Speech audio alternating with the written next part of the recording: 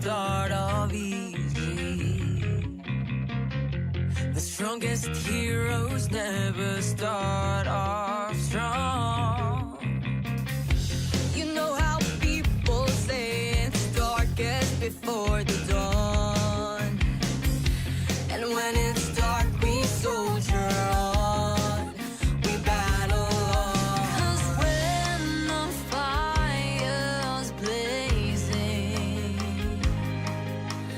we're like a phoenix. We rise from the ashes. We stand proud. We're warriors fighting heads held high, hearts open. We're champions. Courage and power and glory. You can't always find them in victory. All that you're seeking, believing, it lies within. Best journeys never start off smoothly. The biggest victors don't win right away. It's not about how you can bask in sunlight. It's how you fight in the shadows of the night. While the storm is raging, we're bending, not breaking. We rise from the ashes. We stand proud. We're warriors fighting heads held high, hearts open.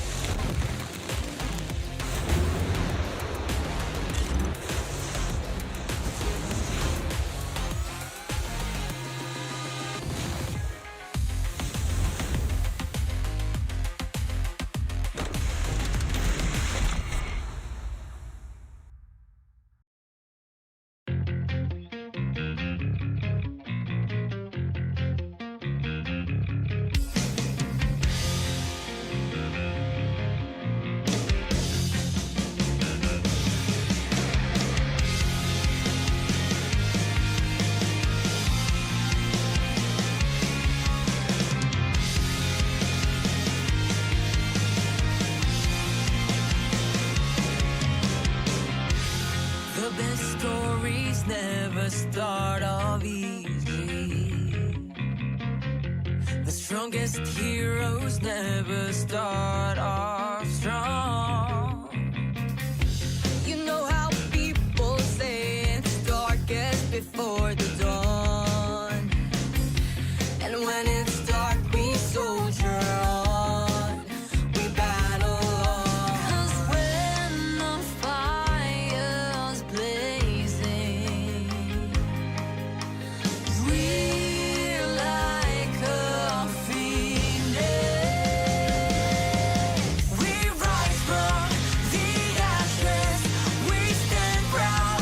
We're warriors fighting. Heads held high, hearts open. We're champions. Courage and power and glory. You can't always find them in victory. All that you're seeking, believing, it lies within. This journeys never start off smoothly. The biggest victors don't win right away. It's not about how you can bask in sunlight.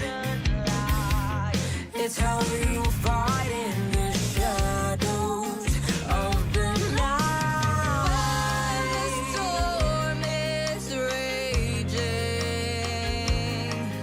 we're bending, not breaking. We rise from the ashes. We stand proud.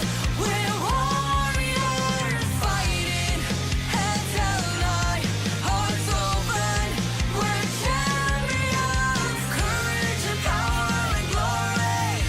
You can't always find them in victory. All that you're seeking, believing, it lies within. It lies within. Yeah, it lies within. All that you were seeking. Yeah, the courage, the power, the glory. You gotta believe it lies within.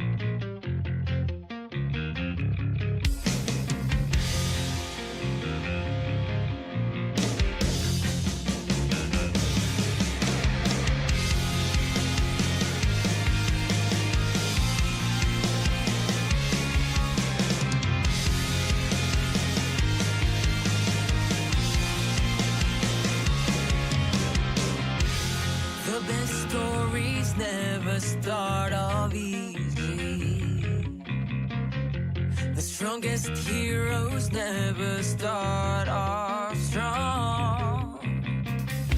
You know how people say it's darkest before the dawn. And when it's dark, we soldier on. We battle on. 'Cause when the fire's blazing, we're like a phoenix. We rise from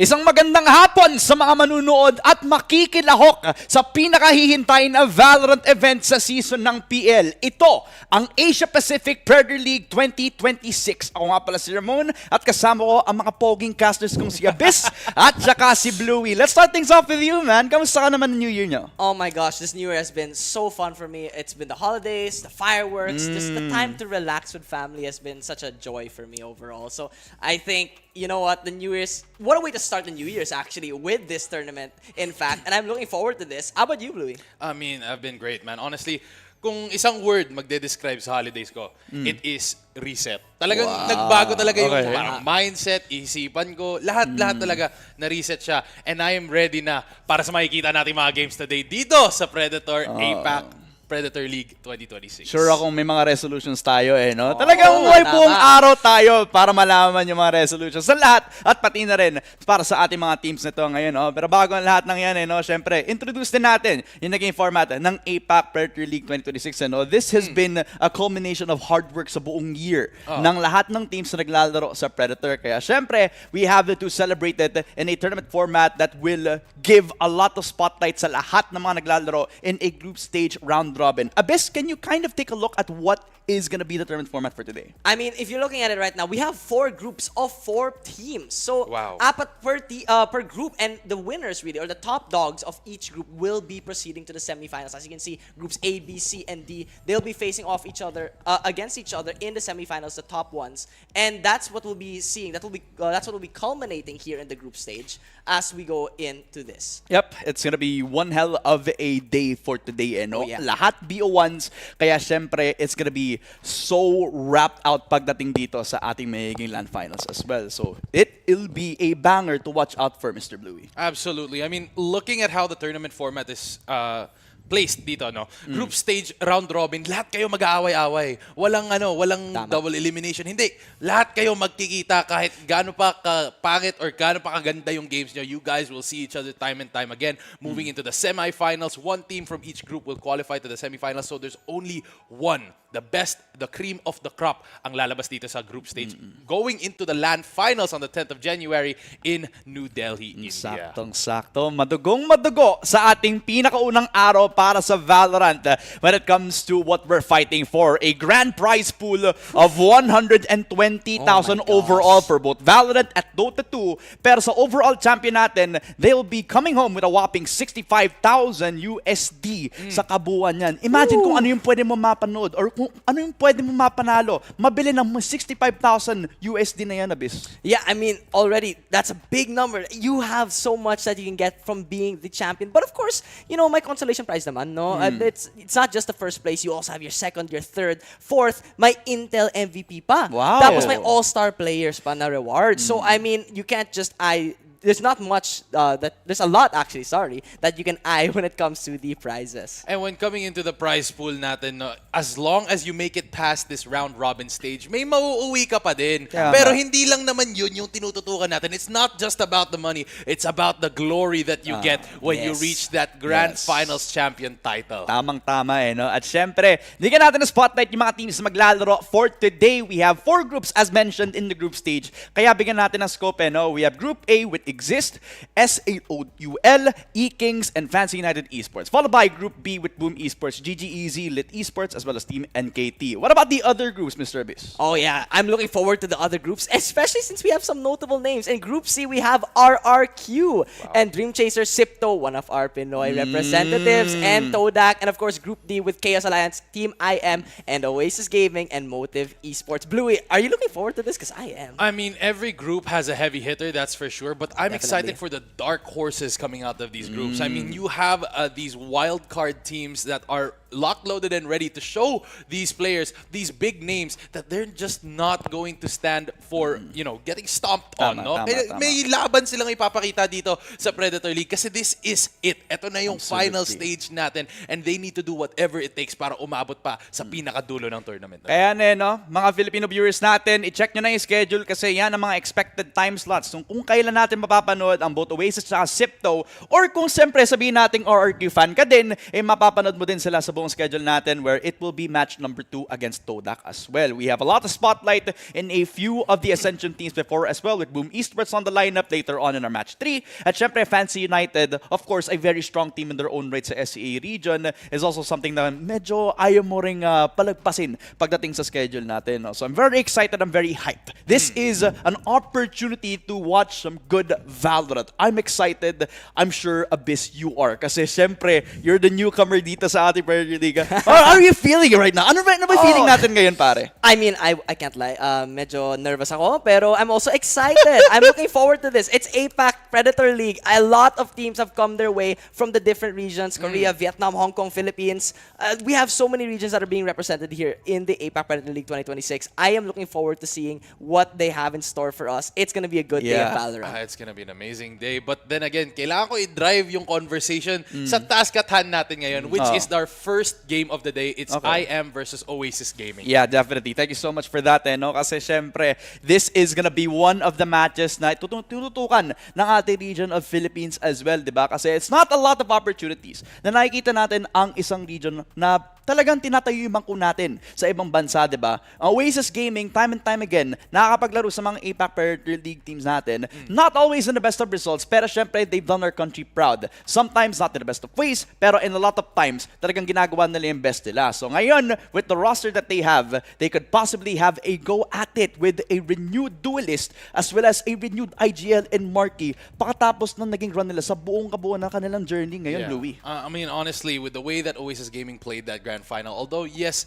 there was a very difficult spot there, but then again, they are an amazing team. Syempre, kailangan natin, hindi natin kakalimutan ng ating mga provos for today, man. Oo nga eh. Kaya simulan na natin with the Helios Neo 16S. Unleash ultimate power with the hashtag Predator Helios Neo 16 SAI, equipped with up to an Intel Core Ultra 9 processor, 3886H as well. That is the Helios Neo 16 SAI. At syempre, wag natin kalimutan na may mechanics for the All-Star team. Mr. Abyss, why don't you lead us up to it? Of course, regarding our All-Star team, make sure to vote for our Philippine teams in the Intel All-Star Team Awards for the APAC Predator League 2026. Scan the QR code below to vote now. Ayun no, yung QR code na yan. Kita, nasa ilalim ko lang. Guys, iscan nyo na yan para bumoto sa ating mga Philippine teams to show our support and our love for our Philippine representatives. Yan ang gusto ko talaga eh. No? Hindi lang tayo yung pwede makapag-judge. So kung ano yung mangyayari ngayon, pero syempre may suporta pa from the Philippines as well as the entire world sa kung sino ang may gusto manalo dito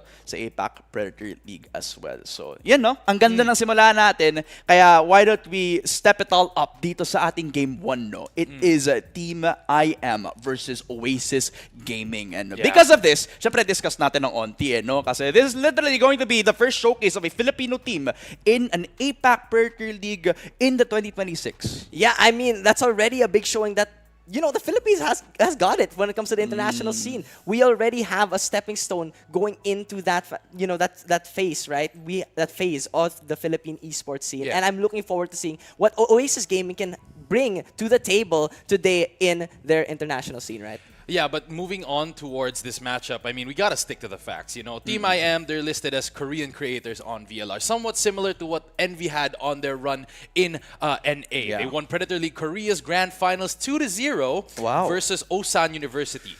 Won 2-0 also in the semifinals of Kukje University and did a 9-3 curse victory, a reverse sweep against Osan University in Abyss. Ang sinasabi mo, malakas sila. Malakas sila. Ang sinasabi Sticking mo, to the facts, sobrang malakas talaga sila. Okay, so sa masabi nating scale ng malakas, ano ba pwede nating comparison, di ba? Are they like Zol Esports malakas noong 2023 or are they like malakas lang sila ngayon kasi nag-favor sa kanila yung meta? Well, Ramon, that's what we're going to be seeing later because they are facing up a force to be reckoned with, and that is going to be Oasis Gaming. Talk us a little bit more about Oasis Gaming, my friend. Oh man, you guys had the opportunity to cast their game here at the Predator League PH, right? So, I mean, you guys have first-hand experience of their scale, but I gotta say, they were also dominant in our region as well. I mean, come on, they went 3-1 versus Sipto Esports, 2-0 in the semis as well versus DLSU Green Aces. I gotta say, they're looking dominant themselves, and Zeus, the only one, as far as I saw in my research,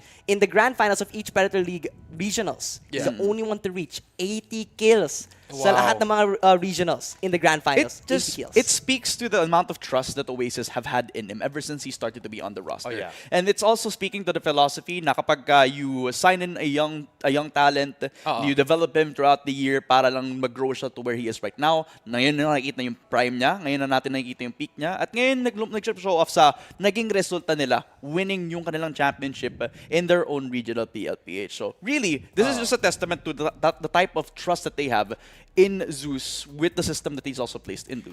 Pero yung gusto ko talagang i-highlight is parehas ng team na to tumapat sa mga university team. Oh, I mean, kung titignan mo yung lineup ng Team IM, natalo nila Osan University and Cookje University. Okay. Kung titignan mo yung Oasis Gaming, they fought up against one of the best, if not the best listed university in terms of esports dito sa Pilipinas. And that is going to be De La Salle Green Aces. So, magkikita nyo, there are patterns in this. There are levels to this and they are on the same level in terms of performance. Although, very different yung makikita natin considering na 2-0 nga, best of 3 lang sila dun sa Korea and sa atin, best of 5. Pero makikita natin that they're performing on all cylinders naman talaga when it comes to their, shooting. Sabi ng Green Archer na to, every opportunity.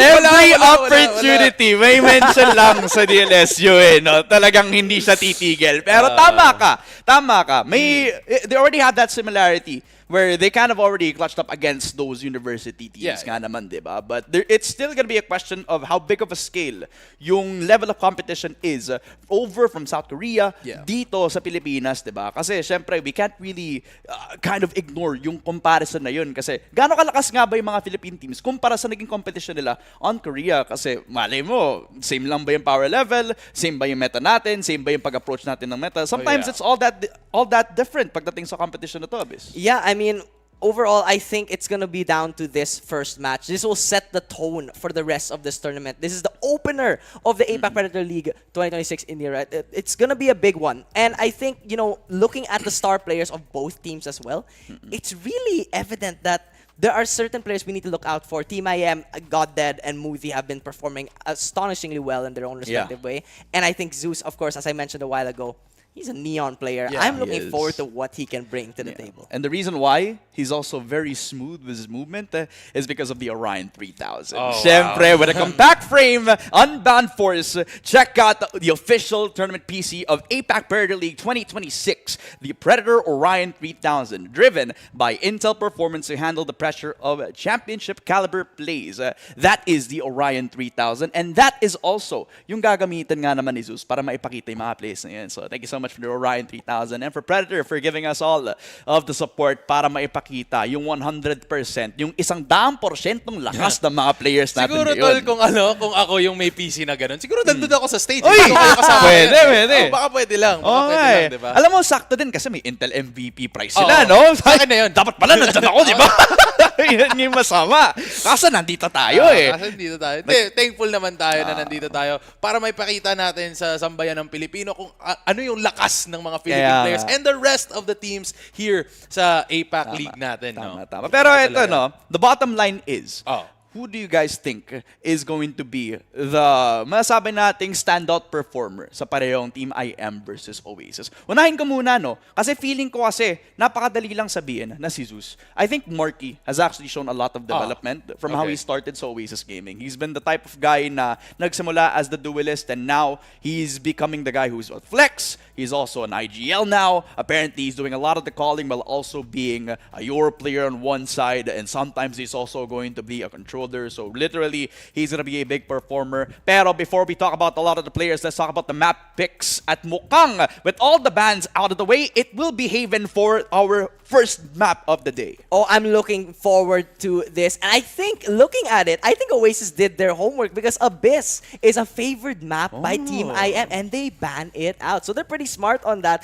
Likely, though, it seems that Team IM did the same thing. They're banning out some important maps that Oasis likes to run. So Haven being a comfort map that both teams have played before, I think they're settled in playing something that's pretty much much standard in the Valorant scene. What say you, Blue? I mean, honestly, with the way that the maps are banned, Haven is pretty much the vanilla flavor of maps here, considering how it's very evened out, very well distributed. You can go to a 2-1-2, you can go to a 1-1-2-1. It's really up to you how you're going to, spread your resources. Yeah. But with both of these teams, in terms of their performances, they're really good at using their macros.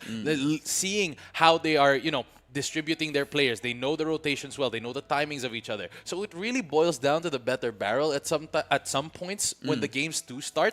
Pero kung tutusin, parang really 50-50 ang matchup natin. Pero titingnan natin who woke up on the right side of the bed today. Okay, yung pinaka-spicy naman nating parte dito sa pre-game broadcast no? Sino sa tingin mo yung mananalo dito? Oasis Gaming shucks. versus Team IM. Abyss, since ikaw yung pinakauna at ikaw yung pinakabago, sino sa tingin mo yung mananalo? I mean, Ay, inaantok. oh man. Uy, wala to. Very focused. Bagong dating lang kasi. Focus siya, meditating. Okay. Relaxed. Relax, tama. Okay. Para sa akin kasi, of course, may bias tayo, diba? Nice! May bias tayo, diba? I mean, we can't deny it. But we'll be casting, of course, with no bias. Okay, yeah, of course, We gotta stick to the facts. And, Hindi, diretso dapat tayo. Sino sa tingin mo mananalo? Oasis o yung Team IM? well, personally, I think the Oasis is a very momentum-based team. If they can get the ball rolling, my bet's on them, basically. That is my opinion on that. Gusto ko yung ginagamit pa rin niya yung professional voice. nga Sige, Bluey, ikaw. Ako. Oasis o Team IM? Hindi, for me kasi, kung titingnan natin yung landscape of competition, it's fairly even, pero sa feel ko, mas evenly distributed yung parang difficult level of competition doon sa Korea. So, with that being said, Team IM has been conditioned to be able to, acclimate to certain levels of competition. And therefore, in my scientific and theoretical explanation, No? in Bluey's vision, Okay. Team IM is taking this. Okay. So, okay. dahil dyan, Bluey, umalis ka na dito sa studio. Bawal ka na sa Filipino Broadcast. Bawal ka na dito, boss. Isa kang traitor, pero okay lang kasi professional opinion mo yun. At gets na din naman kita dito. Ako, Yeah. I'll just say Oasis. Not Okay. because I'm biased, but because, of course, kasi mas madali kasing ipot yung aking eyes sa kung sino yung mataas yung seeding. And for me kasi, kapag kasi sobrang init ni Zeus, mahirap kasi siyang i-contain. That and you put the consistency of Zin, I think is enough of a formula para magkaroon sila na maayos na magiging game plan no? Pero yung sinasabi mo nga, si Zeus mahirap i-contain. Having, putting down Zeus from, that heated moment, yung niya, parang pagka-on niya as a player, kung naka-flow state na siya, it's like catching lightning in a bottle. Kaya nga Sobrang difficult nun. I guess. guess that is one of the winning edges of Oasis Gaming, considering they have a young gun that talented like Zeus. I feel like they have a lot of, guns that they can use against Team IM. Isn't Zeus individually the top one player right now in APAC Predator League? Based on what I've seen, he definitely has one of the highest kills, KDAs, in the entire tournament or the entire scene so far. However, not necessarily the best, but we shall see how this goes. All As we right. actually head on to it. We're gonna head on into the game, ladies and gentlemen. It will be Bluey and Abyss para mag-cast sa ating pinakaunang mapa. Let's go on into the game. Bluey, take it away. Here we go. Moving in towards it. Looks like it is going to be an A hit. Already walking towards it, but it might be a fake out here, Abyss. Yeah, but looking at it, the default is there, but they're positioned for this A side play, and they are moving their bomb into that A side. It's a solo player only on A side coming out from Team IM. I wonder how this will be executed. Yeah, looks like they have made their decision already, knowing the position of the Sova of Team IM. Zeus looking for an entry point. Relay Bolt is going to be used up, as it is going to be Muti to fall first. Zeus with the first blood, and this is the exact performance that we're looking for from this guy. Already, first blood being taken, but Zin is already getting stunned. Up, down towards mid. Bunny able to trade things out at the very least. 4 versus 4 now, Blue, but Spike will be planted. I'm looking forward to this retake position now from the side of Team IM. They're looking for a pinch, but it looks like Zin will be just moving back. Spike is down 4v4, low HP on the Viper for the side of Oasis, but TMIM also has a weakened Spearhead as this Neon is going to be on low HP. Paranoia going to be used up, but it looks like it is going to be Zeus not going to be able to take away from that position as Sung Sin is coming from the heavens, dropping from below. Tesseract trying to clutch up, cannot find it as a flow in from the side of Team IM. Is it going to be enough? Marky, all that's left, 16 HP, trying to spam through the smoke. Sunday looking to bring him to the end of the week as Marky falls.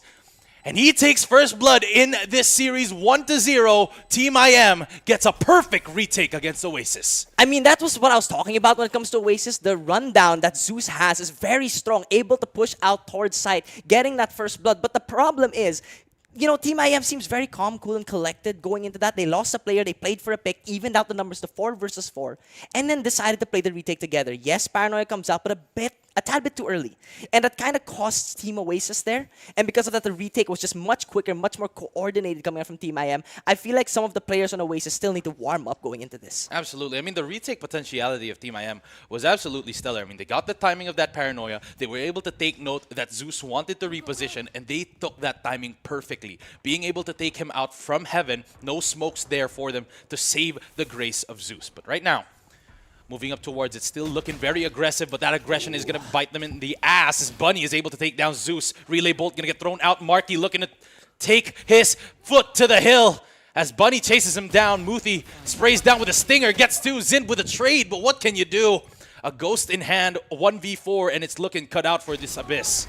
I mean, it's the anti-eco round. Kind of expected. A bit of aggression coming out from the side of Team Oasis. But Team IM, they decided to meet them in the middle and play for that aggression as well. They do have the better guns. They did have the better off angles. And I think at that point, right, you just want to get as much picks as possible on Team Oasis. But of course, that Viper Wall making it a bit difficult to actually push up. It's supposed to help you, but it actually allowed the long player to walk all the way up through A long and play for that aggressive angle alongside Bunny. And again, Sungshin, Bunny, Muthi, sorry, it was Muthi that played up long, just spraying them down with a stinger. Already, it's going to be bonus round. I wonder if they can change things up here.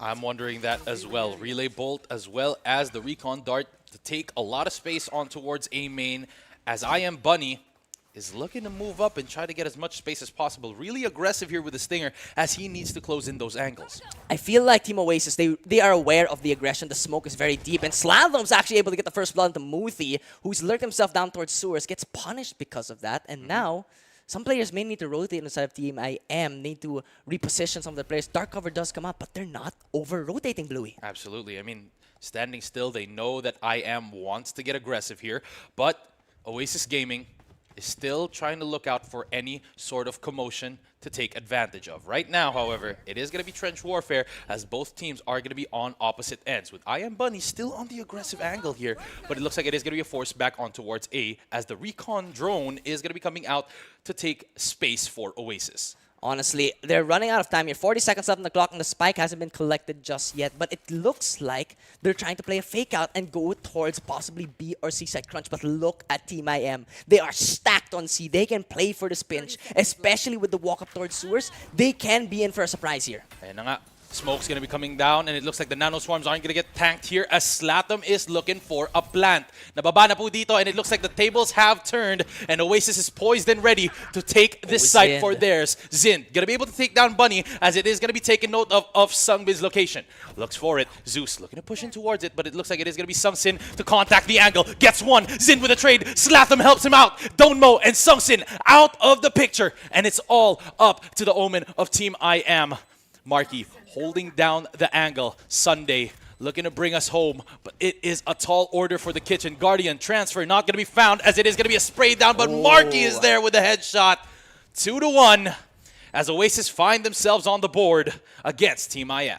A very smart decision coming out from Oasis Gaming. They know they had no C presence, and because of that, without any A presence either, they're able to push out some players on the side of A site, or A long at the very least, and they try to force rotations. Because of that, they crunch towards B, and they get the plant down. It's an open site, an open play. They played that macro-wise very smartly, actually. Marky looking pretty solid in that bonus round in terms of IGL calling. Absolutely. I mean, this guy has been stellar in making those calls, and honestly, just the timings were really the things that were taking advantage of from them from Team IM. But right now, Oasis Gaming is looking poised and ready.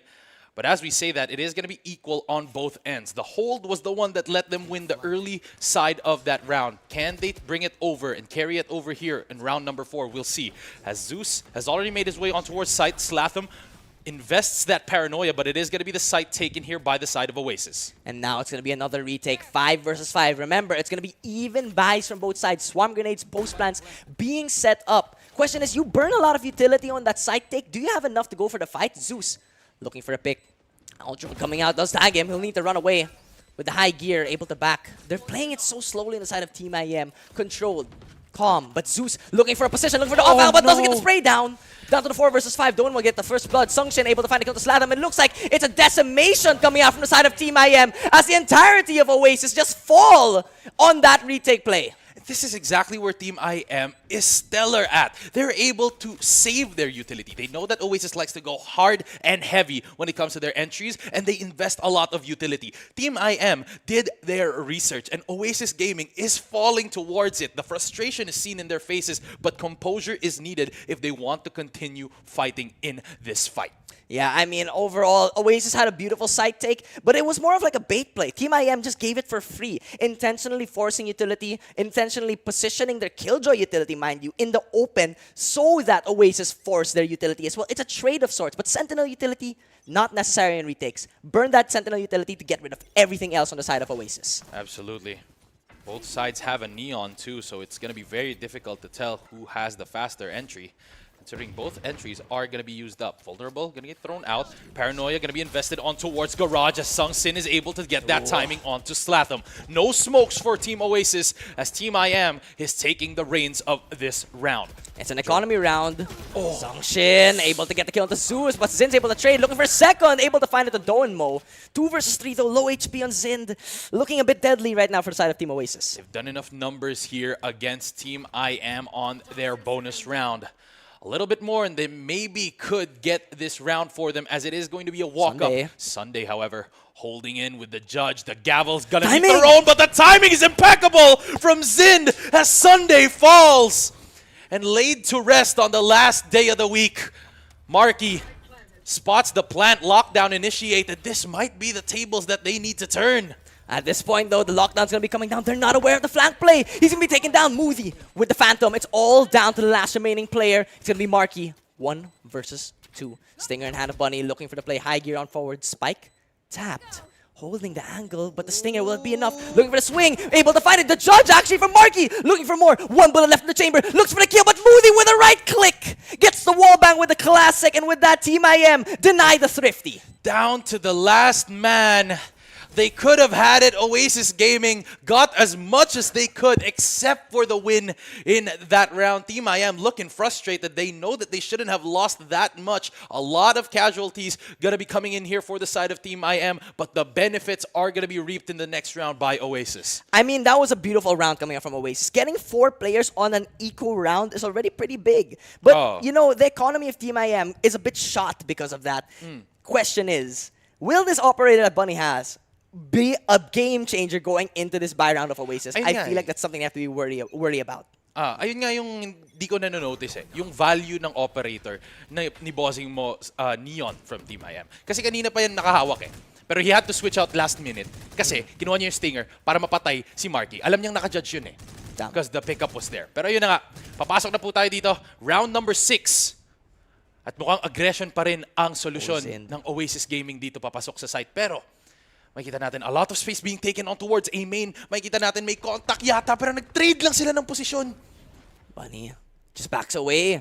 Doesn't want to take the fight, but with the smoke going down, Zeus is able to get the kill to Sunday. 4 versus 5 now. B site will be open for the taking. However, they need to be wary of the pinch. Doenmo gonna get stunned up by the relay bot. Scanned up as well. The wall bang is there from Zind. And the fast lane able to deny any form of swing. Hunter Sphere coming out as well. On the attacker side to get his spike planted as well. Zeus able to get the kill on Bunny. 4 versus 2 now. Able to get a kill potentially here. But the swing of Marky with the counter flank. A flawless from Oasis. Absolute banger of a round taken there by Oasis. Napakaganda ng positioning nila doon. Makikita mo, tinake nila muna yung mid. They went slow, they went steady. Hindi sila nagbigay ng that much information and they saved their utility. Yun yung number 1 na hindi nilang ginagawa. And that was what Team IM was taking note of. But right now, nakikita na natin, Oasis Gaming, nakakapag-adapt na sila sa playstyle ng Team IM. At ayun yung kailangan natin makita against a team like this. Considering na 4-2 ang score natin sa first half, kailangan pa nila ng 2 round para lang mag-even yung 2 team. Tama. And look at that. Tingnan mo. The economy of Team IM already shot with that round. And now they're going to be playing with weak buys, classics, Marshals, but look, Bunny has the overdrive. Looking for that aggressive A main take once again. They're looking for a 3-man play push here towards A to catch off any counter lurks. Ayan na nga. aggression ang solusyon ng Team IM. Alam nila na kailangan nila mag-come up dito ng kills. Zeus gets a spray down on 2. Zin falls. Slatum able to catch his counterpart as Sunday falls, mga kaibigan. At 4-2 na lang ang ating standing dito sa round na to, and it's looking like Oasis can bring this home. Kaya na lang itong iuwi. Pero baka may masabi pa dito si Donmo pati si Sungshin. I mean, of course, weak buys, diba? Sungshin, Marshall lang siya. We'll have to look for a possible retake here. At the very least, do some damage. Looking for the headshot, but Tesseract with the wall bang. And Marky reading his counterpart so beautifully on the flank. And with that, 4-3, 1 round difference lang to. I have one word for you, pare. Ano? Kadiri yung mga angulo na kinukuha ng Oasis Gaming. Makikita mo dun yung hold nila sa heaven and sa flank. Grabe talaga. Wala pang pixel yun. Wala pang pagtapat ng highlight ng kalaban na agent na baril na nila. My gosh. Grabe talaga yung gunplay ng Oasis Gaming. Really locked, loaded, and ready. Parang nakainom sila ng energy drink before the game. Talagang juiced up sila for this match. And that's exactly what they need to do because they need to come back from this deficit against Team IM. Tapos, sinabi ko kanina, diba? The star player of Team IM is GodDead, also known as Sungshin, and he's doing phenomenally well at the moment. But Zeus has yet to heat up, yet to show his godly powers here, the lightning speed that he has. As Tesseract, who needs to be a bit careful here, able to get the tag, might get wallbang. Sungshin gets taken down, the top fraggers now dead. 4 versus 5 now. Tesseract teleports GodDead out of the picture. Sungshin out of the picture here, ladies and gentlemen. But Donmo able to take down the counterpart as Zin falls. Donmo takes 2 shots in towards the smoke, but can't find it as Zeus is able to secure a kill from above. Gets a sliding kill with the overdrive. IM Bunny takes down Tesseract, and now it is going to be a 3v3. HP is going to be leaning on towards Oasis, and they have the Viper's Pit on the site. The paranoia to stall it out at the very least. Dark cover towards long. They're playing time here. It's going to be hard to execute in the Viper Spit, but I'm Bunny's able to get the kill. But Zeus is there. It's down to the 1 versus 2. Viper Spit now down. Zeus with an overdrive of his own. 3K looking for the 4K, but Moody denies the 4K, denies the kill, denies the round from Oasis. And with that, Team IM finally take another round. Team IM, they're just stellar on the positioning. It was so difficult to see how they would lose that fight. They had the sight, they had the Viper Spit, and yet the positioning that Team IM took, the timing as well. I mean, Oasis Gaming is feeling it, ladies and gentlemen. Nararamdaman nila yung frustration, yung galit, yung inis na dapat sa kanila yung round na yun eh. Kaso Oasis Gaming, hindi sila tumapat sa Team IM. At ayan na nga, makikita natin, it was very difficult. Nakuha na nila yung opening kill doon, nakuha na nila yung sight, pero ayun na nga, the use of the utility, the mistiming of the paranoia, galing kay Slatum doon, papunta sa garage, hindi nila nakuha yung delay na kailangan nila at nasaktuhan ng Team IM yung timing nila to enter into the site. Medyo sayang na nga talaga yung paranoia ni Slatum kasi ginamit niya early, but hold on a second! Whoa! Oasis! Shut down Team IM's aggressiveness. Mowed down on towards the B side. No spike in hand because they didn't even expect that they would be able to do that. But Sungshin, GodDead himself, cannot find an angle here as the smokes are down from Slatham. It's all up to Sungshin and Moody to clutch this up. Plant is going to be going down as the Owl Drone is going to be taking note of Moody. Oh, I don't think it actually spotted him as Moody is able to get the kill on the Zeus. 2 versus 2 now. Sungshin finds one of his own. And they equalize already, just like that. Not even 10 seconds into the spike getting planted. The aggression is punished here from the side of Oasis Gaming. As the lockdown of the defending side, the attacking side rather, of Killjoy, as well as Slatham isn't going to be enough to go up against Team IM. As Sungshin is calling this perfectly in a 1v2 situation. Zind looking for a swing. Information already taken. Spray down is found. Zin, all that's left in a 1v1 situation. Recon Bolt not going to be used up as they are going to be shut down with a clutch from Zind as they have taken the round from their side. It was a 2v2, it was a 4v2 turned into a 2v2 to a 2v1 with Oasis coming out on top. Even if they had that deficit in those final moments, they stuck the defuse, and that is where Team IM faltered. They didn't know how aggressive Zind could get in those situations. Tama yung ginawa ni Zind actually. He played off information. He knew 2 players were there. He played timing, played slow, didn't give any form of information, did not go for the trade. And because of that, they thought he wrapped. And they left an opening on the side of Team IM. Very uncharacteristic of them. Oasis Marky, however, able to secure a kill with the Outlaw. Gets the initiator down, so it's going to be a little bit harder for Team IM if they want to play the retake setup that they're usually known for. Tesseract looking to use the Owl Drone, but a teleport on towards site. Slatham, nobody there to help him push. But right now, Spike is down in the first 20 seconds of the game, and they have teleported out, and that is it, folks. Spike is down in the favored position of Team Oasis. They have the Hunter's Fury on Tesseract as well. With the one-way, Viper Spit will be committed by Doenmo. Only has a classic. Swamp gets activated, and Zeus gets a kill on the Bunny through the Viper Spit. And now 5 versus 3. I don't think you can do much here with Marky getting killed. The Sunction as well. Shock Dart as well. It's all down to Doenmo in the 1 versus 4. Classic in hand, 27 HP. And the shorty from Marky was beautiful on the mark to get the kill. 5-5, tied game. Level na po ang ating rounds, mga kaibigan. 5-5 na ang asta ng laro natin. At makikita natin dito, Oasis Gaming is very happy with the outcomes. Kasi makikita natin doon in that round, ginamit nila yung Viper Spit on an eco. Grabe. So, makikita natin, yes, it could be an investment. Pero malalaman mo, 9 ult orbs yun. That's 9 rounds of work if you want to get it one by one. You need to get at least 1 kill every round kung gusto mo makuha yun ulit. And that is difficult considering the performance of Doenmo right now. Yeah, I mean, at that point, dalawang rounds na lang. So you can't really do much with that now, especially if you committed on an eco round. Your defense is going to be much weaker, and I think they're aware of that. They're playing towards that B site. Oasis has been hitting B quite a lot. They're changing things up here by going to A. Absolutely, but right now, creep up on towards A, and it is taking note of Team IM. Looking like a rotation called here by Oasis Gaming, as it is going to be a pullback, as they know that they have baited most of the resources of Team IM towards the A site. Marky, however, lurking up in the corners, going to be investing that Aldrone for the side of Team IM, and it is going to be a holding position here for Marky.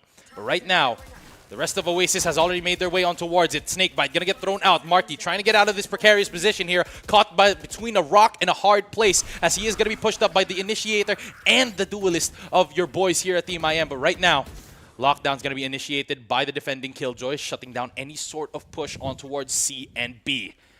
As they're looking to end on towards A once again. Parang it's gonna be a re-hit, right? And now, they have 2 players pushed here, but Moody on the off angle. Viper wall gonna make it a bit difficult. Hunter's Fury gonna be committed as well from Oasis Gaming. They're looking for the push with the Paranoid, but Bunny's able to get a kill on the Zeus. Looking for more. However, Moody with the crossfire, able to get the kill. Spike is now down on the ground. Less than 30 seconds left on the clock. 3 remaining players. Oasis. Slowing down here on the push, and that is exactly what Oasis Gaming is going to be faltering to, as Moody and Bunny is able to get him out. Zin and Marky fall as Tesseract is able to find 2, but it is going to be God Dead to strike down from above once again to take down that final straggler from Oasis Gaming. I mean, tama yung name niya, di ba? I mean, Zeus, the god of lightning, what does he have against God Dead? Someone who destroys, who kills gods for a living. Sigor siya, pare. Sigor. If you guys know Marvel, y'all know who I'm talking about. But Of then course. again, 6-5, ladies and gentlemen. Oasis Gaming, nasa back foot tayo, mga tol.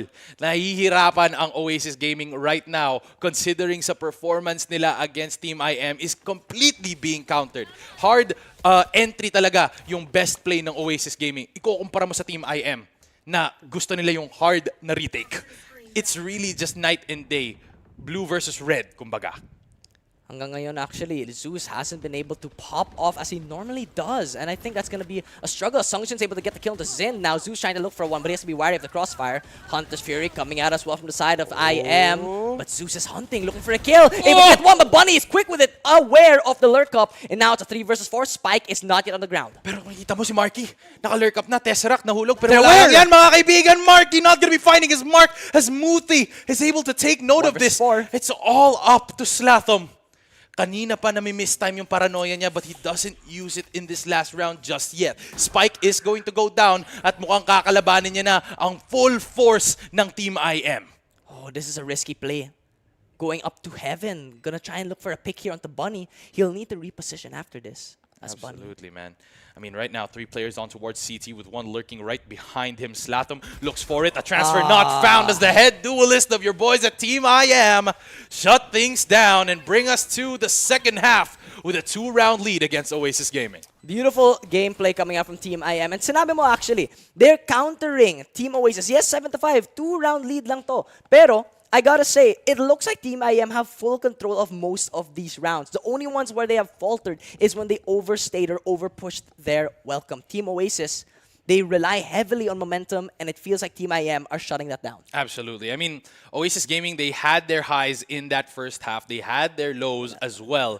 But right now, they need to stick to their highs in the second half if they want a chance of getting back. I mean, yes, defending side and Team IM, but they are also aggressive in the way that they can convert that retake into a hard entry. And I don't know about you, Abyss, pero parang ang Oasis Gaming, mukha silang shaking ngayon kumpara sa performance nila nung Grand Final, no? Medyo. Pero, Zeus starting to top the leaderboard sa team niya. I mean, of course, team game to. Pero, they rely a lot on Zeus popping off, right? Doing the talaga. Zeus thing. So, I'm hoping that this will shine some light on their play. Absolutely. Pero makikita natin dito mga kaibigan, pumuposisyon na po dito ang Team IM. Classics on the ready, looking for a swing on towards Garage. A lot of space being given here for the side of Oasis Gaming as Team IM has already controlled Garage. Moving in towards the site as both angles are going to be taken back. Marky not going to be able to find one, but Zind is there for the trade. Muti, however, spots him down as Zind falls, and there is no Sentinel on site. 3v4 now, and the spike is going to be planted.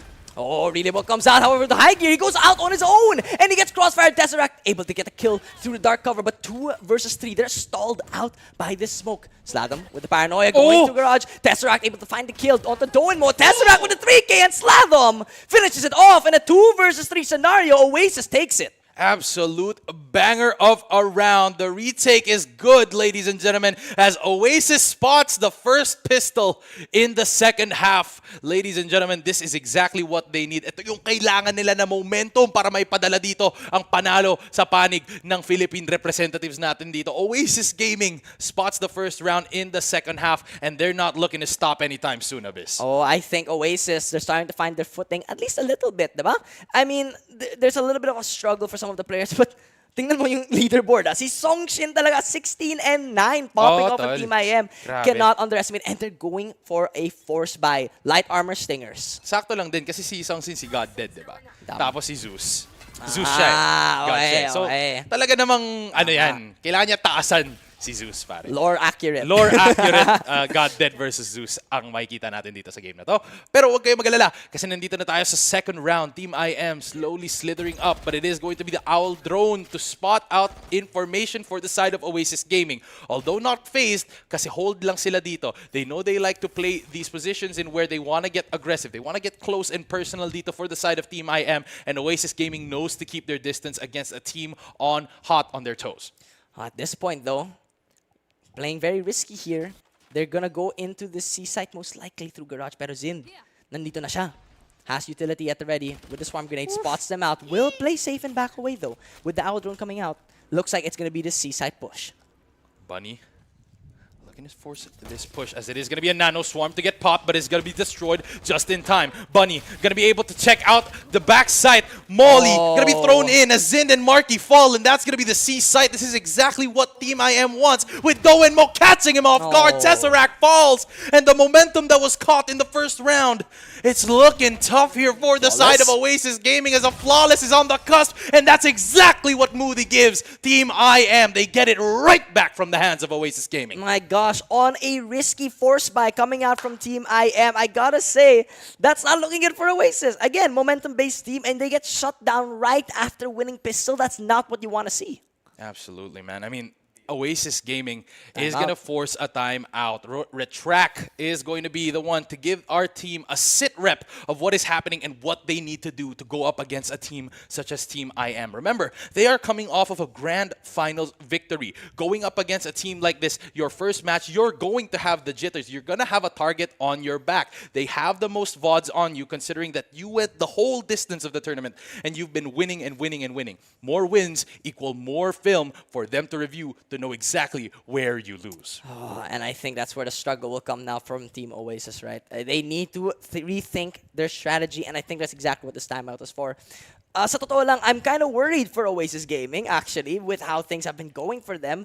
It is the first match of this tournament, so of course, you know, feet are still cold. They gotta get their feet wet, Tama. but it looks like they need to start winning if they want to make it out of this group stage. Absolutely. And makikita natin, no, parehas naman din sila nanalo sa kanilang respective Predator League regions. Pero makikita natin dito, they've had more, kung tutusin, sa best of 5 na nakita natin, against Sipto Esports with Oasis Gaming, mas madami silang matches, mas madami silang nakitang mga and more rounds were unfolded there for Team IM to really take advantage of and know exactly where Team Oasis's weakness is. It is now up to Oasis Gaming para maghanap ng mga discrepancies sa plays nila kung paano nila ma-adapt against a playstyle like Team IM. How do you counter o paano mo ika-counter yung taong kumaka-counter sa mga plays mo?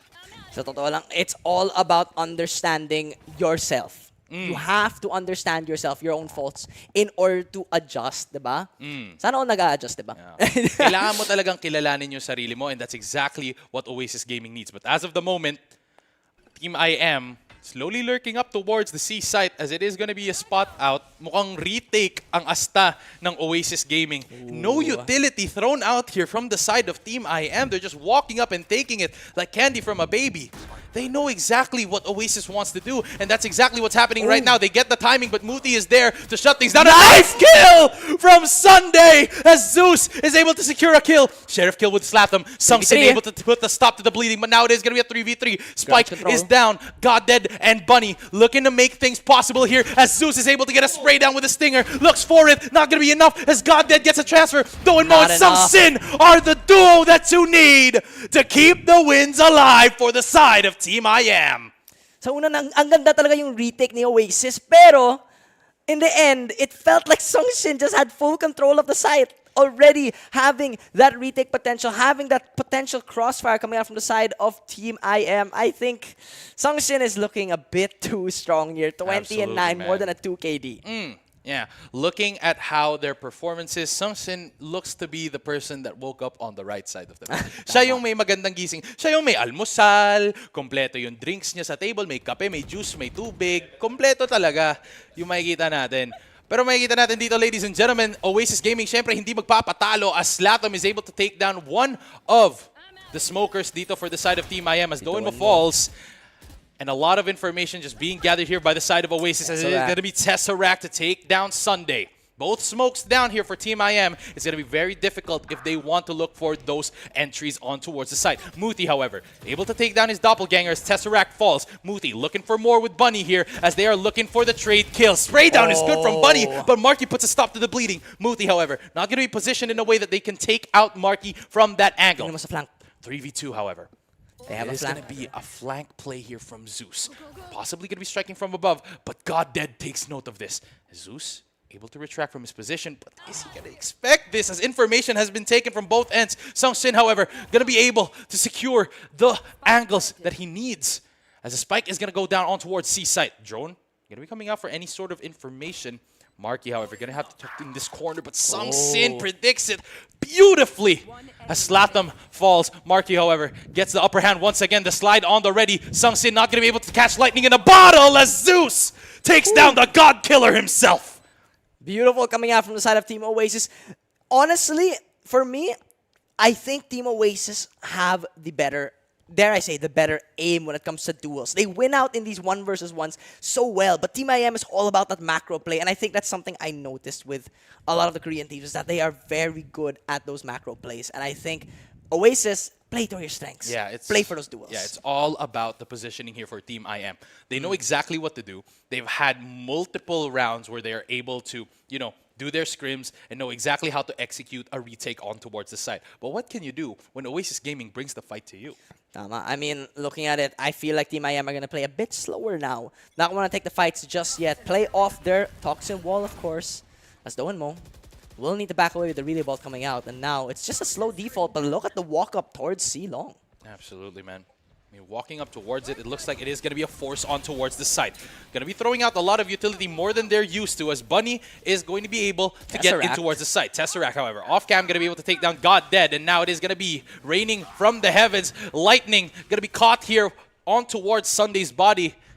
Bunny, as we can see, the Hunter's Fury is going to be used up. Bunny, however, not going to be able to find his counterpart as Zeus takes advantage of this aggression. Now they're looking like flies dropping from the ceiling as Zin is going to get caught out by Doan Mo. Muti, however, able to secure a kill on his doppelganger. 3v3 now as Marky puts a stop to the bleeding that IM is putting down. Sunday, however, going to get caught in towards this smoke, looking for any sort of information. Spots one. Marky puts a stop to the bleeding once again. But there it is. Hunter's Fury on the ready. Muti looking to spray things down. Overdrive going to get thrown out. He's not going to be enough, as it is going to be a spray down. Going to be winning it out. 19 Zeus HP. needs to run on towards the spike. Gets it to half, and it's looking like a secure round there, ladies and gentlemen. Oasis Gaming cuts things close, trades off utilities and ultimates, but at the same time, they're still able to secure that round.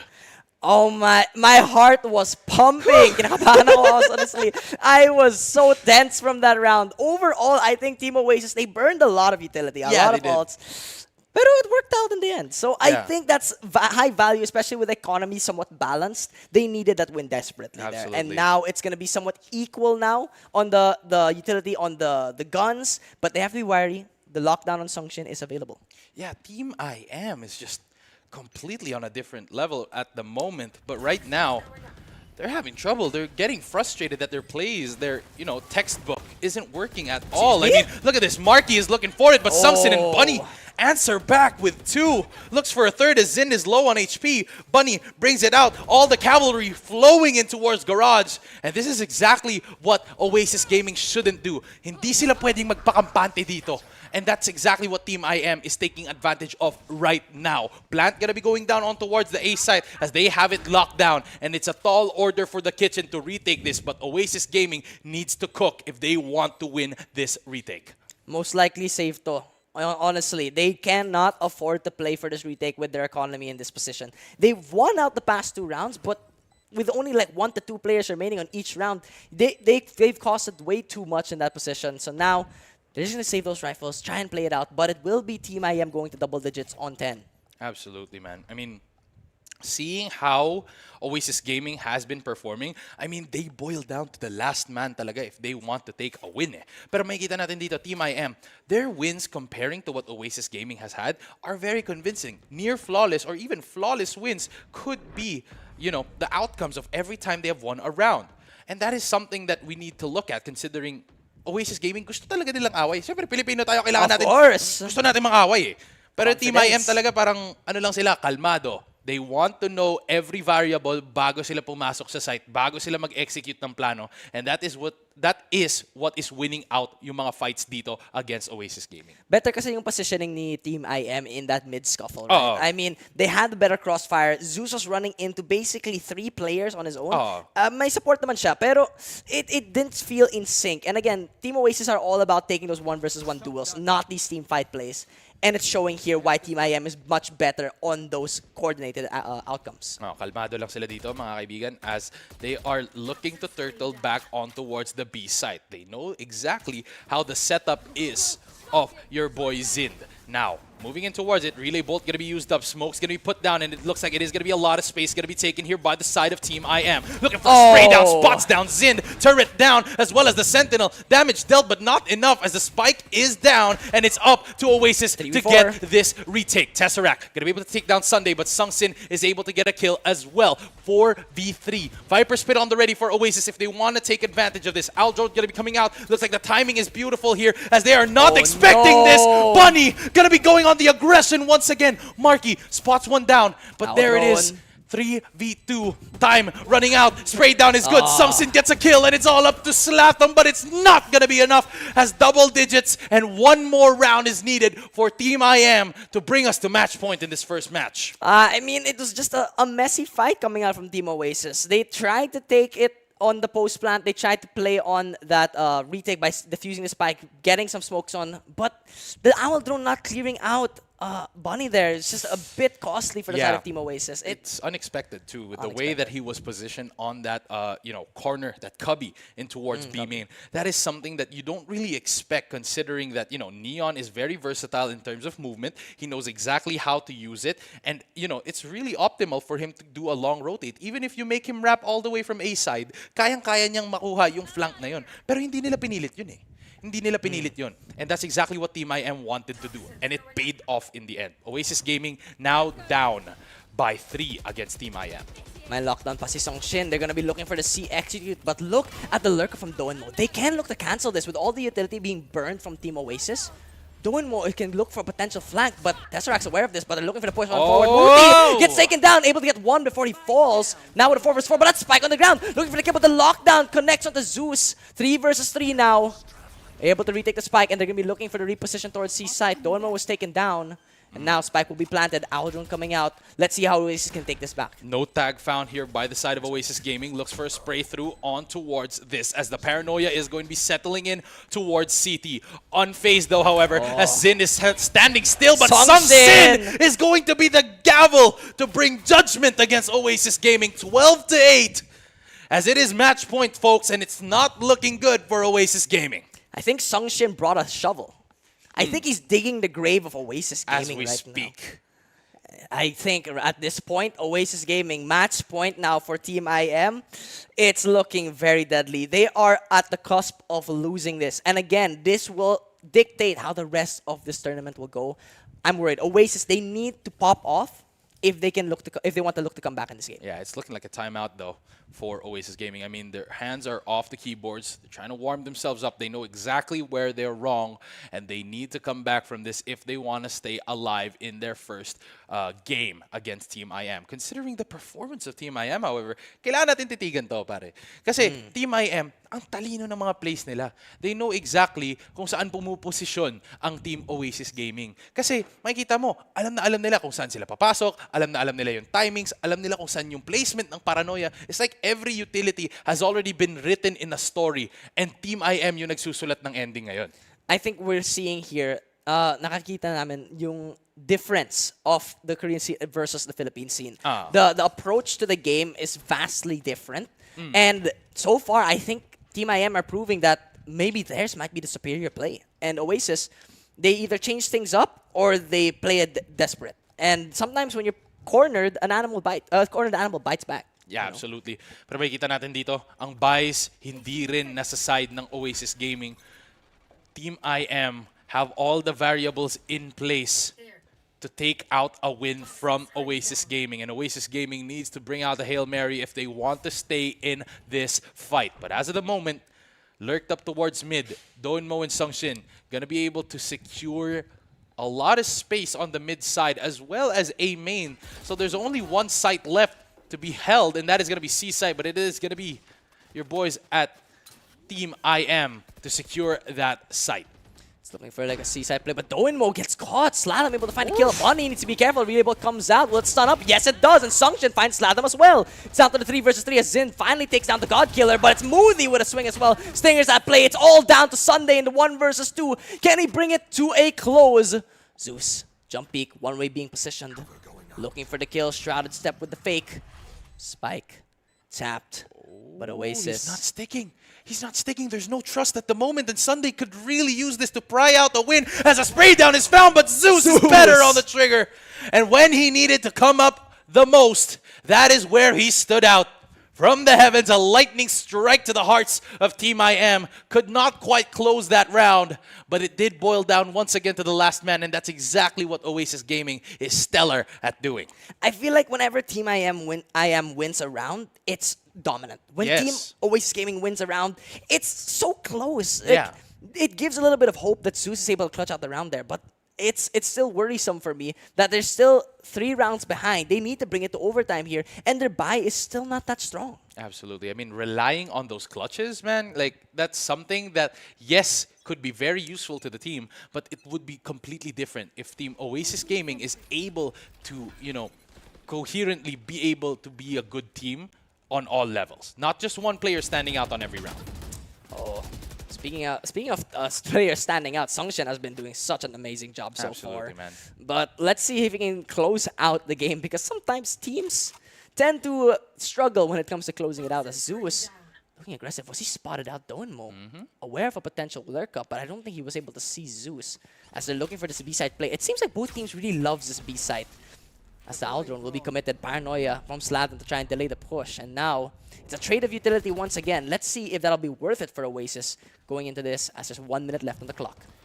Zind, however, holding down Garage, not letting up any sort of space whatsoever, and Team IM is slowly tunneling their vision on towards Garage. Bunny, however, gonna be spotting it out. Information already taken. The slide is good, and Bunny spots two. Zind and Marky fall. 5v3, looking to not stop anytime soon as Slatham is able to secure a kill on Bunny. Puts a stop to the bleeding, but Sungshin is there to continue with and make it bleed as Slatham takes down Sungshin. One of the key players here for Team IM. Post plant. Post plant gonna be very, very difficult for Oasis to retake as information has been taken. They know Doenmo likes to play this Viper Spit. Zeus walking up on towards the site, looking for a swing. Information not taken as they are slowly but surely closing in on the position of Doenmo. Not gonna get caught out here as it is gonna be Sunday That's and it. Doenmo to shut things down. Slatom and Zeus gets taken out of the game, and they take the series, ladies and gentlemen, 1-0. Team IM winning that fight. What a way to close out the round. Playing it beautifully with Bunny being the one to open up that round and being the one to lead Team IM to victory. That Neon, he proved himself there, I gotta say. And at that point, I think Team IM proved themselves in this first match and to dictate how the rest of the tournament will be going. Did. Thank you so much for that, Gas, man. I mean, that was a way to open up the tournament. I mean, we've had our expectations.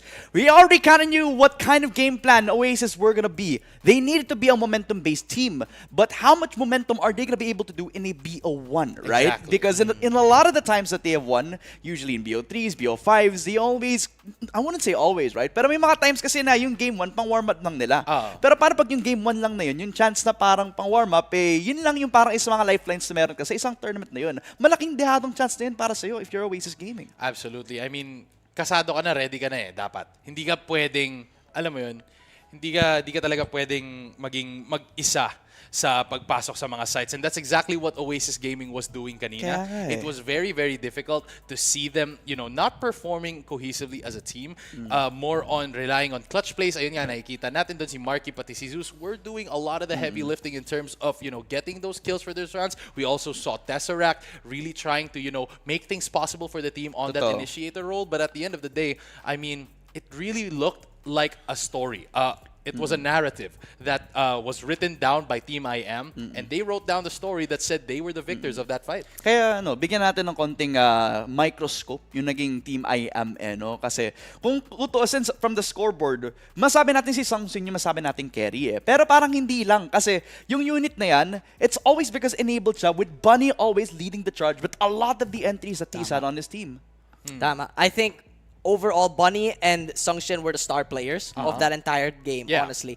And na-mention mo, right? The coordination and the balance that Team IM had was definitely the stellar, the spotlight, dare I say, that they had really. And I think that's what put them a step above Team Oasis here. Team Oasis, they could not get their stepping into this game. And you mentioned, right, it's best of one. You can't even get momentum with just one game, and it's all down to that. Like, isa pang napapansin ko din, on the post plants, it's kind of shaky. Not because, hindi kasi yung type of team yung Team IM na sama-sama lang sa isang unit para mag-flood retake. Yeah. They like to split everybody up. They always use a lot of the smokes, kind of also like trying to take advantage yung the amount of smokes na nape-place ng double controller comp ng Oasis Gaming as well.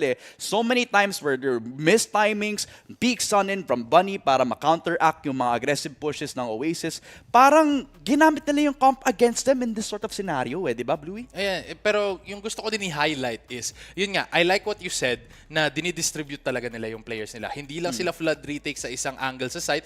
Kumbaga, equal talaga. And also, they match the synergies of the agents. They like the placement of the Omen to be from Garage para mas may makover yung paranoia niya. And then they also like putting CT, yung Neon nila. Kung gusto nila mag-retake na mabilis, galing from CT to take a lot more space, it was just really beautiful placement of agents and an even better use of their utility from their placements. And that's exactly what won them out those retakes. Isang thesis group kung saan lahat ng tao gumagawa ng equal parts Walang lang. nagluto ng pansit canton. Lahat sila. Lahat sila Wala. nagbuhat. Lahat sila nagbuhat. Alam nila yung mga kailangan nilang gawin. Meron na silang solid foundation with the support players that they had. Domino didn't really need to do that much. Yeah. Kasi binibigyan na nga siya ng maayos na entries galing from Bunny as well as the clutch plays coming through from Sumption as well. So literally, ang kinailangan nilang nila gawin is hanapin na lang kung saan sineseparate itong si Zeus. Kasi sa mga times na nakakapag-push siya. It goes back to your conversation, Bluey, kanina kasi how will you counteract somebody who's really good at aggressing, stop him from actually getting that window? Yeah, exactly. And looking at how si Sung-Shin, right? He was the top frag of that game. He was the sentinel too. Grabe. So on both ends, both halves of the game, he was able to perform stellarly. Makikita natin doon, if you have a player of that caliber and the rest of your team is playing really, really well, not being, not having to be micromanaged, not having to, look at how they're playing and have to adjust it even just a bit, that's something that every IGL, every, leading player of a team needs. And that's exactly what won them out this fight. Although scrappy in some rounds because of Oasis's firepower, they were still able to come out on top with strategy alone. Hey, look, from that game alone, we could already tell that Team IM is somebody that we can't really underestimate. Yeah. Literally, we kind of came into this literally seeing Bunny and GodDead, now Sung-Shin, coming back to life as well. Already back from F4Q talagang kita na natin yung naging potential nila since they were already one of the original Korean teams. And now they're kind of coming back, reform into a lineup that actually mixes a lot of that veterancy as well as that young talent na masabi natin, okay guys, young talent kayo, sige, kami na lang yung kayang-kaya. Kami ni Sung-Shin at saka ni Bunny, kayang-kaya na ito. Pero since all the games were happening all at the same time, syempre, nakikita na natin yung ibang mga naging results of the games, specifically yung Group B. GG Easy, one of the representatives from South Asia as well. India ay nakapanalo na up against Lit as well. So that literally will set the tempo for Group B now. I'm looking forward for Boom Esports and NKT, to be honest with you. I'm looking forward to that as well. I mean, we have a lot of big teams that are going to be coming out as well. Dream Chasers as well against Sipto. Sipto, our other Pinoy. Philippines! Congratulations, Sipto, able to secure their first win in this round robin stage against DCG. Yeah. I mean, Dream Chasers, you guys had a good run in that fight. I'm expecting, considering the caliber of every team in this competition, is at the peak of VALORANT. But at the moment, congratulations to Sipto. But our first seed, our grand finals winner, is going to be the one to fall against Team IM, the top seed of Korea's League for Predator. Okay lang yan, no? Okay lang Bilang yan. isang Oasis fan, somebody is also a Filipino. Syempre, may ilang mga chances pa rin naman sila. They have their games pa rin naman para makabawi. Pero it also gives a bit of a spotlight for IM. Kasi literally, this team is a reborn roster nga naman. And I believe that this game will set the tone for how they will do sa buong tournament na to. As we also take a look at yung highlights ng buong game na to. Abis, napaka-init talaga na match na to. From start to finish, Oasis thought that they were able to set the tempo, but they could not. I mean, overall, I think, yun nga, na-mention mo na nga kanina, na they just shut down Zeus almost every single time. And, hey, Oasis had really good rounds at times. They had some really beautiful rounds where they were able to get some wins, but Team IM just had control. Yeah, let's not forget as well na medyo nanlalamig yung nag-pop off nung Grand Finals. Tesseract and yung consistency factor na nakikita natin from Slatom is also kind of absent in this sort of match as well.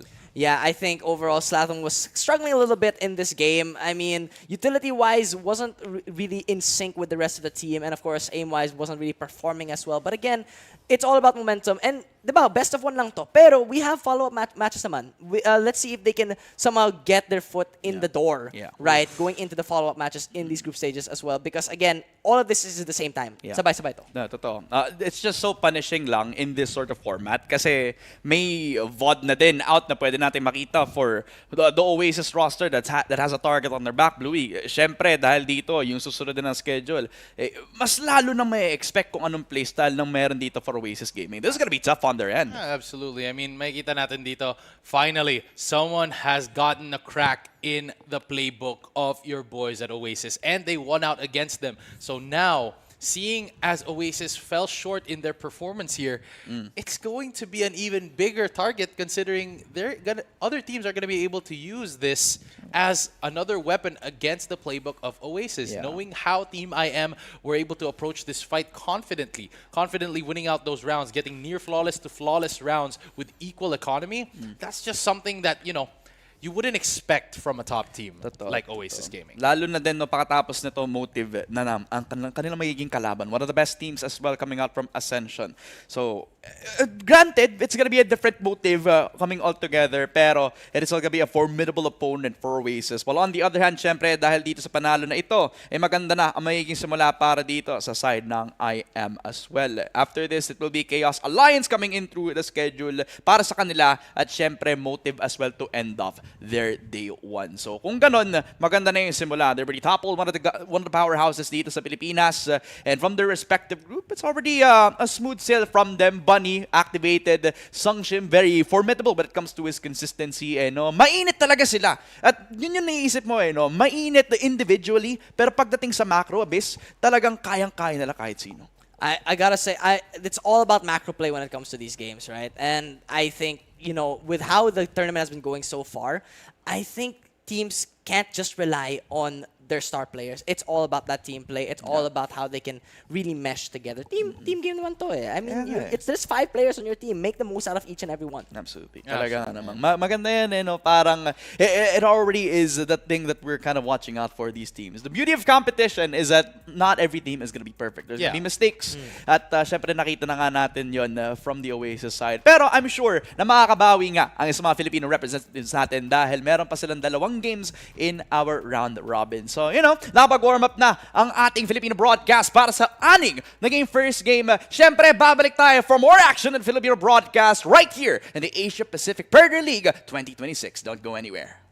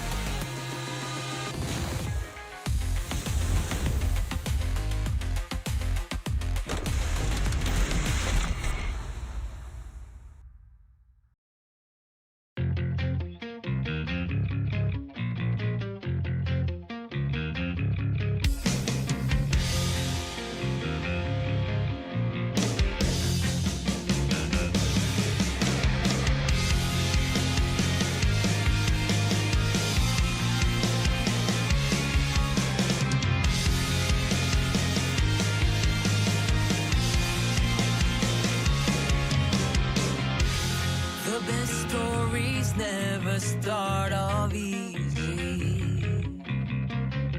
The strongest heroes never start off strong.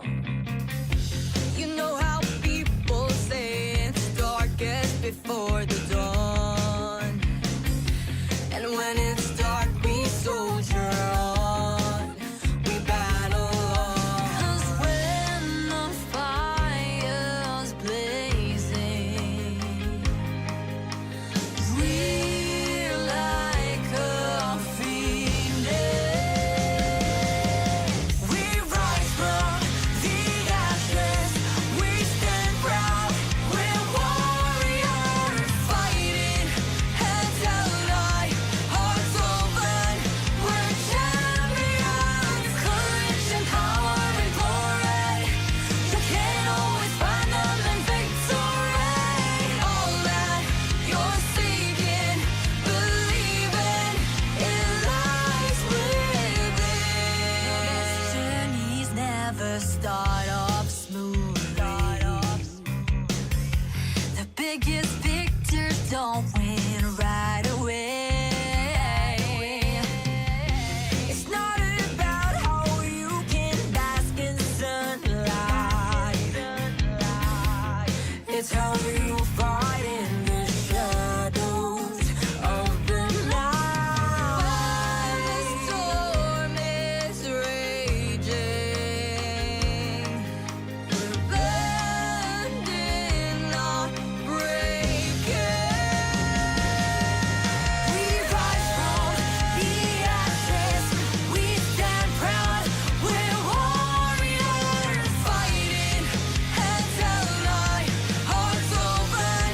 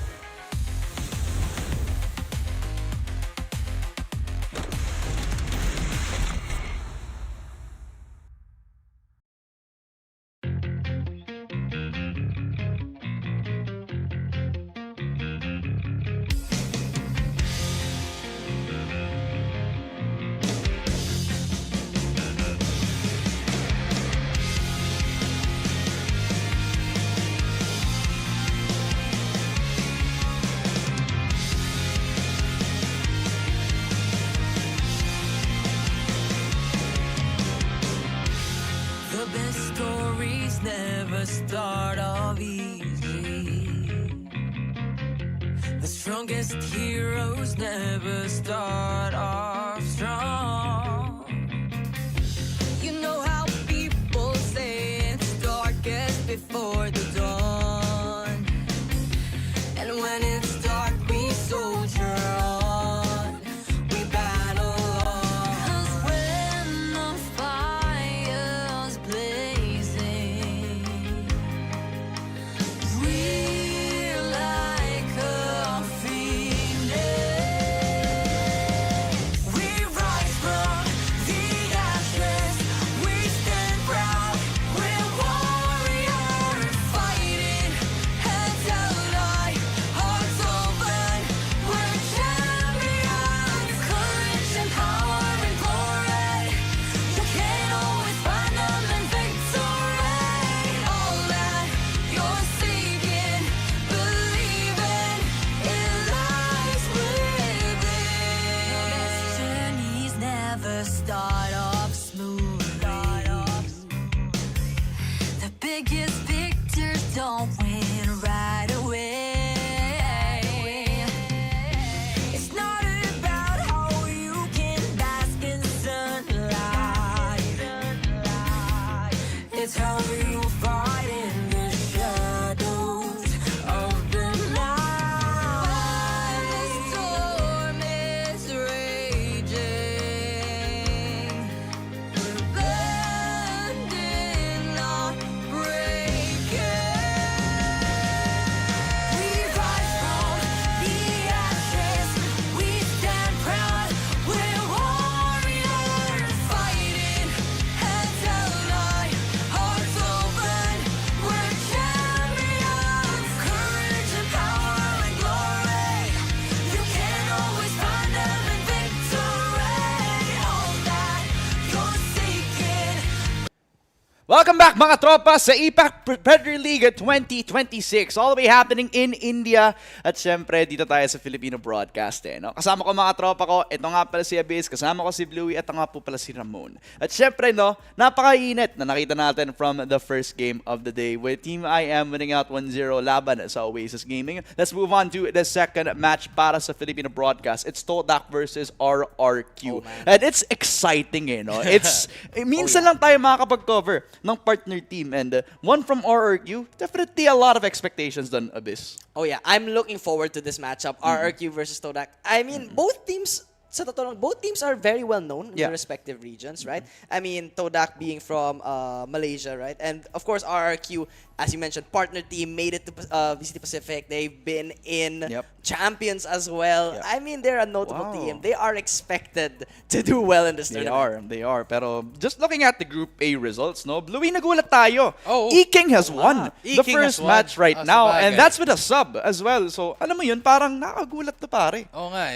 I mean, S8UL, I'm pretty sure they really put up those numbers against them. But again, this is a upset, if anything. It is. Grabe yun. But wala si Kadiri. Wala si- Imagine mo yun. really? Out with a wrist injury and unfortunately had to call in a last-minute sub. Pero syempre, si Coach AKG kasi yan. At alam niya kung sino yung tatawagin. Kaya syempre, we'll watch out kung sino nga naman yung sub-in nga naman nila. So that was it for that respective group. Let's just move on back into Todak versus RRQ. No? You already set the tone. RRQ, partner team, malakas. Nakapagpanalo nga din ng stage 1 in last year's VCT Pacific. Oh, wow. So we kind of already expect them to be the tournament favorite. Is that not crazy to say, Bluey? It's not that crazy to say. I mean, RRQ, they are a really high-level caliber team considering this lineup. And, syempre, titingnan natin, Team RRQ has the IGL of the year for Crazy guy. the 2025 season. Crazy Guy is who he calls himself. He is a crazy guy. And not just crazy, his plans are crazy too, with the way that he's able to format what he wants the team to do, how he guides the team, being a real IGL for them, especially if you have shooters like Xfero and Jemkin. I mean, what more could you ask for from a well-rounded team and a high-level caliber team such as RRQ? Alam mo, gusto ko yung na-introduce mo nga yung dalawang players na yun kasi sila literally yung backbone Oh. para sa RRQ. We got the entrying from Jemkin. We always know him to be a consistent player pagdating sa kanyang aim, sa kanyang individuality. At si Xpero, by the tail end of 2025, bumalik na siya sa pagiging si Tebatol na kilala natin ever since before he started ng si Xpero na yung pangalan niya. It's just crazy to see his development. Pero para naman sa Todak, na this is going to be the story for this team, di ba? This is a team that we kind of expect to be at the level na kung nasan sila ngayon para sa APAC Predator League. They've always been known to be a good team, but they're not really top 4, top 3, top 2, and from their players, hindi mo masasabi yun kasi napaka-talented din ng mga players sa to, Abyss. I mean, I gotta say, Todak, I think they have what it takes to put up a fight against RQ. Diba, favored naman talaga si RQ dito. Yeah. But, Todak, they have won in the Predator League Malaysia Grand Finals. They went 3-0 versus their competitors. Okay. And even in the lower finals, they went 2-0 as well. So, I mean, I think that they are best at their best when they are pushed back. They made it through lower finals. They made it to the grand finals and destroyed their opponents there, I say. I think it's going to be up to their star players that are going to be Valdin and Sayo, who I'm expecting to perform well in this game. Valdin, tanda mo yun. Nanalo lang yun last year ng APAC Pred League, no? Yeah. All the way into Malaysia. And now, he is here dito sa Todak roster ito. So, sa tingin mo ba, si Valdin lang yung kailangan natin tutukan, or will it be the IGL himself, si The Doctor? Or will it be a lot more out of factors dito para sa panalan ng Todak para manalo against RRQ Bluey? That's a very tough question to give me. But I feel like Team Todak, I mean, yes, you did say that they just came off from that win. Looking at the facts that they had, they won 3-0 against Ender Dragon. I really feel like they have what it takes. But here, we have the specialist dito, si Abyss. What do you think about the input ni Bossing Ramon? I mean, there's a lot to take in here when it comes to Todak, right? I am still a little bit in the dark when it comes to all of this. I mean, I've done my Ilaw tayo, research. pre. Tama naman. Pero, Meron pa sa likod. as someone that is not as familiar, besides the fact that I did my research, of course. yeah, But yeah, of course. I'm expecting na Todak, they have the strength to put up a fight in this best of one. The thing is, RRQ, I mean, the notable players that you mentioned, si Xfero, si Jemkin, of course, Monyet, diba? Oh, we can't forget. Formerly Global Esports and PRX pa, one of the best teams in the world, dare I say. I mean, the logic in my head is leaning towards RRQ here. I mean, it's gonna be a difficult one for Todak to win this out, but they could be a dark horse here in this tournament. Early prediction, pare. Bilis, Galing yan. Bilis. Decisive na agad para sa kanya. Research niyo doon, proposal niyo doon. Kaya nga Siyempre, hindi natin yan agad. Wag natin lagyan ng din. Kasi medyo na-expect na din natin yun. So, we will go back to that conversation when we cross that bridge. Pero para naman dito sa Todak, what are the tools? Kasi nakita na natin yung star players. Will it be a map differentiation? Will it be a micro adjustment? Will it be something where they actually have to play the map tempo correctly? Ano ba yung kailangan maging factor dito? This is a question that's up in the air. Sino may gustong kumuha dito sa ating broadcast desk? Yeah, have a crack at it a bit. All right, sure. I mean, honestly, I think the important factor that I noticed when it came to Todak is yung map pick and bans.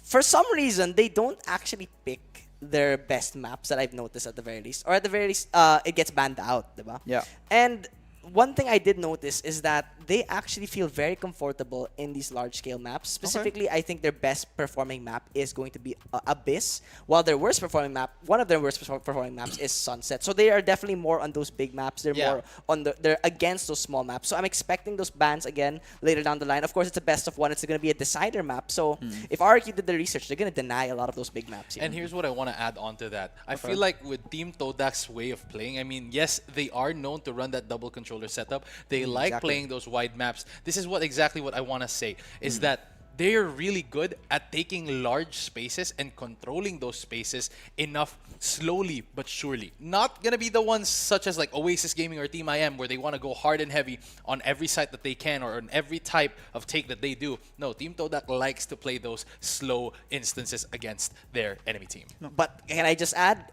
we may not see that here because this is the international stage. They might pull something out of the bag. If RQ did the research, they might change things. Yeah. All right. Off with the discussion, and we're into the pistol round. Ladies and gentlemen, Todak versus RRQ.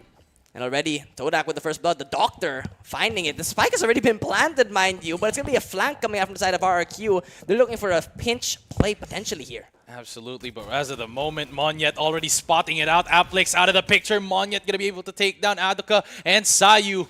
And there it is, RRQ flooding in towards the site. Valdin trying to make things work as it is going to be Cushy Spike. to complete the defuse. Ladies and gentlemen, Xfero spots the Doctor. Valdin takes down Cushy, but it is going to be a 2v1 and Jemkin cleans house as the plant was given, but the round was taken back. RRQ spot the first round of this match. I just want to point out, we are on Abyss, by the way, which, as I mentioned, is a comfortable map for the side of Todak. But to start things off, it seems like RRQ did the research, already opening the map with a perfect pinch play. Todak was not aware of that whatsoever. And Monyet, on the waylay, mind you, they are looking interesting here as they are going to be running that aggressive comp. It looks like both teams opted to have Abyss open. I mean, Todak definitely didn't want to ban this in their map veto coming into this fight against RRQ. And RRQ most definitely have done their research. So it's going to be very difficult to see who comes out on top if both teams has a favored match. So it's looking like a 50-50 here. But right now, the scales are tilted towards the side of RRQ. Asayu able to take down Crazy Guy. And there is the valuation from the Sheriff buy that he had. Monyet, however, spray down found. Beautiful flash. As the Doctor is out of the picture. But they still have a Smoker on their side. A 4v4 now. Equalized, but HPs are tilted towards the side of RRQ. Yeah, Sayu already on low on HP. And remember, the buy is in favor of RRQ, but they have picked up that Outlaw, by the way. So that's going to be pretty important here for the side of Todak. Of course, Monyet holding onto the angle, playing it safe, not wanting to go for the fight, but already the dash on forward with the light speed, looking for the kill. It's a Marshall, actually. In fact, as Aruka tries to find it, but Spike will be planted. It's a 4 versus 4 retake. Retake is good. This is something that RRQ may have wanted, but then again, the economy might be better for Todak in the coming round. As I say that, Monyet able to secure a kill on towards CT. Gonna be a little bit difficult here for Todak to hold, but Aduka is there with the Marshall to set foot in towards CT and take down Monyet. Now it is going to be a 3-man retake on towards it. Valdin able to take down Cushy. Xfero and Jemkin fire back. Aplix looks for a kill. Shot's going to be found as Aplix finds a kill and another to secure a round in their favor. 1-1, and RRQ is shaking their boots. I always say this when it comes to Sheriffs. On the right hands, in the right hands, these Sheriffs can rival buys. They can rival Spectres. They can rival rifles.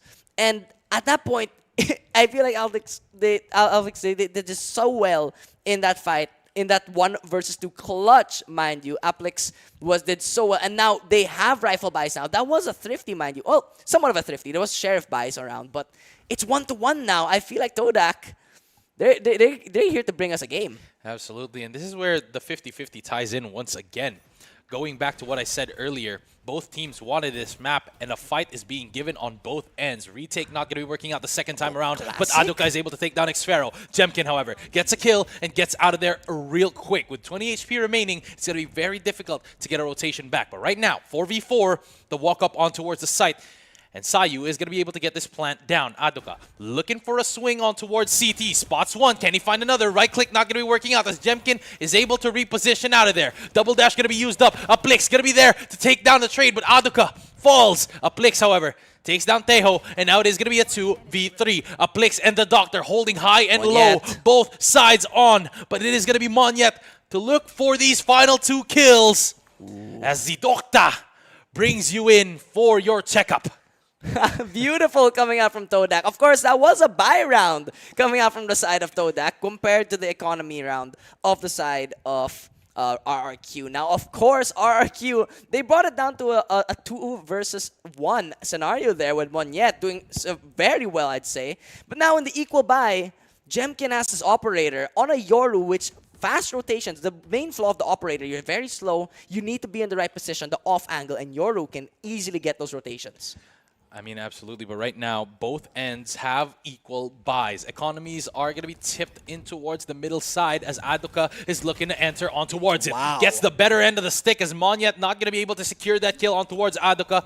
And that is going to be the man advantage taken here by Todak. Looking towards the site. Recon going to get thrown out. And it is going to be full site control here for Todak, but positioning slowly here for the side of RRQ. Yeah, but however, Cushy was able to find a kill to Aduka, who had to reload his gun, and now 4 versus 4 for retake. They're looking for that heaven control, but look at this backside. They haven't planted the spike. Guided salvos coming out with the flash drive, looking for the swing. VALORANT able to get the kill, but Kulishi getting taken down as well. But Xfero with a collateral. It's down to the 1 versus 1, but the Doctor denies it, taking down the operator, taking down the remaining players of RRQ. The Doctor is in here for the checkup indeed. If you are wondering where these kills are coming from, we can't tell you either, as the Doctor is able to look for those openings to be the failsafe that this team needs, the savior, if you will, for Team Todak. And what was thought as a clutch back with the operator kill, a 2K, a collateral hit, Xfero placed upon Todak. It is going to be the Doctor to seal the deal and write the receipt for your boys at RRQ. Oh, the billing is in, and let's see if the costs are too high for RRQ, as now they're an economy. They can't afford to lose another round here. Well, they can't afford to lose this one, but the Lightspeed coming on forward. Adaka going on. The refract to back away just in time. They're going for the spray on Xfero, stalling out the push. As now Jemkin somehow finds a kill with the classic. Fake out comes out as well. He's able to gain away as Monyet's able to find a kill. Sack comes out as well. A Plix down for the count. However, it will be the Convergent Pats coming on forward, looking for the slowdown, the hindrance, but Monyet's able to find a Plix. 2 versus 5. It's gonna be a flawless Monyet with the 3K. Saya denies the flawless, but it's a thrifty for RRQ. 2-3.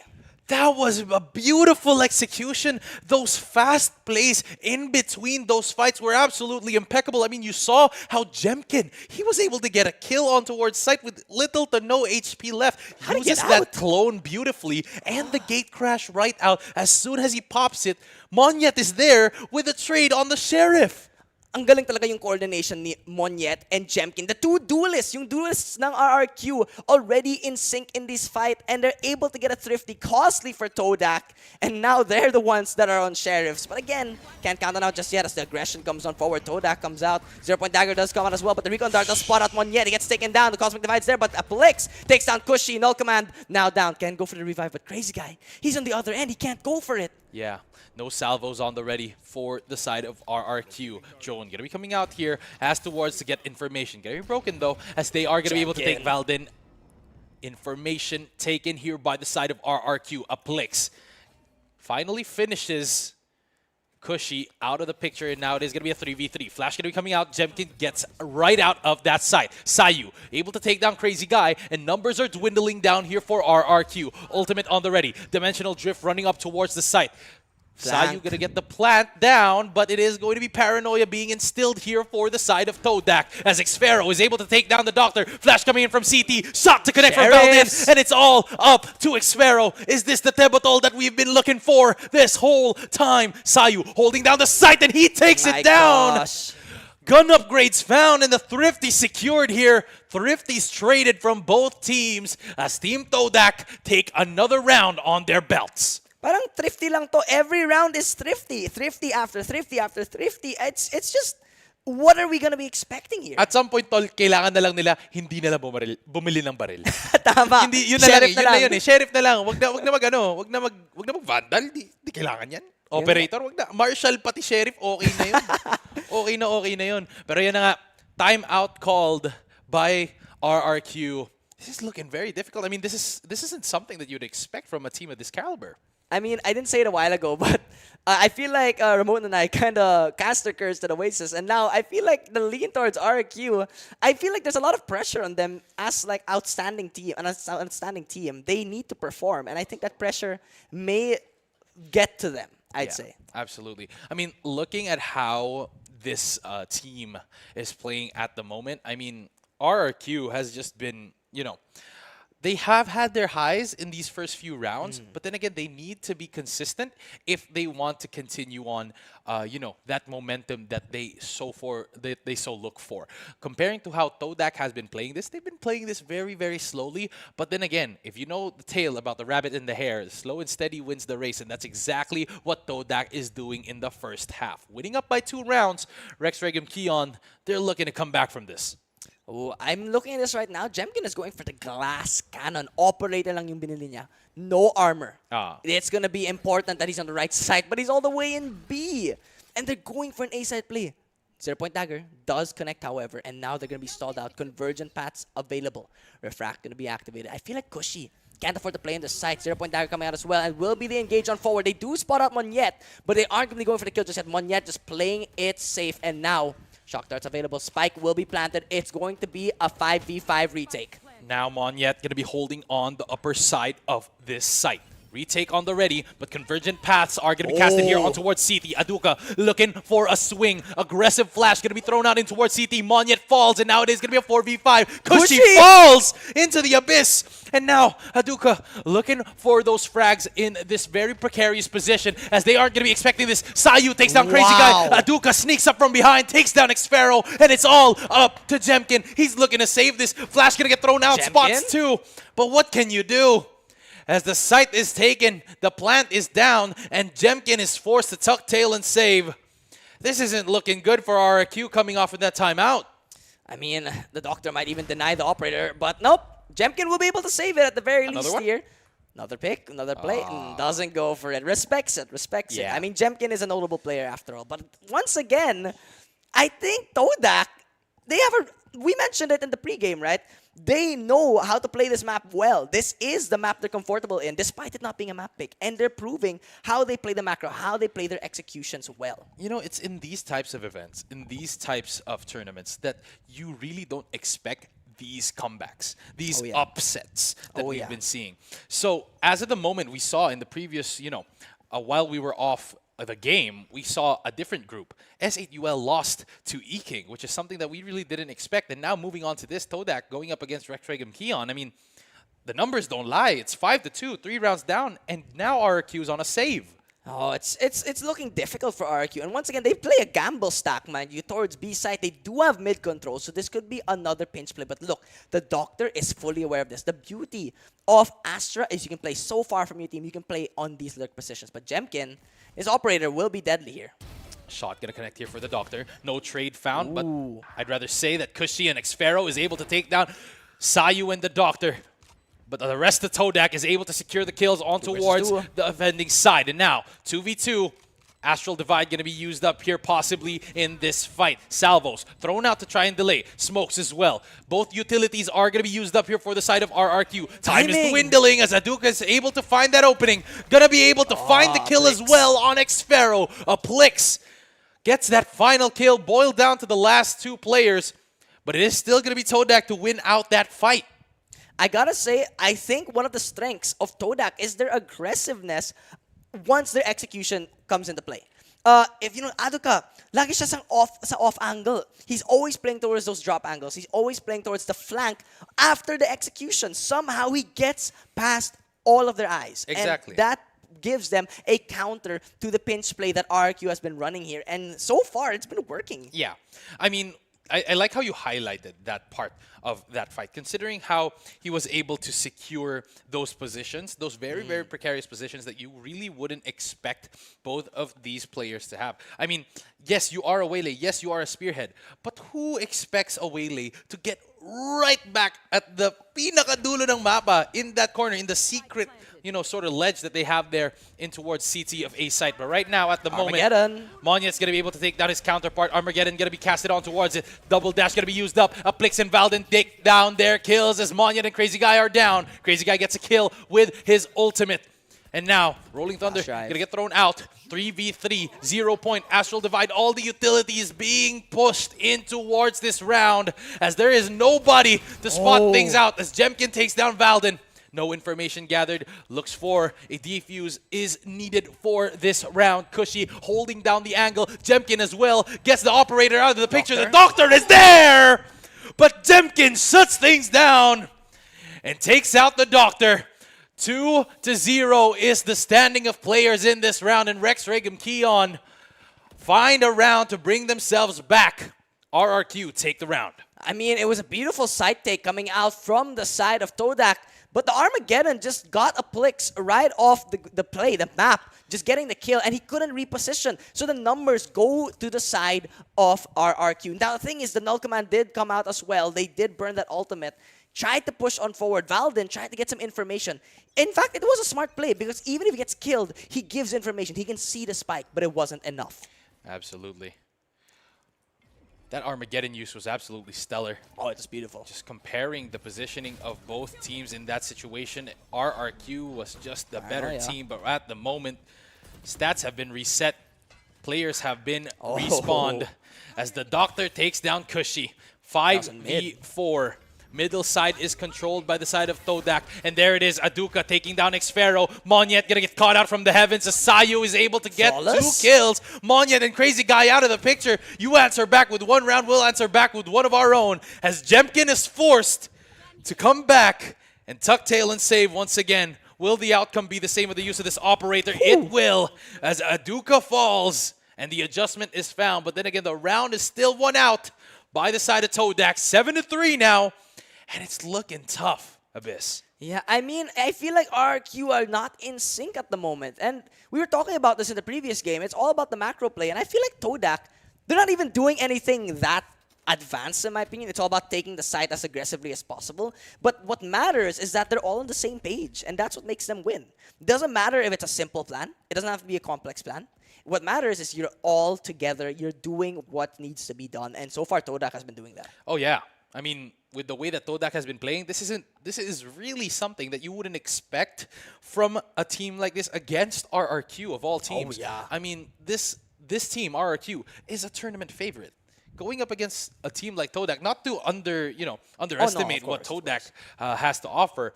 I mean, RRQ is from the top tier of Valorant competition. Tier 1, yeah. So it's something very, very different from what we're used to seeing. And we love seeing teams like Todak take advantage of these situations. That they can show that even gods can bleed. And so far, it's proving right then and there as a 0-point dagger. They're looking for this aggression, actually, once again. Again, it's all about aggressive plays, and Jemkin gets put out of position. Operator not being useful as the paranoia comes out. Xfero in such an off angle. Can look for a pick here, but the Doctor takes him down. That off angle is gone. Monyet with the saturate comes on forward as well, but it doesn't matter. The rifle doesn't matter if she's hindered. Aduka will take them down as Crazy Guy falls as well, looking for another. Aplix finding the kill. It's all down to Jemkin on the operator, but can you retake in a 1 versus 3? Looking for an adjustment here. Aplix playing his smoke really, really well. Jemkin not going to be finding those fights that he needs in order to win out this round. It's looking like another save. This is the 3rd round that he has saved in this first half. That operator is something from the prehistoric ages of this round. That's how long this op has been in play. But at the moment, ladies and gentlemen, Todak is going to be the ones to win out another round, looking to bring us into an 8-3 in the first half. And it's not looking good for RRQ, considering they came out of a timeout too. I mean, RRQ, they can't seem to stop the aggression of Todak. They even tried a retake position. Lahat sila umalis sa site. Tapos, they played for the retake 5 versus 5, and yet they still lost. Yeah. I mean, at that point, you play site, you lose. You play off site, you lose. What do you have to look for now if you're RRQ, if you want to win out a round? It's just too difficult. And again, this operator, as you mentioned, not very useful if Todak throws out everything to stop it from being useful. I like the hand warmer that Todak has. It's just a whole ass blow dryer. It's not even like the things that you squeeze. Yeah, it's not. I love it. I love it. You love to see it, folks. Innovation in Valorant. But right now, at the moment, Todak looking to bring out the convergent paths, moving in towards the site. Xfero spots it out as Aduka is able to take down Crazy Guy. Aplix takes down Jemkin, takes him out of the position as Aplix takes down Xfero. Monyet trying to make things possible. Now in a 2v3 situation, can they expect this flank? That is the question, as Cushy and Monyet are the only ones left. Aduka holding down the site, waiting for the flank that they have. Sova already crept up on towards heaven as Sayu is looking for a kill from above. Shot's going to be connecting here for Sayu. Not going to be enough as Aduka takes down Monyet. Brings us to a 9-3 half. And the curse is activated. RRQ is on the back foot in this first half. A 9-3 half for the side of Todak. They are in the massive advantage. 1 round away from double digits. They're looking to close off this game as quickly as possible. They're just 4 rounds away to beating the tournament favorite. I mean, absolutely. Looking at how these players have been known to be the tournament favorites, now faltering at the hands of this Todak squad. what can you do, man, in this situation? I mean, you just gotta keep composure. And RRQ is known to have those strong starts, to have that momentum-based sort of play. And now, being put in a rock in a hard place that Todak has placed in for them, RRQ, this isn't looking good for them. It's not at all. But now sides have been swapped. Momentum can shift. This is where they can show their strengths on the attacking side. They can show a different side to them. RRQ already taking mid control with the stealth drone. Lurking up this Nebula Smoke, trying to stall it out. But look at the flash drive, going for the flash. Whoa! It will be Valdin to get the double kill. And with Crazy Guy there, caught off guard, Valdin with the 3K. It will be a trade from Jemkin, but it's a 2 versus 3, and mid control Spike is in favor of Todak. What a 3K to be taken there by Team Todak. I mean, you couldn't expect something like that coming out from Todak. Aggression after aggression, taking those aggressive angles, winning them out. That is just something that you wouldn't expect Rex Regum Kium to not have expected. But as of the moment, they have now switched sides. Both ends of the map are going to be covered here by Team Todak. Jemkin, however, low on HP. They need to get this Spike down. The Doctor orchestrating how he wants to play this fight against both of these players. Looking for a swing. Jemkin not going to be expecting this as the Doctor is able to put him in the infirmary. Jemkin out of the picture. Xfero not going to be enough as he's not going to get the plant nor the kill. Paranoia settles in and Aplix is the one to put the nail in the coffin and bring them to the morgue. Everything is just in favor of Todak. Every round, it's in their control.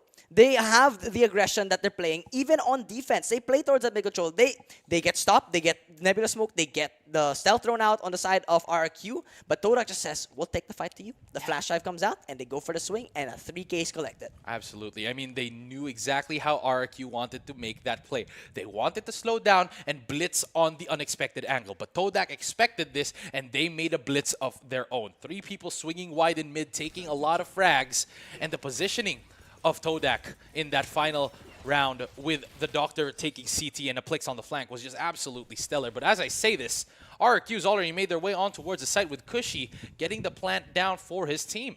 It's going to be a force buy, mind you, and I feel like not all of Todak have bought. In fact, the Doctor's only on a Ghost, so this can be a turnaround for RRQ as they do have heavy control. Jemkin, the top fragger, looking for the play. Flash drive comes out, but Valdin is ready. The Doctor was flashed out, but it doesn't matter. He takes the 1 versus 1. Xfero with the Sheriff able to get the Blix. And Koshi as well finds us 1, 4 versus 3. This looks like it's an advantage for RRQ. Nebula Smoke's being positioned as well. Lightspeed on forward with the 1 dash. Adika able to find a kill to Koshi. 2 versus 2. It's all down to this. The guided salvo comes out with the Gravity Well. The mid player, Crazy Guy, looking for the swing potentially. The timing is there. It's for Crazy Guy. The spike is being diffused. Xfero needs to run in. Smoke goes down. Crazy Guy looking for it, but Sayu clutches it in the 1 versus 2. A 3K for the Sova. And with that, Todak just barely clutches it out. That smoke from the Doctor was the one that won them out that round. That was absolute stellar placement of that smoke, and that's going to rock RRQ's heads for the rest of this half. It's going to be very, very difficult to come back from this deficit. They had their buy round. They had the plant down. They had the kills ready. Utility dropped, and they rushed it in the last second, and that's exactly how they were able to win that out. They were able to secure both kills, as that was so difficult for them to retake, but still they were able to win out because of the mistakes that RRQ placed in that final moment. Mind you, that was RRQ's force buy, by the way. Yeah. And that's not good, because now they're on a broken buy, and Sayu just gets first blood with the Crazy Guy. That's an initiator diff right there from the side of Todak. I mean, looking strong. I think they are going to upset a lot of people here, upset the entire tournament by beating the favorites potentially here. Might be too soon to say. Absolutely, but right now, Aplix holding an angle on towards A main, knows exactly how Jemkin likes to play this attacking side. A man down here for RRQ, but as of the moment, holding steadfast, leaving a lot of space on towards the B site, and that's looking like where RRQ would like to land. At this point, RRQ, they need to commit to something here. It's a 5 versus 4. They need to find an opening pick, and this might be the timing they need as the smoke comes down, but Monyet down to 10 HP. Lightspeed on forward. Does have the refract available if he needs to reposition here. Spike will be going down. 4 versus 4. However, why does it feel like Todak still has an advantage despite Spike being planted? Jemkin, however, finds a mid pick. And as you say that, Jemkin puts it straight back into your mouth to eat your words. And there it is. But the doctor puts it right back in mine as well as Cushy falls 3-3 now. HP deficit for Monyet. This is not looking good for RRQ. This is exactly how Todak wants to play this. Smokes are going to be coming down for the doctor. Valdin takes down Jemkin, and now it's a 2v3. Not going to be enough though as Xfero gets the timing on a Plix. The doctor takes down Monyet, and it's all up to Xfero. No time. It's dwindling. Shots are going to be found as Xfero spots Valdin, but the stick is good with the doctor being able to secure that final kill. And we're shouting from the desk, baby, as Todak's team is as well. Beautiful execution. Match point found. RRQ crumbling at the face of defeat as faces are drooping low for the side of RRQ as the frustration is seen in their eyes and in their faces. Pros don't fake. The doctor is in and he takes them down, clinically taking that round with the spike defuse, calm hands, as any doctor should have. And honestly, with that round going in, it's match point for Todak. And once again, Aduka playing so aggressively down towards mid, looking for this mid play, but RRQ, they are looking for a potential A-side play, but they need to re-clear this. They do not want to get pinched. Absolutely.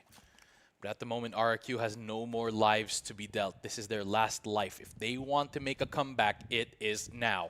Todak, however, knows exactly how this RRQ team plays as Aduka finds an opening kill on towards Monyet. This is going to be very difficult now as the spearhead is down. All you have are utilities and info takers for the side of RRQ. A salvo is going to be invested in towards this middle side of the round. Now, a Plix, however, positioned in a very, very aggressive angle. But at the moment, it is going to be a rotation, but Aplix is going to be able to take advantage of this situation. Knowing his position, he should be able to hear the rotation of your boys at RRQ. Ngayon, makita na natin dito, already crept up, Aplix. Kailangan niya i-make sure na wala pang natitira dito bago sila mag-retake. Nobody on the side of Todak is on the B side.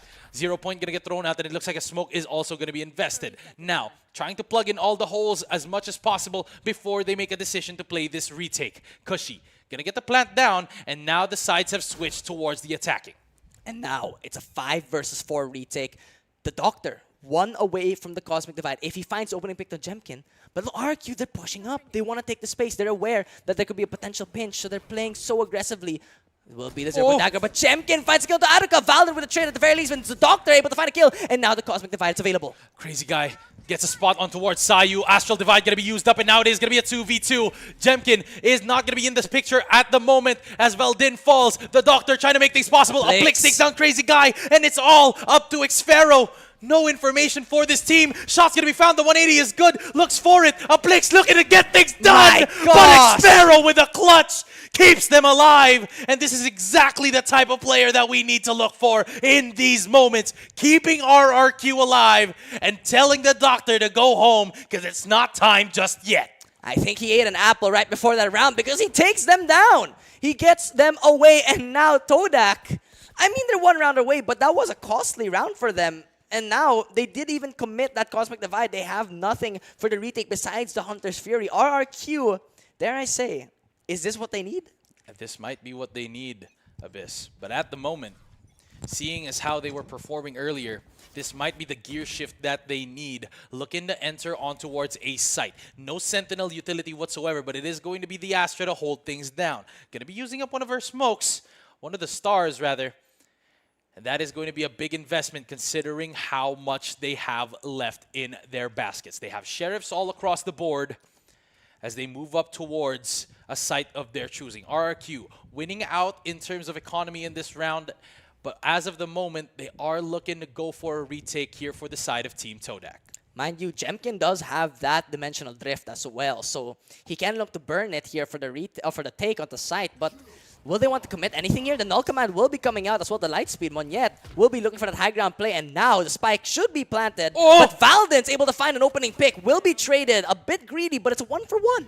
Jemkin, nakakuha ng kill dito. Xfero, hinahawakan yung city. Mukhang ito na nga mga kaibigan ang kailangan ng RRQ para ma-comeback nila ang score. Aduka, natanggal si Xfero dito sa posisyon niya. Pero nandito na nga si Crazy Guy. Takes down a Plix. 3v2 naman ang asta ng laban mga kaibigan. Aduka not gonna be enough with a stinger. And Jemkin to secure the final kill against the doctor. Brings him to the ambulance and send him straight back to the hospital as RRQ is able to get another round on their belts and make this game possible. Oh, Todak. I feel a little bit of the foundation crumbling here from their side. And I think RRQ, with the timeout being called by Todak, mind you, RRQ, I feel like they're getting a bit of their momentum going. They're getting a bit of courageous here. I mean, Valden going for a heroic play to try and get a trade or get a kill, sorry. And he gets it on a somewhat of a weird buy coming out as well. I think that was high value coming out from the side of Todak, from RRQ. And at that point, right, you know, it's a 1-for-1, but RQ just had the side. They had full control of the angles. Absolutely. But at the moment, Todak, just listening to their coach right now, they know that they need to close this game out as soon as possible. Oh, yeah. Because if you get players like Xfero, Jemkin, and the rest of the team in RRQ up on a roll, you get them their momentum that they need, they're not going to let you sleep at night knowing that they will make this difficult. And now, Todak trying to just concoct any sort of, strategy to get over this fight. But at the moment, we can see an instant replay here looking at what Aduka has. Cushy able to secure that kill on towards it with Jemkin closing things out. That was just an absolute banger of an ending round. But at the moment, Todak coming off from this timeout, they need to find a way to get back in this fight. It's a 7-round lead. That is not easy to come back from whatsoever. You need to play this overtime. It was 12-3 if I remember correctly. And now, this might be one of the biggest comebacks we may see here in Predator League if this happens. But don't count out Todak just yet, as the Dimensional Drift does come out from Jemkin, as well as the Hunter's Fury being utilized. However, Koshi finds Aruka, but Doctor is able to get the kill onto Monyet as well. 4 versus 4. They're going to be repositioned, but the Doctor finds another as well. Koshi finally shuts him down. The mid player is there, and there's going to be a 3 versus 3. 3v3 na po ang asta ng laban, mga kaibigan. Cushy gonna be able to force this plant down. Sayu able to hold heaven, but Jemkin is able to secure both kills, and it's all up to a Plix. 3v1, tall order for the kitchen, but as they say, let him cook. Let's see if he's able to close things out. But there it is, teleports right into the crosshairs ni Cushy, at hindi hinayaan neto manalo ang round, mga kaibigan. RRQ standing steadfast against their opponents, looking to come back from this deficit. I mean, what a way to win out that round. It was a clean round coming out from the side of RQ, especially Jemkin finding the double as well towards Heaven, and Cushy closing it out with the 3K. I think RRQ now are kind of taking a page out of Todak. They're simplifying their approach. They're playing aggressive. They're playing towards those simple angles. They're pushing out B side, or maybe even A. It looks like it's going to be a B once again. And then they just have to lurk towards mid. They're literally copying Todak in their play. Absolutely, but right now, at the moment, flashes are going to be thrown out to get any sort of information.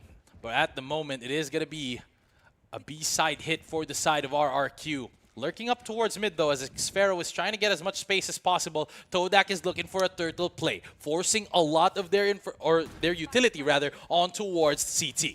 Valden with the flash drive comes on forward with the light speed as well, looking for the kill. Aduka able to find Monyet. Sayo as well, finding Jemkin. Somehow, 3 players are now down. Convergent Pants being committed as well. Diffuse coming on forward. It will be the guided salvos to stop it, but it's a 5 versus 2. This may be it. RRQ being brought to the grave. Aduka shutting him down. Gravity Well comes out, but it's all down to the 1 versus 5. It's not enough. A flawless from Todak to close it out. And with that, they take down the favored team in this tournament. GG, well played. The doctor is in, folks. From the ambulance to the hospital to the infirmary to the ICU. That is where they brought RRQ in towards that fight. At kung hindi pa spicy ang pansit canton nyo, dagdagan nyo pa ng chili mansi. Because this tournament just went red hot with how that game went. Talaga nga namang Todak showing up big up against RRQ. Remember, the champions of Stage 1 Pacific. And imagine, ito yung team na sabi nating tournament favorites nga naman, di ba? Considering the talent and the experience this team has to offer. Pero Todak, they showed up. Yung IGLing ni The Doctor, yung util combos na nakikita natin from their executes on the attacking side. Absolutely. Plus the amount of times that they have played Monyet around like a fiddle despite him being the carry for RRQ. It was absolutely amazing to see from a team like Todak to do. Man, I mean, what I want to add on to that is the fact that they had to keep forcing the operator. Jemkin wasn't getting any value because they were completely avoiding Yeah. him. They knew exactly how to play that rotation of the Yoru. And that is why they had such a difficult time in the first half. I mean, you did see that he was constantly saving that operator, not finding its value at all. Yeah. But then again, it was just Team Todak's cohesion with the way that they played the game. They knew exactly how to execute angles. They played together in every swing that they took in that fight. It was always a trade right after if the spearhead dies. Yeah, legit. Like, honestly, yung sa expectations natin from RRQ just blew up wide open. And considering as well from the facts, they're actually using a new composition to come into the new season on Abyss. Usually, sila yung isa mga teams na maglalaro ng, let's say, double initiator, may Sentinel from Xpero. Kasi normally talaga, Sentinel player nga naman si Xpero, di ba? Pero dahil nga sa touted Cypher setup na lagi natin nakikita from him, na na-nerf na dispatch, hindi niya siya as reliable as before. So now with the double initiator comp, double duelist comp that they also have, they needed to make adjustments. At medyo napapansin mo, uncomfortable na ang nakikita nating setup para sa RRQ this game. Honestly, you already see the uncomfortability of RQ versus the comfortability that Todak had here. And we mentioned this pre-game, Todak loves to play on Abyss. They Yeah. don't pick it, but they leave it open because they know they have a strategy that works. You mentioned about the nerf, the Cypher. They already adjusted long before, even in the region, they already played this double controller setup, and it works to perfection. And this smoke was the one that won them out too. I mean, Sayu really just stuck to his devices in that situation. I mean, really sticking that bomb and letting them go crazy that they couldn't see them. It's called a spike, sir. Yeah, Baka nakakala natin no? It's called a spike. It's but called a spike. It, I'm it so kind sorry. of it points back to to the conversation, diba? That just makes it a little bit more interesting. Kasi akala natin magiging full sweep nga ito. Pero the amount of thrifties possibly caught them off guard, possibly disrupted the momentum, and definitely just makes the target a lot bigger for a lot of teams dito. Kahit yung mga favorites na nakita natin, hindi sila safe katulad na nakita natin sa game na to. Talaga, man. Ako, personally sa akin, hindi mo ine-expect yung mga nananalo dito sa first round ng round robin natin, pero you love to see it. Kasi Yeah. napakaganda. I mean, tignan mo naman tong scoreboard natin. Grabe. The comparison of the players dito, mga kaibigan. I mean, yes, equal naman din yung mga performances ng Team Todak, pero talaga yung strategy na dinala nila against Team RRQ, yun talaga yung nagdala nun against them. It's just unfortunate, ang dami mga fumbles na nakita natin. Nahulog si Kushi at one point from the map. Also,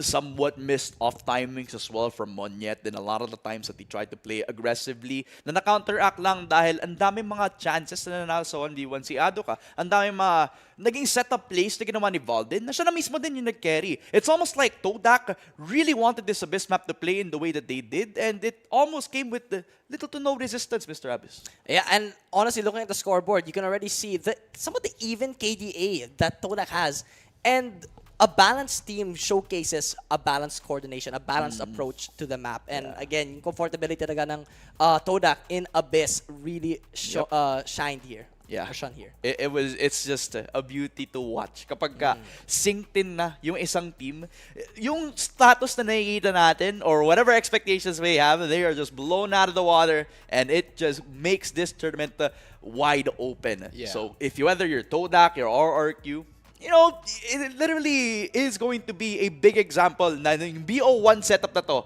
is just unforgiving pagdating dito. Pero, para naman sa ating mga teams dito, we have an all-star team mechanic nga naman. So, syempre, pwede kayong mag-vote sa mga Philippine teams natin in the Intel All-Star Team Awards for the APAC Priority League 2026. I-scan nyo lang yung QR code na meron tayo dito sa baba lang ni Mr. Bluey, diba? O, scan nyo lang yung QR code nyo, labas nyo yung cellphone nyo para vote nyo kung sino yung Intel All-Star team na meron tayo dito ngayon. No? So literally, that is it for our second match dito sa Filipino Broadcast. Pero sure ako na hindi na patos ang laban. Tuloy-tuloy lang ang action sa Asia Pacific Premier League 2026. Huwag kang iaalis.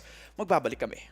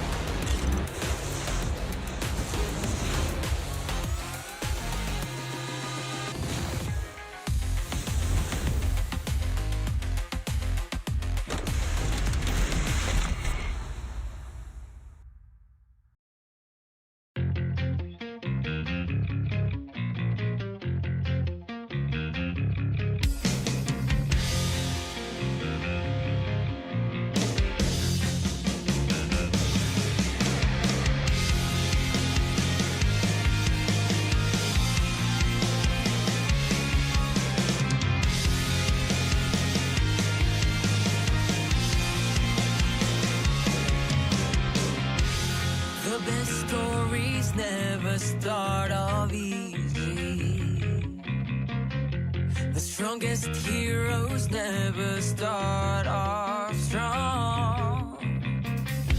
You know how people say it's darkest before the dawn. And when it's dark, we soldier on. We battle on. 'Cause when the fire's blazing, we're like a phoenix. We rise from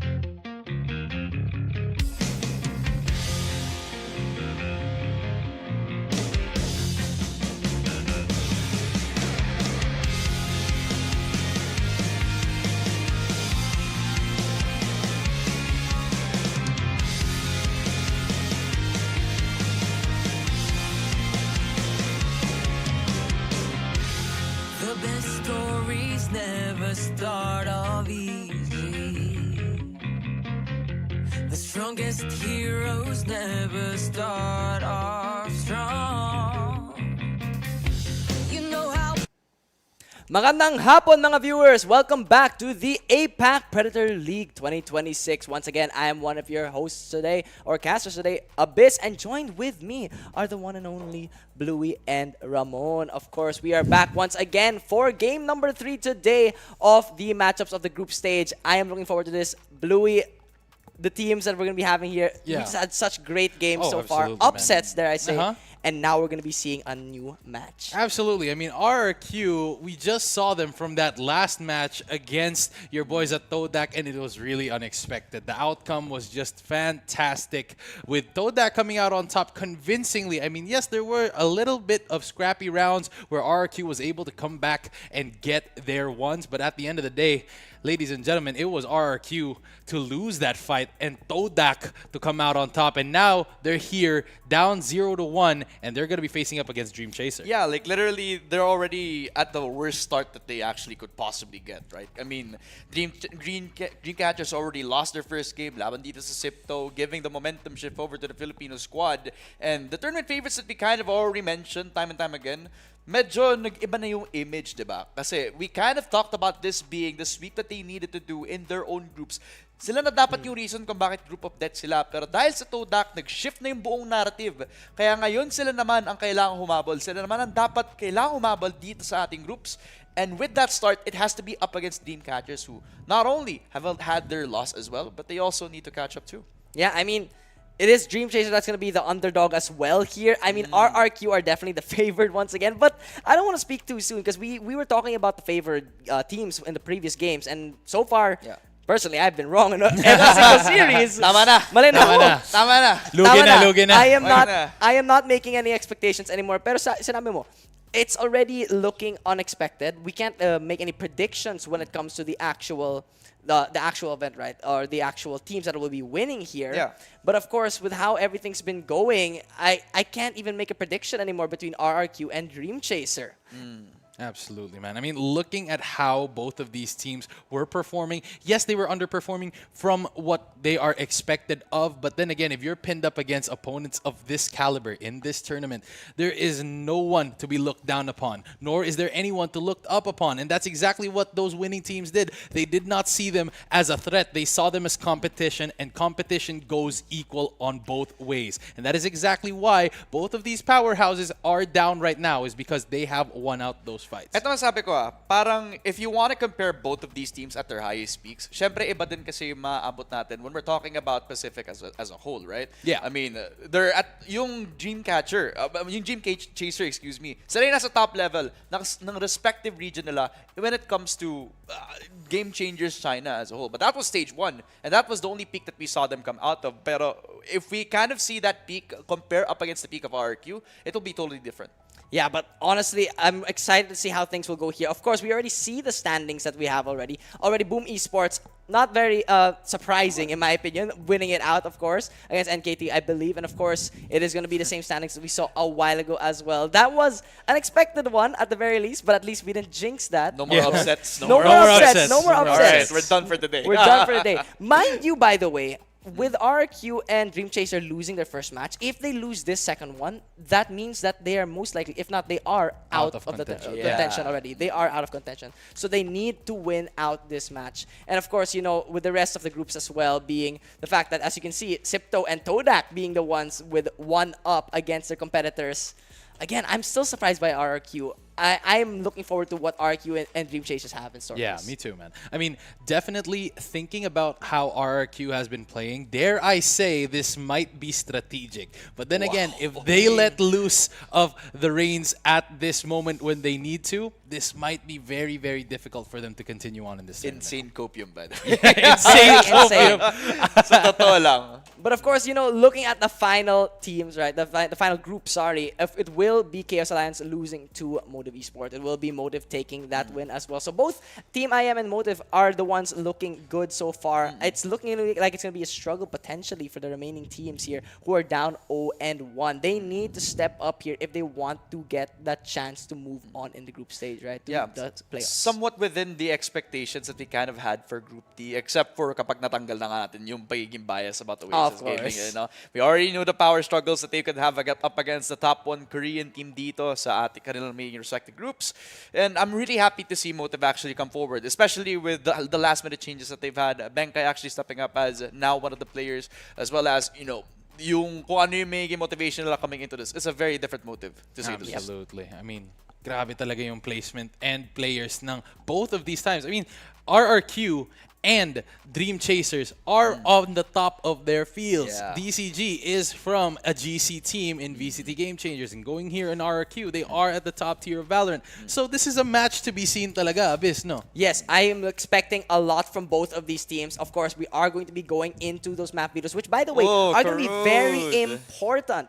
Mind you, a lot of the teams, specifically Dream Chaser, have played a lot on certain maps. Specifically, Lotus, Ascent were played a lot on their previous games. However, they are not in the map pool. So Corrode might be a new face for them or a new site for them going into this. So I'm excited to see what Dream Chaser has in store for us, because I don't think there's much information on their composition on Corrode versus RRQ as well. And RRQ, they have experience on this map already. We all know that. So I'm thinking, going into this, Ramon, I want to hear your thoughts on how Dream Chaser, you know, GC team, how will they potentially upset this? Literally just go for your comforts, right? I mean, they're also another team that literally plays into the meta of the duelists right now, with how weak the Sentinels have been in the meta, with how fast and tempo-y it can be, with the loss of the Initiator util that we're kind of used to. I think they just need to play the tempo. They need to play the macro game well pagdating dito. Try to control the map with a single Yoru, get it with the Outlaw, possibly actually go for an Execute. It will come down to those micro adjustments talaga, and up against an RRQ team that have already been shaken katapos nung game na yun, no? Doon talaga sila mata-challenge. Kapag natalo sila sa mga executes na yun, masha-shake yung mental nila, mas lalo mahirapan yung journey nila.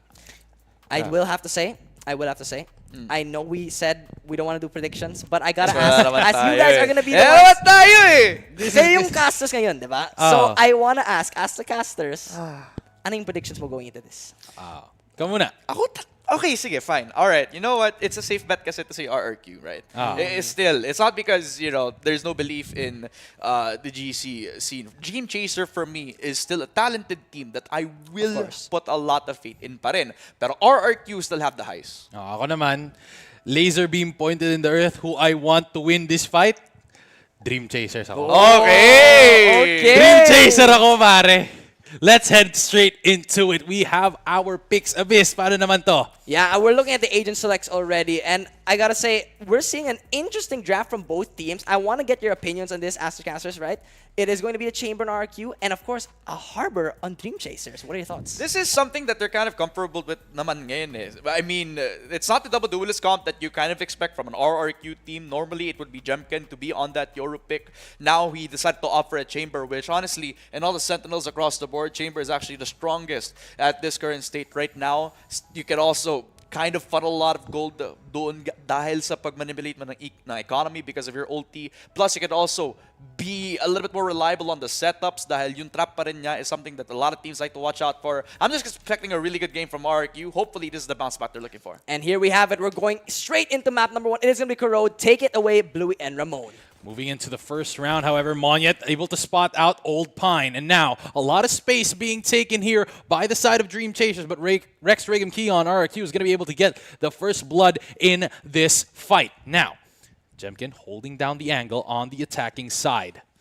Trying to get any sort of information before they make a surefire win, as Harbor is going to be placing down a smoke to delay any sort of push. Pretty interesting, no? Harbor, not usually the type of controller that you would want in a defensive setup, but just because of the amount of util that he can put out, it actually does a lot, but not to deter the push one yet. The entry comes through, but Jemkin able to stabilize with the trade. It's a 3v4 for RRQ. They have the sight, and it forces Dream Chaser to go on the retake. Dream Chasers, however, G going to be able to take down Xfero out of the picture, and now it is going to be a 3v3. Both fades are low. New looking for a kill here, trying to swing it out as Cushy is able to take down New. G going to be able to take down Crazy Guy, and it's all up to Cushy and Jemkin to win out this fight. Gosling looking for any sort of swing as Jemkin falls from heaven, tries to reposition, gets a gun upgrade here in case the Headhunter runs out of bullets. Now, having to check both angles, but Jemkin is there with a right click to take advantage of that corner.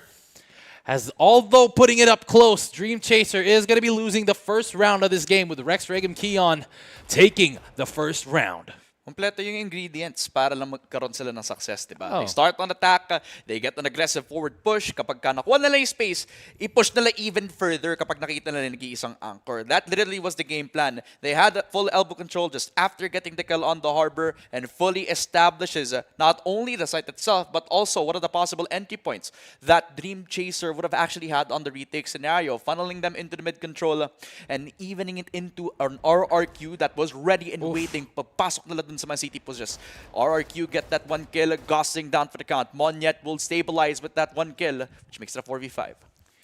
Already positioned up towards A main. We can see here Old Pine has made their way on towards the side of RRQ. Now, the rest of the RRQ squad looking to swing past this as Seaweed is trying to play this angle. Gets good, decent amount of damage on Monyet, but Cushy is there to save him as he is running away. Going in towards the site as it is going to be secured. Old Pine not going to be finding a value on that flank as Crazy Guy gets the prediction. And it's all up to the Fade G.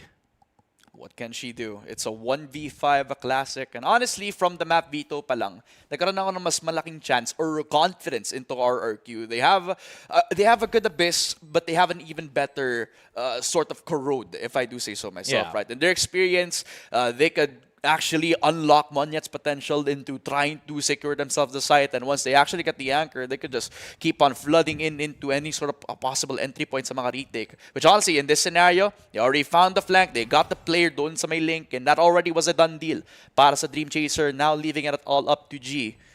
And again, it's a 1v5, a classic in hand. It's an impossible task unless they funnel it into her. Right click in hand does not connect onto Cushy. It will be the flawless round. RRQ get a 2-0. And the setup going into that round, I mean, yes, they did have the full buy on their side. Yes, they knew that they were saving, but the confidence didn't get the best of them as they really tried to go in for that slow play. Hindi sila nagpakampante. Alam nila na kailangan nilang isigurado yung round, and that's exactly what they did. Hindi sila nagpatalo, hindi sila nagpa-right click dun kay Seaweed kahit kayang-kaya naman niyang gawin yon.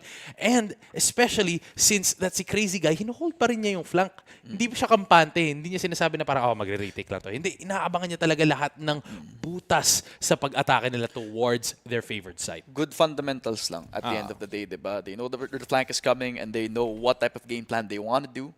Little to no resistance, nakuha nila yung mid and they got a free push for themselves. 2-0 na for RRQ. They established their economy for the next coming round. Yun nga lang, para naman sa Dream Chaser, dapat mapanalo na yung round na to. Stabilize their economy into the next coming fight just to make sure that this round will be an even Steven pagdating dito sa matchup na ito. But RRQ creeping up slowly and surely up to the wall. This is one of the things that you want to play with a Viper. There it is, already made their way on towards it. Monyet on the Neon, trying to spot out any sort of information from Link, but right now, smokes are going to be coming up. Information taken here by the side of RRQ, as Dream Chasers are forced to fall back and equalize where they want to pour in their resources. Nagpakita lang, no? Parang nililigawan lang nila yung presensya on the mid side. They take a few eyes off of B. They leave Seaweed alone yet again, which was what happened in the pistol. Pero mangyayari ba ulit yung nangyari kanina? Gonna be running in and flooding in towards the site. Monyet gonna be the first one to go in, but New and Gosling and Seaweed put the gavel down as a flawless round is taken, unexpected by RRQ. Didn't understand that they were poised, played, and ready on the B site for any sort of hard push that they had, and the blitz did not work against Dream Chaser. Yun yung mahirap talaga. They had the well-oiled push. Doon na sana pagpasok pa lang on the way towards the elbow, pero they decided to go the other way and into the loving arms of Gosling and into the mid players. Rotate pa lang without a smoke to support, without any sort of cover coming through for RRQ. So literally, naging open battleground na lang yun para sa Dream Chaser. Literally, hindi na na kinailangan labanan yung site kasi mismong yung RRQ na yung nagharap na sa kanila. Absolutely. It feels like he ran right straight into the crosshairs of these Dream Chaser players, constantly just being able to, position themselves in a way that they knew exactly where Monyet and the rest of the squad were going to path in towards that site. And that's exactly where they wanted them to be. Being able to secure CT with Seaweed, locking it down, having the use of the Harbor utility to control their path towards them, and really just playing the game of RRQ and countering it at the right moment where that climax was for this squad. Yun nga eh. Talagang this meta has now shifted into a way where duels are a lot more important.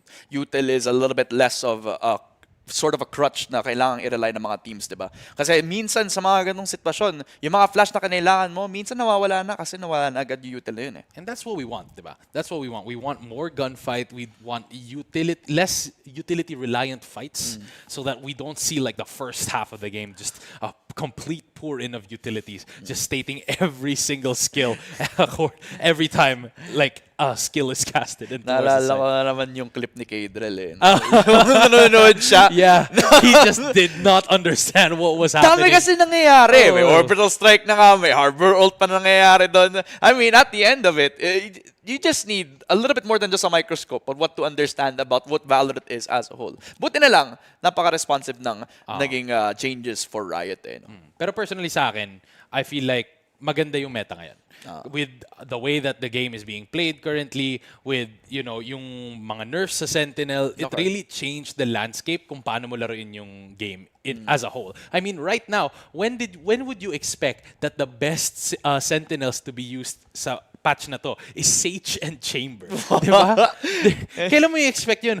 Kailan mo in-expect na maglalaro ka ng isang map and someone picks Cypher over, someone picks Sage over Cypher? Hey, remember the last time when Defo was a world champion? Yeah. It was when Chamber was meta. Oh, yeah, Imagine that's that, true. man. I mean, come on. Come probably on. on the Chamber Well, I right mean, now. he wasn't a world champion. More like he was a winner for Berlin. Yeah, he was a Masters holder, trophy, Berlin. trophy Okay. holder. But that's me being a Nats fanboy. And I'm not talking about like the Indonesian Nats. Yeah. I'm talking about like the Nats. Yeah. The Nats from Liquid. the Nats from Europe. Yeah. Yeah. Yun yung favorite ng Nats eh. Sino favorite player mo? Favorite player ko, syempre, yung naglalaro dyan right now. Sino? Si Monyet. Ako kasi makapinoy ako si Hatsos kasi paborito ko eh. Paborito mo si Hot. Shoutout nga pala sa tropa ko si Oo, Hatsos. kasi favorite ko si Monyet. Kamukha ko daw kasi si Monyet. Ay, really? Oo. Oh. Di ba parehas kami Pogi? Yeah. Yeah, oo, nakikita ko naman. Ano ba? Nakikita ko naman. Nakikita mo. Yeah, I mean, Dapat makita mo. I can see it. You can see it. You have the aim of money. I have the aim of Monyet. Yeah, Yeah. sa CR. Ano ba yan? But going back to the game, so far, Dream Chaser, they've been putting up a fight. Hindi naman to yung clean up that most people would be expecting. Yeah. Especially ikaw kasi yun yung predict mo. Woy, hindi ko na sinasabing alam kong isi-steamroll nila. Personally, for me, Dream Chasers does have what it takes. I feel like right as soon as we get off of this tech, we're going to be seeing more of what they're able to do in this fight, considering that, they have been showing signs of life and the calling was just impeccable. I mean, they knew what to expect. They knew exactly that the rotation wasn't going to land in A. It was going to B. And they didn't overreact to whatever, RRQ was putting down. Okay. So kung napapansin nyo guys, wala pa tayo sa game. We're in a bit of a tech pause. So medyo konting tiis lang. I think this is the perfect time din para kunin yung pagkain nyo. Yeah. Maghanda na kayo ng merienda. Magsaing na kayo, baka makalimutan nyo. It's 5:25 Labas nyo na p.m. yung karne, baka magalit yung nanay nyo. Tama, Diba? diba? Minsan nakakalimutan ko din Minsan eh. nakakalimutan yun, tapos papagalitan ka. Kaya nga eh, hindi ko nakasalanan yun kasi hindi niya kasi tinanggal mismo eh.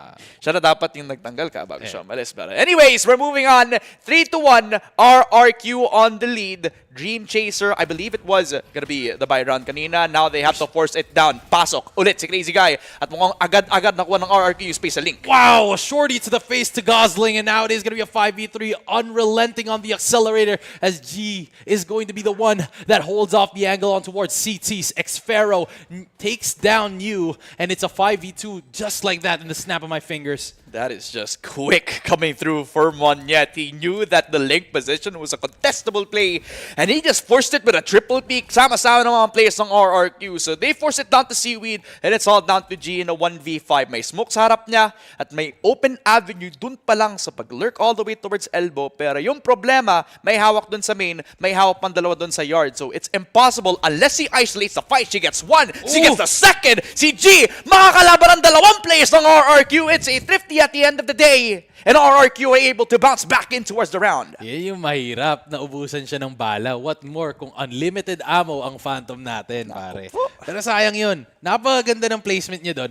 She was able to find 2 kills right before switching to the classic, and that's ultimately what led her to her finish in that round. But then again, you have to applaud RRQ with the way that they just exploded in towards the link side. A shorty kill being found there by Monyet against the core sentinel that was locking down a site, and that just gave them more opportunities in this fight. He's just so annoying kapag ka nasa neon siya, tapos he kind of counts as another flash for the team kapag ka ang hilig niyang mag-jump peek, ang hilig niyang i-outmove yung kalaban niya. I mean, nagugulat na lang si Seaweed, especially when he tried to approach that link position. He didn't do it with the classic neon push where it's gonna be a slide in with the concuss of all things. He actually did it with a jump peek, then a slide over to another point of cover, which actually just caught her a little two ways kasi may dalawa na push other than Monyet to begin with. So literally, she had 3 things at the same time to watch out for. And I want to highlight, no, yung pagkasabi mo na makulit si Monyet.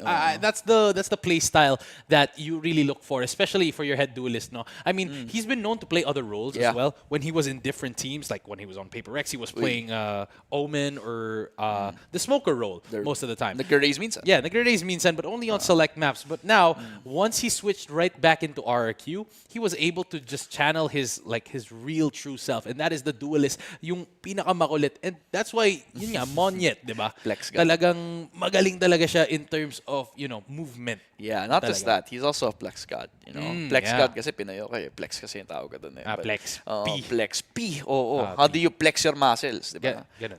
Ganun, diba? Tama. Pero alam mo yun, parang gusto ko yung narrative na yun eh. Kasi for the longest time, I've kind of known Monyet to be a stable sort of player. Hindi siya yung masabi nating stats player na laging top 1 kasi may Jemkin na para doon eh. Tapos may Forsaken siya laging kalaban para doon. Pero si Monyet kasi yung hinahanap nating stability na kay Monyet talaga. Kasi he can play the roles that you kind of want to fill into a team, and that makes it easier for you to kind of integrate the system that you want as crazy guy on the IGL. So literally, anybody wants a Monyet on their team. Yeah. He's stable, pero makulit siya in the server. Like the movement, I mean, we've seen him play Waylay. This guy is playing Raze. This guy is playing Neon. Dude, he actually just told Jemkin to stop playing duelist. Ako na lang, pre. Ako na lang. Diba? At this point, I mean, Jemkin was trying to force that operator from that last round, and now moving on to this fight, it's very, very difficult to go into this. But at the moment, it's very difficult to see that we have a tech pause at the moment. So, ayun nga. But talking about both of these teams so far, the score is 4-1. I mean, there were signs of life being shown there by Dream Chasers, no? Pero at this moment, it's just, it's really difficult to see who comes out on top. I mean, honestly, it's already looking like a favored match for RQ. But of course, given the tech pause, we are going to be going into a quick little break. Make sure to stick around, everyone. We'll be back real soon in just a bit.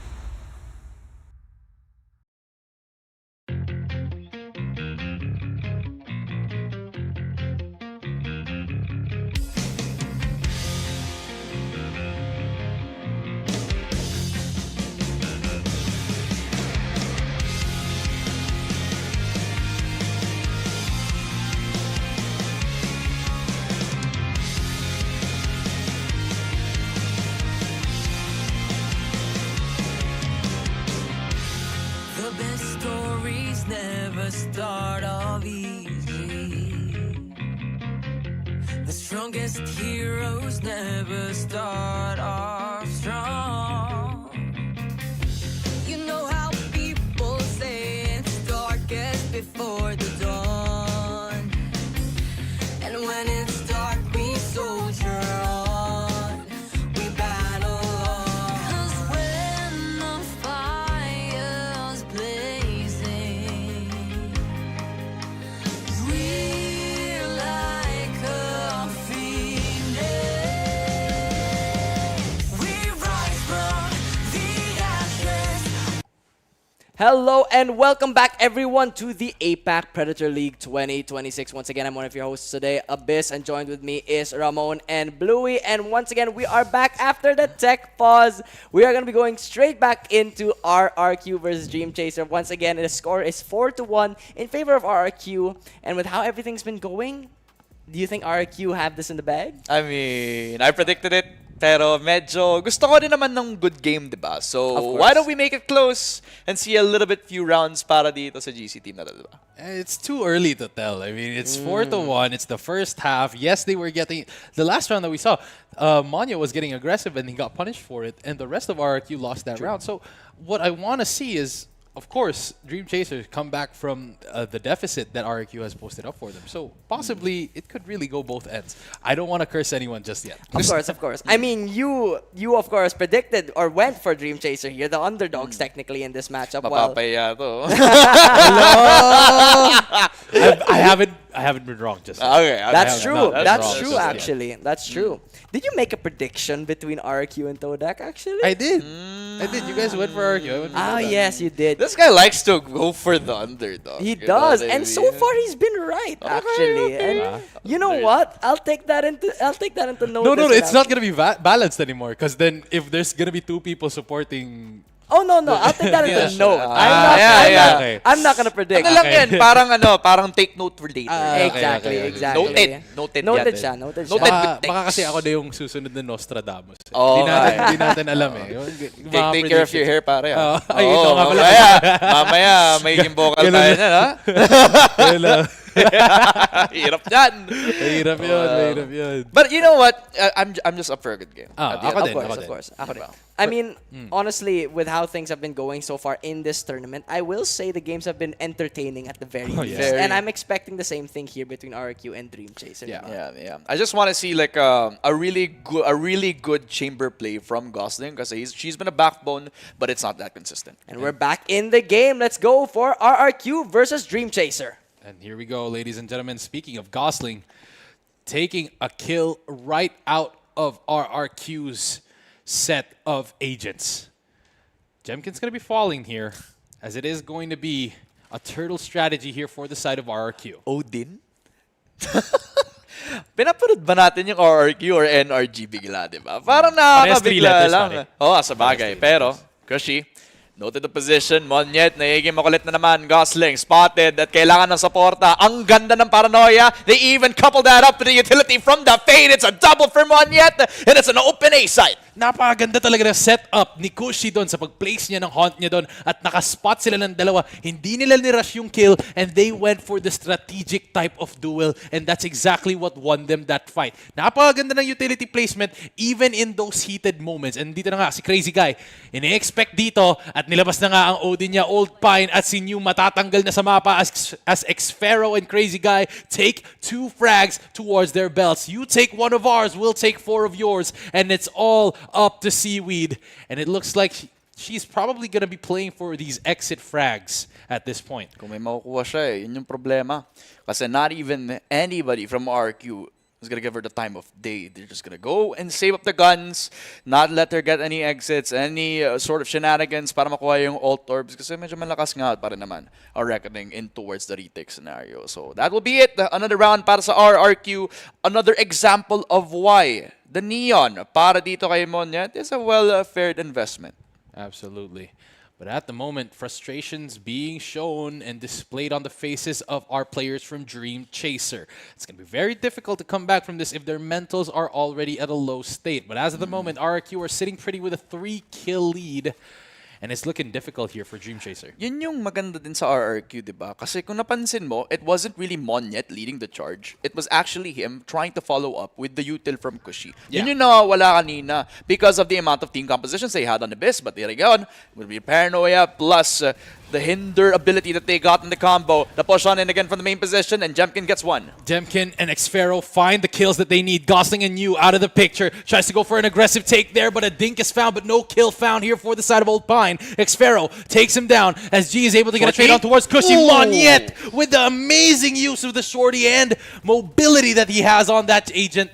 Jemkin gonna get the plant, and Monyet to secure the final kill. Seaweed out of the picture. And another round of the belts here for RRQ. They had a good idea. I mean, that was the only time that I saw na may aggressive attempt sila na hindi na-expect ng RRQ. The follow-up just wasn't there. The Paranoia comboed in towards the hinder na walang nag-follow up in towards that utility. They just let them get yung B main extremity. And it was just another display of good patience from RRQ papunta doon sa may B site. It was an uncontested push because the utility was not enough. Now, seeing as how they've been playing, I mean, RRQ should not change anything at this point, but at the moment, Seaweed is going to be the one to be holding A main here.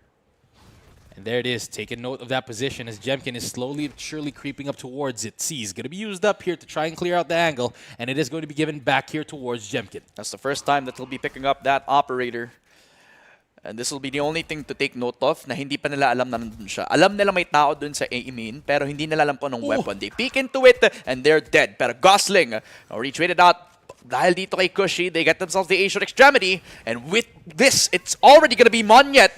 Already building up that overdrive. Gets one, papunta kay Seaweed. Seaweed not going to be able to find the transfer of the crosshair, and now they have taken note of the position of the fade in this corner. Kushi going to get the plant here, and it looks like they're not going to be biting off anymore that they can chew as they leave G in her place. But as of the moment, Jemkin going to be able to take down Yu here on towards mid, gets another kill on the trade, and now it's all up to Old Pine. Gonna get held here by the rest of the RRQ squad as a swing is found, and Jemkin is there to pull the trigger to kill the final opponent from Dream Chaser. The King of Kings, as we call RRQ in their native language. Talagang it is a dominating display sa pagpasok nila dun sa may A, getting themselves the kills papunta dito sa kanilang naging crossfire attempt, diba? They had one in pocket, they had one on the cubby position that didn't really require any sort of legwork para dito kay Jemkin para ma-counteract, diba? They just used the same A-link position that they did para lang mapatay yung isang nasa yard at para na din ma-enable yung naging push nila on A main. It's just good fundamentals for RRQ, which honestly just results in Dream Chaser just fumbling at the last second. Pero tuloy-tuloy pa rin ang laban, mga kaibigan. Monyet tumatakbo na po dito, naghahanap ng paraan. Spray down is good. Stun to cancel out any sort of trade, but it looks like there's nobody coming from the A site. And now that's all for the taking. Nakuha na nila at may paplanta na po ang spike dito sa A site. Mas free pa sa free. Nakuha yung A, nakuha din yung push from Monyet. He could use this momentum para ma-push yung kahit doon sa City as well as doon sa Link. This is a very different comp from what we're used to seeing on towards it, but it looks like it is going to be paying off as a blind is going to be hitting here towards Monyet. Kushi, however, able to find the wide swing. Crazy guy with the mow down on the Odin, and it's all up to Seaweed, but what can you do? As Monyet on a heater to close things out, get another round for RRQ. And they're looking unstoppable, Chris. Sinusumpaan nila yung pangalan ni Brock ngayon, pre. I mean, the man who has made the Odin legendary on this map.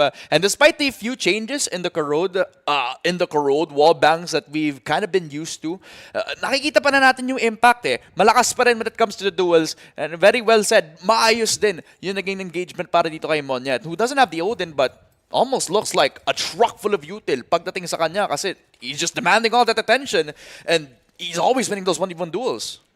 Absolutely, but at the moment it looks like they are just switching over from site to site. From the shadows, going to be used up. Ultimate of the Harbor going to be used here to try and blind any sort of utility. Huh? There it is. Crazy guy How'd he gets get there? from the shadows, takes down the counterpart. Teleport is good. Crazy guy takes note of Seaweed's position, but there it is. A push from both ends. Going to be forced to take and turtle in towards the smoke, but Crazy guy gets the mow down on Seaweed. Coming from behind, orchestrating it like a puppet master. Xfero. Sphero with a kill here on towards mid. Gonna get some shots to connect here on towards G, but it is gonna be Old Pine to get a trade. And now it's a 4v2. Crazy guy for a reason, right? I mean, sobrang random. Gumamit ng from the shadows. It wasn't even at the expense of any sort of fade util. Ginamit lang niya, very dry, but he was able to catch up the rotation. And very well said, even got himself to push on towards heaven. Now it becomes the kills for Jemkin. He dominates in towards a double kill. Not letting anybody from the defending side even step foot inside that B side. Absolutely, man. But at the moment, RRQ is looking golden with the golden path that they have set themselves on towards this first half. 8-1 is the score line with only 3 rounds left. Dream Chasers need 2 more rounds to activate the curse, 3 more if they want to keep themselves alive here. The dream further and further away from reality ngayon, pare. Hirap eh. With a team that is so good on fundamentals like these, where they rarely kind of come off with losing fights, eh, no? Parang, it's almost like they're able to kind of get themselves the advantage just because they're able to play good Valor. But now, Crazy Guy, spray onto the 2 players, opens up that link position, even getting Seaweed. It's almost like Dream Chasers are looking for an advantage, but every single time they put their hand in the barrel, it gets snuffed out by any player from RRQ. Dropping like flies for Dream Chasers. No adjustment found on the Sheriff. A 3K found by Crazy Guy once again. And this guy's giving them the Brock special with the Odin just being used to mow down any single target in his sights. Shout out, man. I mean, Shout out to Brock, bro. shout out to Brock, MVP from Champions. And looking like champions, honestly, from what we've been seeing from RRQ ngayon. Almost like championship mentality from the descent that they've had from that Abyss game. It's a complete night and day performance. A lot more confidence from Monyet. A little bit more consistency from Jemkin that we've been looking for. And somewhat of a different IGL approach now for Crazy Guy. He's now trying to challenge a lot of these aggressive pushes. But there it is. Relay Bolt gonna be used up. Spray down gonna be good here for Monyet. Expects the unexpected as New does not get the safety. 5-3 now is the standing of players in this round. Looking to take a lot of control, but coming from behind, Seaweed looking for a kill. Unexpected in the position that he can be in, she can be in. But there it is, Xfero out of the picture. Seaweed coming out on top. Monya trying to put a stop to the bleeding. Already too far ahead, and it's all up to Jemkin and Monyet. They don't have the spike, and Jemkin was lurking all the way towards A main, so that becomes even more difficult, but Monyet's able to at least stave off a little bit of the bleeding, kills off Old Pine. That's a 3K. 2v2 na tayo ngayon, and even gets the spike calmed down. So with an open A site just like this, Monyet single-handedly able to stabilize what could have been a lost RRQ round into a 2v2. There it is. Fairly difficult here on the position of your boys at RRQ, but then again, they put a stop to the bleeding and stabilize the round. They don't have a trap for the flank position, so Seaweed could just get free space. Absolutely, but expecting this, Monyet's already positioned on towards that elbow side. Smokes are going to be put down here, as it is going to be the shot to connect here for both utilities. They know exactly where Jemkin is placed here, as it is going to be Monyet to spot out Seaweed. 4K found. Ace. G going to be able to take down Jemkin in a 1v1 situation. Slide on the ready, and Monyet secures the ace to secure the round. Puts it upon himself to lead the team to victory, and to lead he did. Ano ba? Jemkin on Duelist, that's already 2025. Si Monyet naman, solo Duelist, syempre yan na ang in para sa RRQ. A 16-kill Monyet enabled by so much utility and a lot of confidence backed up as well. This is a different version from what we have seen from Abyss. Ang hinahanap nating confident na Monyet na nag-pop off ngayon sa roadmap. 10-1 in the first half. This is a performance only to be seen by Legends and to be produced by Legends. And now we are seeing this game unfold with RRQ creeping in towards that match point position already in the first half. But at the moment, looks like they're tightening their defenses here for the side of Dream Chaser, looking for any angle that they can win. I mean, they found some sort of breathing room in that last round, but at this moment, that is going to be a fail-safe to be used. Paranoia, and the push coming in from Jemkin. Crazy Guy gets the second. Jemkin just completely shattering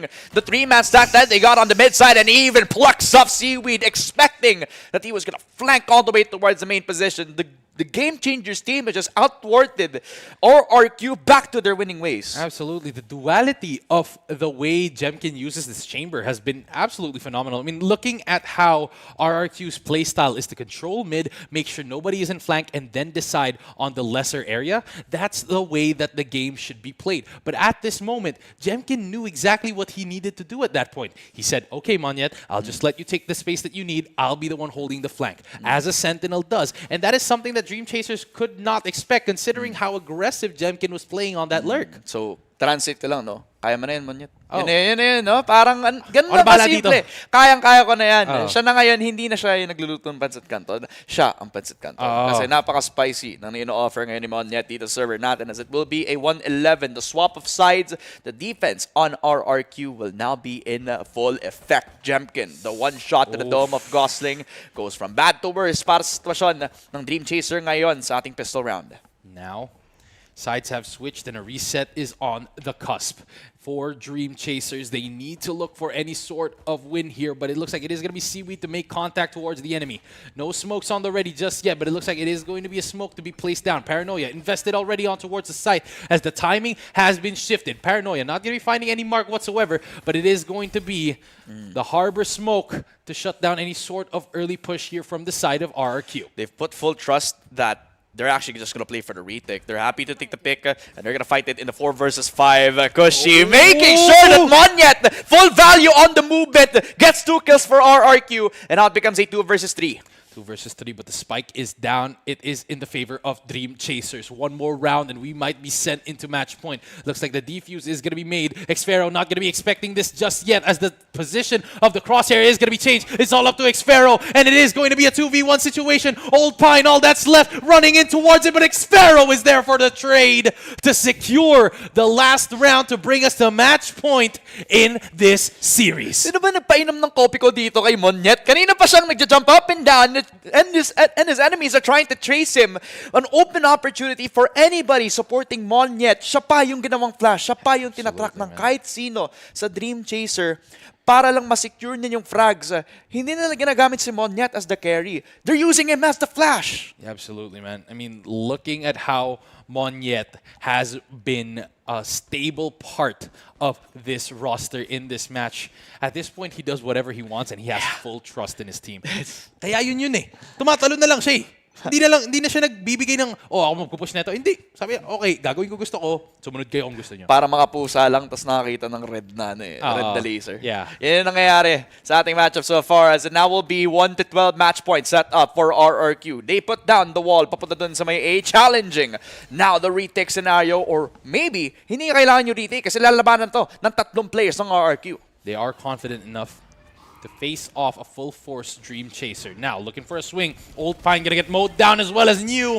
And it's looking very bleak for Dream Chasers, as RRQ are going to be winning out this fight with Crazy Guy taking down Z as the final kill and ends it with a flawless round. A flawless result in towards the last round, which honestly is almost what you could have expected dito sa RRQ ngayon. Back to their winning ways, now in full form, finally full swinging into what could be their first win and could be the start of something beautiful. Absolutely, man. I mean, a good game played there by RRQ. Just an absolute mowdown of competition being shown over there. Okay, no? Yep. I mean, overall, that was definitely one of the fastest games, if not the fastest game so far in this tournament, you know, at least broadcasted. What a way for RRQ to bounce back from that Abyss map straight here onto Corrode to absolutely annihilate Dream Chaser there. And with that, they are 1-1. They are still in the running to potentially make it out of the group stage. Yeah, man. I mean, seeing as how both of these teams performed today, I mean, we did see signs that Dream Chaser was able to like get their footing and even got around there convincingly against RRQ. And with that clutch with Seaweed coming from behind, that was something that we needed needed to see more in Yeah. order to at least get on level with what RRQ was putting down in this match. I mean, to be fair naman, ginagawa naman nila yun pakatapos nung naging push ni Seaweed. It's just that by the time that they did, the RRQ kind of expected that na eh. Tinitingnan na nila yung flank, tinitingnan na nila yung mga tao nagpo-push dun sa mid. They kind of expected the game plan now, which honestly just run dry over to the side of Dream Chaser. Talagang sa lahat ng pwede nilang ilabas na bag ngayon, it's almost like na-expect na agad ng RRQ ang lahat ng yon. It already crumbled a lot of momentum on their side nung nakakapasok si Monyet dun sa short. And honestly, from the B execution, napaka-solido lang ng mga executes na ginagawa lang ni Monyet na nagpo-force lang lagi ng mga fights doon sa mga elbow positions natin, sa mga mid-control natin na nakikita dito. We talked about lightning in a bottle being caught if you were able to catch Zeus, but Monyet seems to be the person that really, you know, can't be caught. Even if you were someone that could catch lightning in a bottle, with the way that he performed on this Neon, it feels like like home when he's on that agent. Lightning in the bottle. Shoutout nga pala kay Kidlat.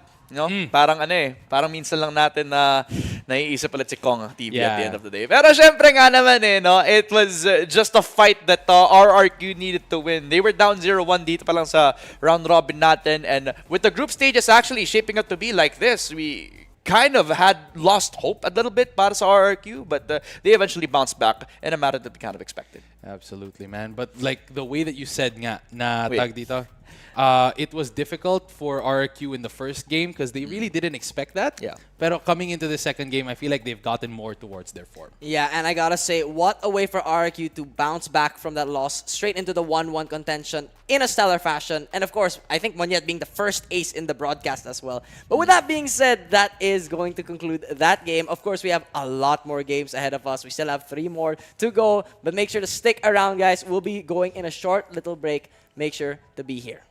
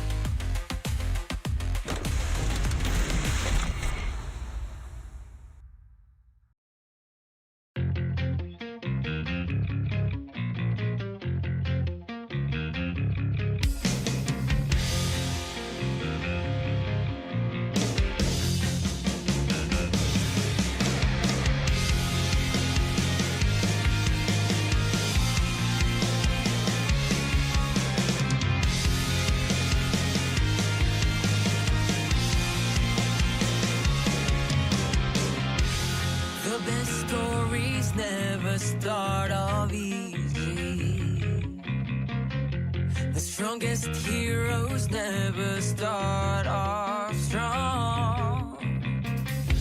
You know how people say it's darkest before the dawn. And when it's dark, we soldier on. We battle on. 'Cause when the fire's blazing, we're like a phoenix. We rise from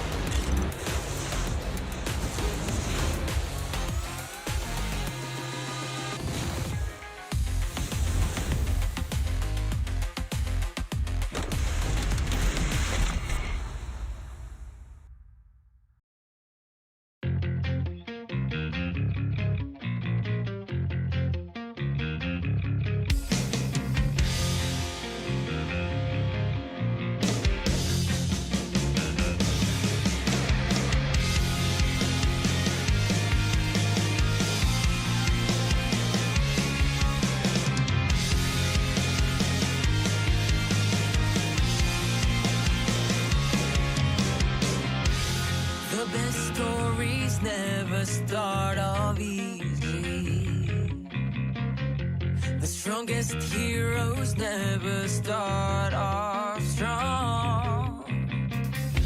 You know how people say it's darkest before the dawn. And when it's dark, we soldier on. We battle on. 'Cause when the fire's blazing, we're like a phoenix. We rise from the ashes. We stand proud.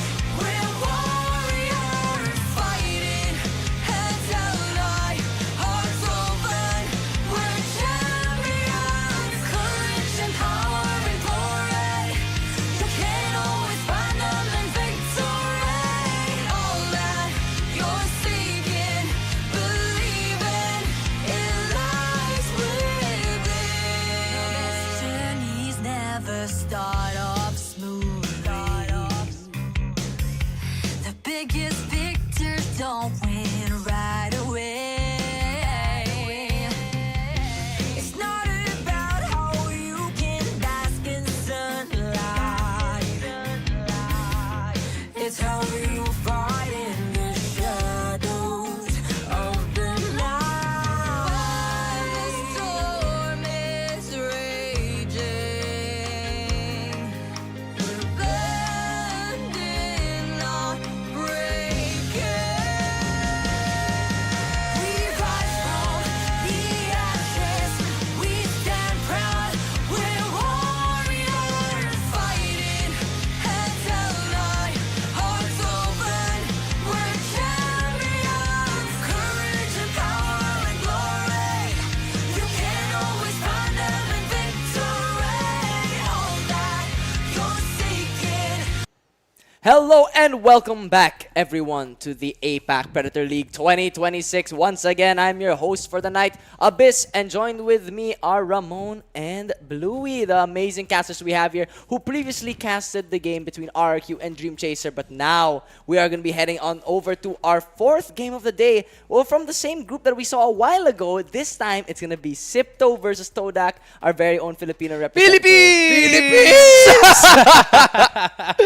Yeah, man. I'm so excited to see what is in store for this game. I mean, both of them are coming up from wins. So it really boils down to who has the better momentum. I mean, looking at how Todak was playing kanina against yung mga tao natin sa RRQ, I mean, come on.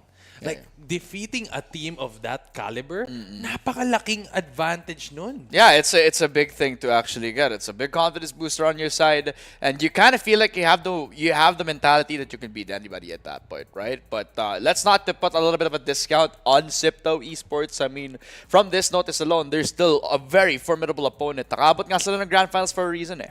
And looking at this, by the way, speaking of opponents, I think Boom Esports is going to be a very outstanding opponent here in this tournament. Going 2-0 already in Group B, already beating out GG Easy, and already somewhat solidified their standing here, potentially moving into the semis with that. And of course, we already saw Group C. We already saw RQ versus Dream Chasers. And of course, with Dream Chaser losing against RQ, that does mean they are out of contention. But of course, it's going to be Sipto versus Todak. I wonder who will be taking that 2-0. Oh, that's going to be very, very difficult to talk about right now. And none of us wants to jinx it at all. Yeah, Okay, no, kanina no, pa no. tayo eh. Kanina pa No, tayo, no, man. no. Tama na.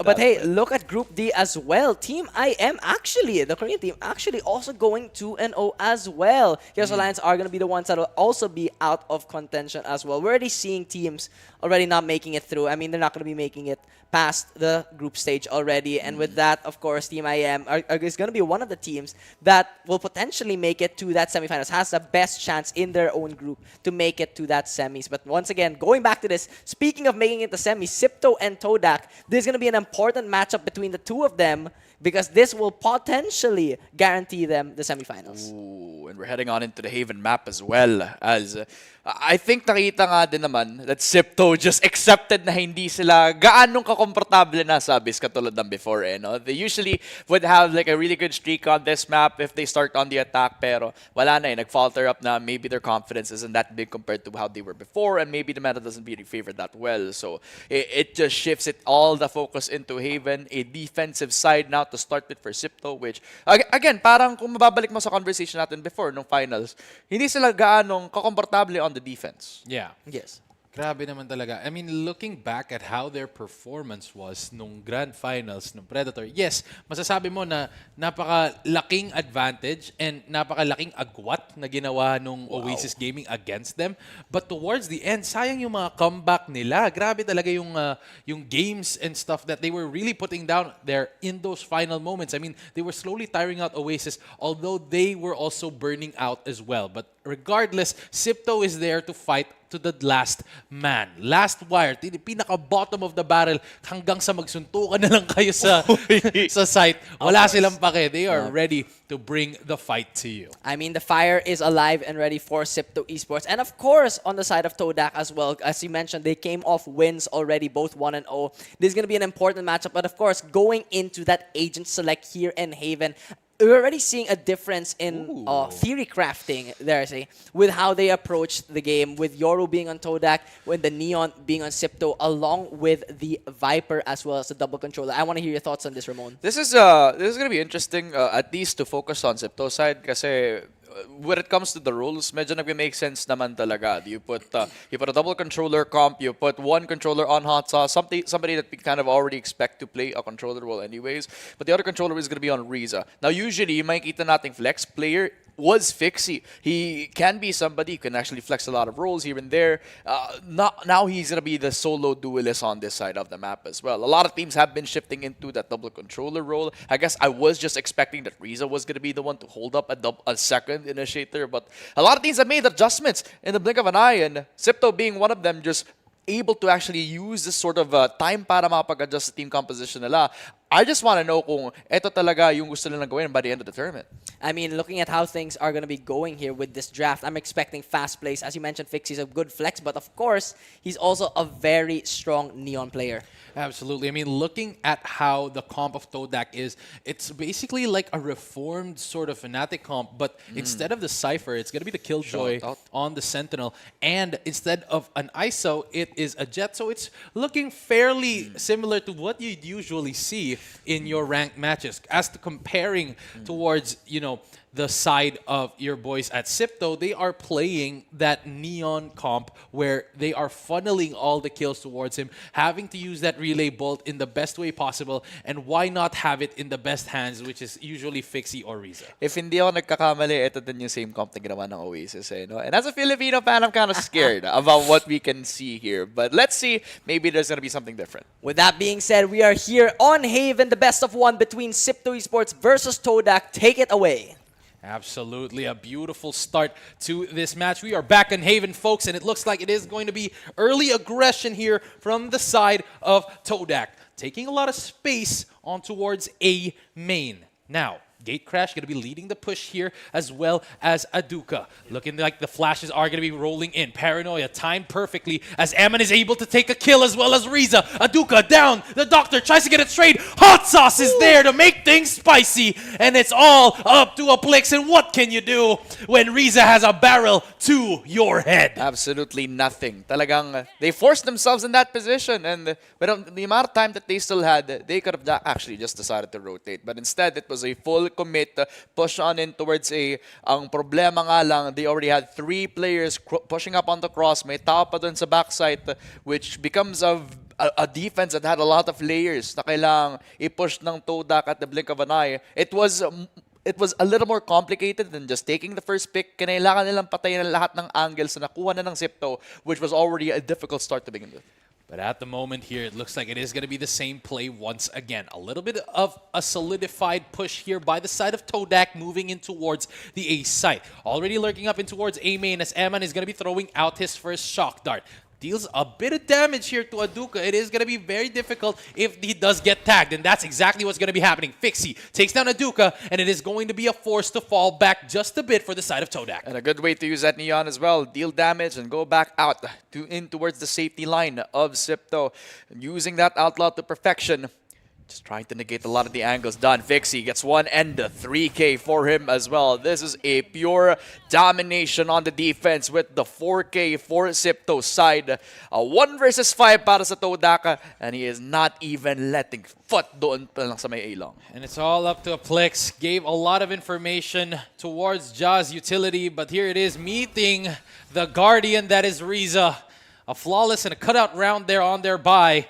Smiles across the board here for Sipto as they know exactly how to play against a comp like this. Alam mo, eto ha. Just as a storyteller lang, if you remember the days of old, Hot Sauce was in the grand final of the APAC Predator League in Malaysia. And it was a very, very close contest from him. Sobrang close doon sa split game kung saan ang dami niya mga clutches pero it wasn't enough. It all came down to just one bad default and he would have had the championship. Now it is redemption para sa kanya as well as for Eman. I mean, these two players have been in the grit and grind sa buong naging journey nila, and now they're at least at the starting line. On opposite ends of the map, although it's a bonus, it is going to be Sipto aggressing. But then again, on the other end of the map, Todak already made their way on towards the site. Shots going to be connecting here for Ja. The Doctor takes down Riza, and that is one less agent to worry about on the side of Sipto. Trying to make things scrappy here, pushing it towards CT. Oh! Gets a 3K, gets a fourth, and he shows the Filipino pride with Fixie shutting things down,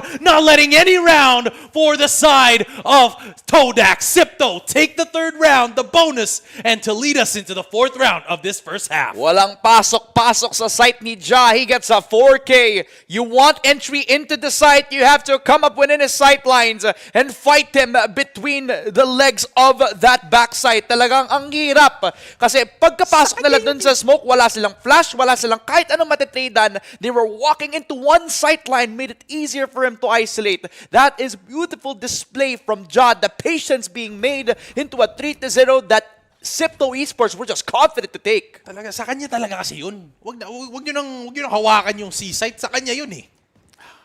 Ja. Nakalagay na sa pangalan niya. Oh, as in, nakalagay na dyan, oh. Ja. Diba? Mas maanga siguro kung nasa A yun para may A sa pangalan tapos Ja, diba? May letter J lang. But ito na nga. Sayu takes down Ja almost immediately, already creeped up on towards the side as Hot Sauce puts a stop to the bleeding and returns the favor. This is not what the Doctor ordered, folks, but there it is. The Doctor trying to mend the wounds that was placed by Hot Sauce. Eman gets a trade on towards a Plix, and now it's a 2v1. Yeah. All that's left, the Doctor needs to find a way to clutch this situation. I mean, the win condition is already right in front of him, an ult orb that can actually take within his hands and no info given to any sort of players on Sipto to where he's going to be coming from. And he also has the spike, so maybe a kill onto the C-Long player, maybe even kill off Eman while the rotating player is coming up from the flank. I mean, there's a lot of possibilities the Doctor can actually approach with this. He spots Eman, but can he win the fight? Absolutely, but very, very delayed here on the position of Fixie as Eman is able to throw out the Recon Bolt. 56 seconds on that cooldown, and he's not getting any more of those lifelines soon enough. Shock Dart going to be thrown out here as he is looking to creep up on towards it. The Doctor looking to get a plant down, and it looks like he does. Looks for a swing on towards CT. Eman gets spotted, falls backwards, and he is just waiting on Fixie's position, tries to get a shot to connect, doesn't find one, doesn't find the other, has to be forced to reload. Relay Bolt on the ready, and now the Doctor looking to swing. Relay Bolt not gonna connect, looks for a wide swing, gets a spray down, but not good enough. As Fixie fixes up the shot and screams at the competition. Grabe yun! Alam mo, sa sobrang aggressive na ginawa niya doon with the jumping shot on that outlaw, he is an honorary Pinoy. He is that aggressive, and with the patience also displayed, he didn't even need to use any of the fuel that he has from the sprint. Talagang ginamit niya yung time na meron siya kasi wala siyang info on where the Doctor is exactly. He know that he's in C, but he doesn't know if he's on backside. He doesn't know kung napag-push na sa garage. He needed to take his time. Baka kasi ma-isolate din yung gunfights. He had no information on those last two. The only guy that he knew was Eman, but he quickly just rotates around the garage position, not only buying him time, but also causing a lot of problems for Todak in that round. Looks for a swing here, as it is going to be Fixie trying to get a shot to connect with an operator. Not going to be enough, though. as they have already repositioned their way back on towards site. It's looking like a 3v4 here as the shots are going to be connecting here for Hot Sauce. The Doctor is out, folks. No healing whatsoever. No mending up any sort of strategy here for the side of Todak if things go south. And no smokes as well, so mas lalo mahirapan sila on that A site execute. No smoke on Heaven will mean that they will all rely on that backside position. The flank is already placed. Eman takes note of this as he Blix! disengages from A the Blix! angle. A Blix coming from behind. Not going to be expecting this as Hot Sauce gets taken down. Sayu with another angle to take down Eman. And now it's a 2v4. Very difficult as the Hunter's Fury is out and about and ready for the side of Todak. I mean, the execute didn't work out, but they found the flank, and it also was the perfect timing for them to destroy the backlines. So now it's all on Riza. They got the entry on CT, but Valden has trained on the angle, and that's a 3K for Sayu to get a very, very decisive A-site execute that did not even come from the front line. It was all on the flank. It was very, very difficult for your boys here at Sipto to really try and predict that. I mean, Eman had to check 2 different angles. That's the thing. He had to wait for the guys to move in towards from long, and then he also had to take note of the flank. Although, the timing of Aplix there was very, very delayed, so it would be understandable why he missed out on that. But then again, Todak's way of creeping up towards where they want to be is simply the only way that they're finding these rounds for Sipto. Di na kailangan na mabilisan no? Which isn't the game plan for Sipto right now. They just want to go gung-ho to push on in from Fixie, but that will be another shot from Valdin. That's 2 for Todak, but Hunter's Fury to try to check them all out. Shot's going to be connecting here as Riza is able to spot out Valdin. Aduka, however, takes down Eman. Riza is there for the trade on towards Sayu, and they have the bomb on their side. The Doctor able to take down Ja, and now it's a Riza 1v1 situation. Riza takes down Aduka, and now it's a 1v1. Both on low HP. You have no idea where the Doctor is. He's been hunting for these lurks for the longest time. And Riza has no idea. He thinks that he's coming on from long, but doesn't know that he's already on way towards a short position. He has a good idea on how to handle this situation. Smokes are going to be coming out, and it looks like he is checking every single angle he can as Riza is already positioned on towards the site. The Doctor doesn't expect Spots this, him. but they spot both pixels. Shot for Riza as a 4K is secured. Non-stop on the barrel as they both stand up to celebrate that win. That is just pure aggression coming out for Riza. The clutch master for Sipto at talagang yun ang kanailangan. Just to remind everybody what the capabilities are for the young guns on Sipto. Riza from the grand finals sa Philippines. Talagang clutch after clutch, play after play. He was held upon in the highest demand para sa Sipto roster. At ngayon dinidisplay niya sa internationals, pare. Absolutely. But at the moment, it's looking difficult for Todak. I mean, they came off from that win, and now Sipto snatches it straight back from them. Now the scales, I would say, in terms of momentum, are both on equal footing from that very first round that we've seen. But at the moment, Drone's going to be coming out here from A long. Shot's going to be connecting here for the Doctor as Ammon's not going to be able to find his counterpart IGL. Now, 5v4 as they're flowing in towards A long. Smokes are going to be coming out here for Hot Sauce. Dash going to be thrown in. Looks for a shot to connect. Finds one. Can't find a second. Sayu and Aduka make things possible as it is going to be a 2v4. A standard execute. They needed to win the 1v1 duels. They did. And even though they got the trade-off, it just wasn't enough. Ja able to counteract Aduka, but the Doctor was quicker on the trigger. 1v3 na para kay Fixie at mukhang nahanap pa nga siya ni Aplix all the way towards that garage spot. He does spot out on one to start things off in a 1v3. And it becomes an open opportunity for the Doctor and Sayu to claim additional space dun sa CT. He's going all the way. He's running out of time too. I mean, clock is ticking down, ladies and gentlemen, as this is looking to be possible. I mean, we can see there's only 70 HP for Sayu and the Doctor as well. This could be very well possible, but then again, Sayu might be playing for that Hunter's Fury. But that's also something that they want to get rid of if they want to continue their streak. Fixie, already on the bomb, tries to look for a way to look for this defuse. Looking to stick, gets it down. It looks like the Hunter's Fury is going to get triggered, and that's exactly what he wanted out of that fight. And there it is, folks. He's not going to be able to get out just yet, but the use of that Hunter's Fury is going to be very, very useful for them in the coming rounds. Well, To be honest, making the most out of the losses that they've had. You already mentioned it, right? I mean, the one pivotal ulti that they could have used pagdating doon sa may post-plants natin, pagdating doon sa mga executes, a Hunter's Fury from a Sova that's very reliable on the side of Todak would have actually made things a little bit more difficult on the positioning side. Pero dahil wala na yun, that's going to be impossible for them para makapag-follow up with kills, not even think about any sort of plant attempts na pwedeng ma-disrupt ng kahit anong ultis coming from the side of Todak. This is a Sipto roster that's already thinking about Plan A, Plan B, and Plan C at mukhang it's going to be an aggressive push all the way towards the A side for them. Mukhang delikado na to for the side of Todak if they do decide to not check this angle. May smoke Already pa. pushed up on towards A main as they have taken a lot of space. Smoke's going to be going down, but do they expect the majority of the forces of Sipto in this angle? I mean, it's an eco for them and a pistol coming out for the majority of players from Sipto. Kung papasok nga dun yung Todak, it's a short-range angle that they have advantage of. But a good thing, they get to pick on Riza. What will they expect? A four-man peek. It's a Blix with one and a second. Hot Sauce able to bounce back on with one and another for Jolly involvement. He doesn't even check it! He does not check his corners! Ano nangyayari dito?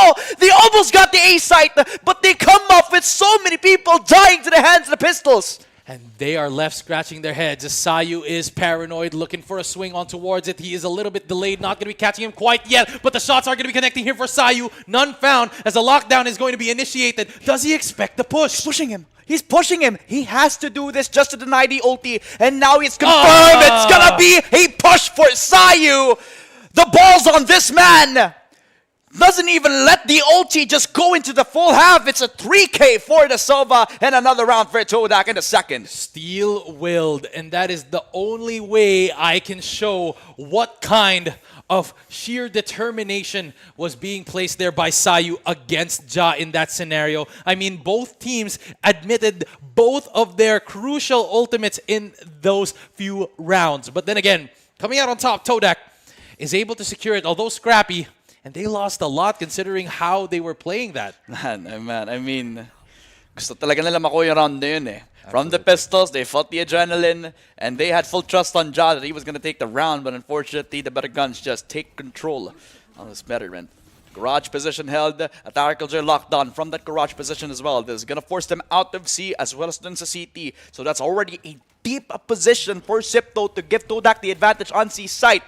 The problem is though, they're fighting up against a 5-man retake of Sipto that they're usually good at. Absolutely, but right now, lockdown has been initiated. Both teams are down, both Killjoy ultimates. Information already being gathered here as a paranoia is going to be coming out. Just gonna spray down, but Riza gets a kill on towards Aduka. Now, it is going to be a 4v4. A Blix gonna get caught out here as he is forced to fall back. But then again, Riza spots out the straggler. And now there it is, the Doctor putting the bleeding towards the side of Sipto. Flowing in towards the side. Hot Sauce and Jal take the frags of their own. 2v1 situation. And it's all up to Zidokta to clutch this up. Now, the smoke gonna be starting out any sort of shots to connect with the Doctor as Hot Sauce is down, but there it is.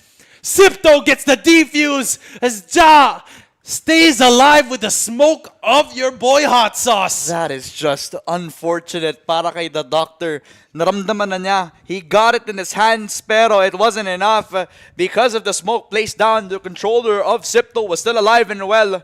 And he was also covered up by the box on default as well. Kaya mas lalong nahirapan pa para umikot mismo sa mismong utility as well as doon sa default itself. He needed a lot more time. Consider the fact na baka nag-iisa lang doon si Hot Sauce, baka nagsistick man ng defense yung isa or baka maswing pa nga siya. So many possibilities. So much anxiety into the hands of the IGL that the pressure just got to him in the blink of an eye. Shock Dart's going to be coming out here as a recon bolt is thrown in as well. He's pushing with a judge. He's trying to push in with a judge here on towards the outside of Garage. Nano Swarm going to get thrown out to try and get them out of that position as the Doctor is able to take down Riza, but Jai is there for the trade. Valdine, however, is able to get another for his side, and now it is going to be a 4v3. They do the Ja though, so that's already a lot of damage done onto the defenses. They leave a Duka on backside. They have all their focus eyes set on the flank as well. So the Doctor is already going to take care of that problem. Fixie just slides in on that backside, completely dismantling the defense of the Spike. Emma with another. It's a 3v2 and Todak. They're falling down like flies. It's an overdrive for Fixie. A 3K for him.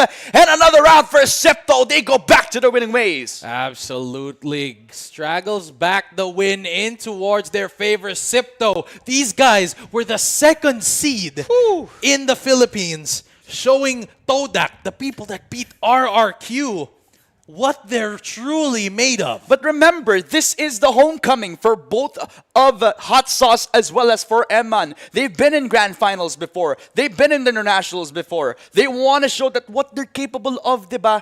And proving that they can go back to back from last year to this year na kayang-kaya pa nilang ipakita na malakas pa rin ang Pinoy.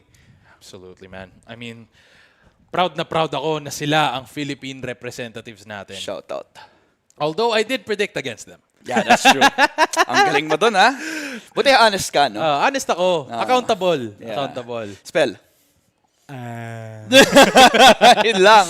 Mahirap. Kaya nga, kaya caster tayo, hindi tayo spelling. Kaya hindi tayo nasa spelling bee. Oo nga eh. Hindi sana kinakast natin spelling bee. Nakakamiss yung mga spelling bee tuloy. Nakakamiss yung spelling Oo nga eh. So maglaro tayo spelling bee. ngayon. Spell mo Predator. Predator, Predator. Pwede ding GOAT. Oh, diba? Sino yung GOAT? Ikaw. Hindi, dapat ikaw eh. RAMONE. Ang galing ko Ayun talaga. naman! Ang galing mo! Grabe! Galing mo talaga, school. Pero coming out from that timeout, folks, Sipto is on a very, very comfortable lead against Todak. 4 rounds. And coming off of this timeout, Todak needs to look for an opening if they do decide to win out a fight. But as of the moment, Fixie is going to be looking for an early frag. Outlaw in hand, going to be forced to fall back. Oh, that's a good molly, though. That counteracted what could have been an aggressive push for Valden, so that kind of staves off a few seconds for him to punish them. Good thing, they already got themselves full control of short, and that surprises both Valden as well as the Doctor. Every single player of Todak just fumbles as Plix is the last guy, but he only has a sheriff to work with. And he might be the sheriff of this town, but not this county, as Sipto is looking to close in towards your boy Aplix. Trying to spot out any sort of information at this point. They're not leaving anything to chance, as the sheriff is going to be in the hands of Aplix. No gun found! And the timing is just impeccable from Hot Sauce. Timed it perfectly to when he was picking up the gun. Grabe, naramdaman niya yung langhap ng biryani sa buong naging peak niya dito. Yeah. Just fully expecting that he wanted an upgrade at the exact possible timing on the peak as well. Literally, it could have been at any given second where he could have actually peeked on down, ready for a peek as well. Since naka-sheriff siya, he was actually very formidable in the fights, but in the end, it was a timing that he did not work out with into an 8-3. Last round before the swap, it already establishes Sipto's foundation on the comeback, or at least yung kanilang first half victory. But as of the moment, Riza's looking for an aggressive take on towards mid. They won't expect this. It looks like they do, but he fights too. Couldn't fight quite in the third. And there it is, Aduka. Spots out Riza, but Fixie puts a stop to the bleeding and secures the 2-man lead. And now, 2v4 is the situation of the game as we dissipate back into our original position. Ooh, Aplix, he just surprises Fixie. And what we thought was going to be a hero push becomes the villain in the story of Sipto when dominating this round. They got Garage. They can push on into the seaside since it is going to be a solo hold from Ja. A paranoia on his face, but good thing, nag-rotate na agad. See Hot Sauce on his position, so it now becomes a 2v2 on the seaside. A lot of time to rotate for the Sov as well. But now, Ja hugging close the backside. The Doctor is out of the picture, and it's all up to Aplix. We've seen this happen before. Will the ending be the same? Spots one, but Eman puts a stop to it. As 9-3 in the first half, Sipto has finally gotten the final round of this first half, although they do accept the curse is upon them. Hey, I'm not even saying anything, bro. Hindi ko na sinasabi. Kasi literally, it's on our faces. I was supposed to not say anything about it, pare. Now, just imagine, we go longer than just the 9-3, di ba? Now, we already know kung sino yung sino yung may reason kung bakit, kung paano nangyari to. Pero, you know, it does build a big, strong lead para sa Sipto, di ba? Kung natalo yung Sipto, kasalanan ko. Yun ba yun? Hindi naman. Pero hindi naman na-start. Ang sasabi ko, hindi ko naman sinart yung curse. Ako sinabi ko lang na possible. Possible. Hindi naman sinabi mangyayari. Okay, sige. Good save. Pero anyways, mga katropa, it's 9-3. Sipto, yet again, displaying why they're hungry to take back, or at least for Hot Sauce's case, to go back in towards grand final spots. Pero it now starts in that attacking round. We're on the other end of things. Todak has already pushed up so far in towards that A lobby position. They could actually catch at least one of them. Delikado tong posisyon para Delix, sa boss. Todak kasi hinaabangan sila ni Riza. Shots gonna be connecting and there it is. Valdin, nahulog na po dito sa bala ni Riza. Maghahanap pa ng isa pero may support din si Riza dito kay Ja. Now, looking for a swing as it is going to be a shot to connect for the Doctor. Riza out of the picture, but Ja gets a kill on towards the IGL. 4v3. No smokes left here for the side of Todak as Aduka takes down Ja, but Fixie is there with the trade. A Plix takes a shot on towards Hot Sauce. Now Fixie is able to get a trade in a 2v1 situation. Shot's going to be connecting. Shock dart's thrown out. Tries to get a shot to connect. Eman and Fixie on two different angles, and Sayu has to cover both as shock dart after shock dart, throw after throw, and blow after blow. Sipto take the win in the second half for the pistol. Bars already clutched upon because of how well they're able to hold the flanks. They had 3 people fighting them from the back lines. And if you can see, they were coming from C-Long, may dalawa pa dun sa may A-lobby, na agad-agad tinrabaho. Both Ja and Riza fighting off the player on A-lobby, plus the awareness from Hot Sauce as well, just finding the Doctor in that extremity on C-Long as well. Ito yung Sipto na ramdam yung intensity ng kung nasan sila ngayon. They want to be going back to the grand finals and they want to grant it to Hot Sauce themselves. Ito yung na-notice ko eh. With the way that Sipto plays, kung hindi sila mag-full aggress, laging may trade. Kahit yung flank may trade eh. And hindi din nawawala yung bigat ng ulo ng push nila. Kung papasok pa rin sila sa B-site na yun, 3 pa din sila. Yeah. Hindi ini-expect ng Todak na 2 yung nag-aabang sa flank. Kasi kung iisipin mo, nababawasan kasi yung mawawala kapag ka napatay yung isa. Yeah. Basta may mabilisang trade, di nawawala na agad yun. Na-counteract na, and it becomes a cancelled out victory. It will be the shot from Riza. And again, that outlaw buy, you put it on a duelist, you put it on a controller, it doesn't matter. One shot will make all the difference between if you get a kill or not. There it is. Valdin looking to suffer death from above here and put it on the side of Sipto as shots are going to be connecting here for Fixie. Not going to be able to find a shot as Sayu and Valdin are out of the picture. 5v2, and it's looking bleak here for the side of Todak. I mean, they were just jumping on the possibility of actually catching one, at least by surprise, but they were fully aware of that. Kaya syempre, for Todak, it's all a matter of what they can work through in the next round. Since I think the Doctor, mukhang ginagamit na lang niya yung extra na oras dito para pag-usapan ko yung gagawin into the next round. So I think that's pretty wise, considering the position that they are at. It is a double-edged blade. Wala na silang rounds na mabibigay pa. It will be an 11th round win for Sipto. But at the very least, it will save a little bit more time for Todak to come up with something into the next round. Maybe an open push in towards Garage, possibly a pick in towards the mid-window position. I think napapansin na din ng Sipto that Todak has been working at it aggressively pagdating doon sa mga extremities natin. So if they're able to find that counter, then Todak will at least build up a couple of rounds, but this round is not it. Absolutely. 11-3 is the scoreline at the moment, folks. As Sipto is showing dominance in this map. Looks like their training arc paid off from that last game they had last year in the grand final. Kaya nga eh. I mean, it was a heartbreaking victory for them. I had a chance to talk with Hot Sauce din on time na yun. It was a combination of both the nerves as well as the overall situation. It was stressful for them. Yeah. Nakaabot pa nga ng closing hours on the mall Oo nga eh. nung nakapanalo yung Oasis Gaming. And that just was a lot of fatigue to consider that they played a lot of games during that grand final. Ngayon, refresh na yung utak, alam na yung mindset. Alam na lang kaya nila makaabot ng grand final, pero dapat may pakita nila yun dito sa group stages pa lang.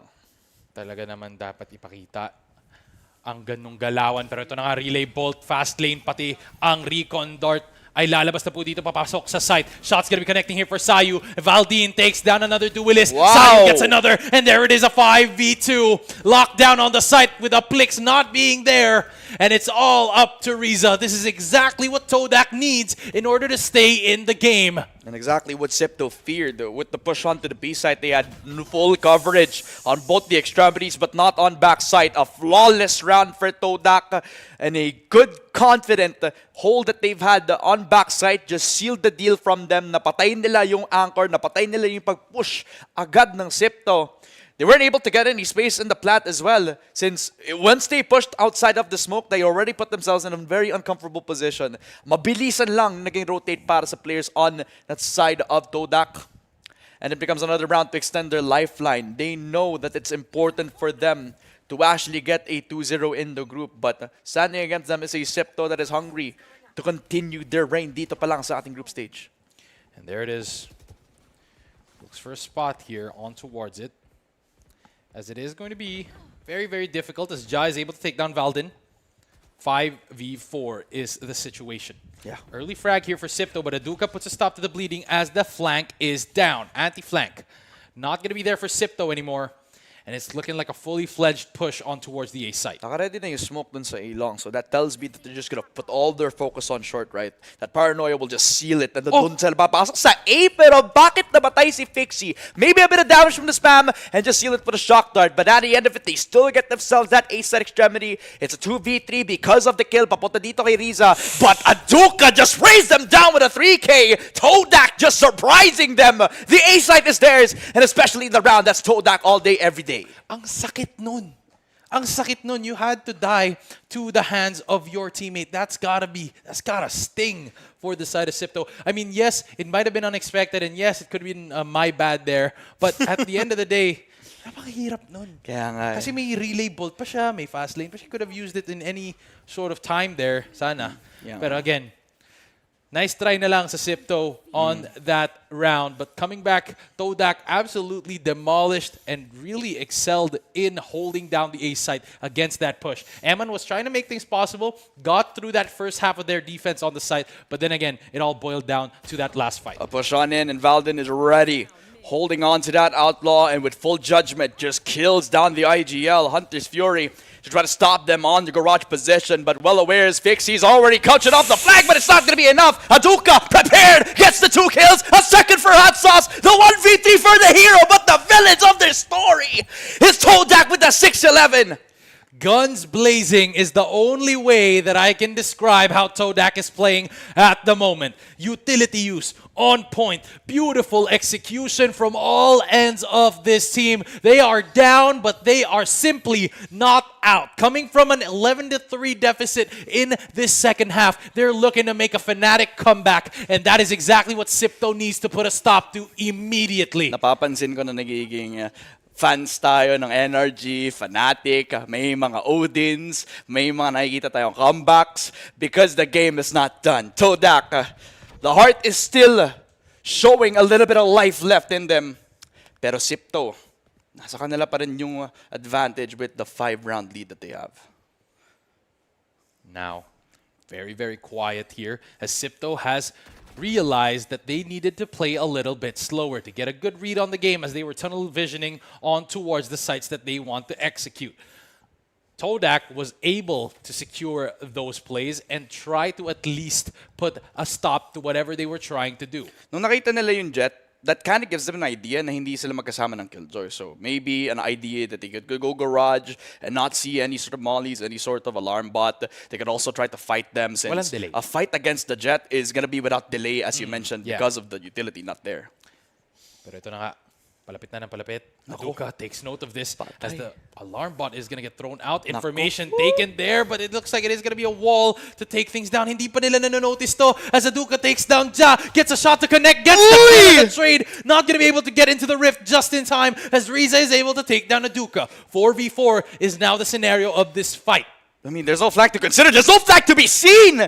Valdin, full awareness. He knew that P-Site was still a possibility. At buti na lang he had eyes on that extremity. So it will be a 3v4. 15 seconds on the plant. They could try to go for it since they can still fight with their guns. But the problem is, the util from the Sova is doing a good job of damaging so many of the default players. As Valdin will peak with a second kill. Paranoia gonna get thrown out. Already dashed in towards the backside. Valdin trying to make things possible as a 3K is secured. It's all up to Fixie. Hot Sauce is down, but the Doctor takes him out, folks. Fixie down for the count, and that's exactly what the Doctor ordered. Literally, Valdin has been perfection on the duelist. And if you remember last year, ladies and gentlemen, on APAC Premier League 2025, it was Valdin who denied Hot Sauce his win in the grand finals. And now he is fully showing that he can do it again. But the rounds that he's doing, he's building up a comeback, building up what could be a big denial sa isang pangarap ni Hot Sauce makakuha ng kampeonato para sa Pilipinas.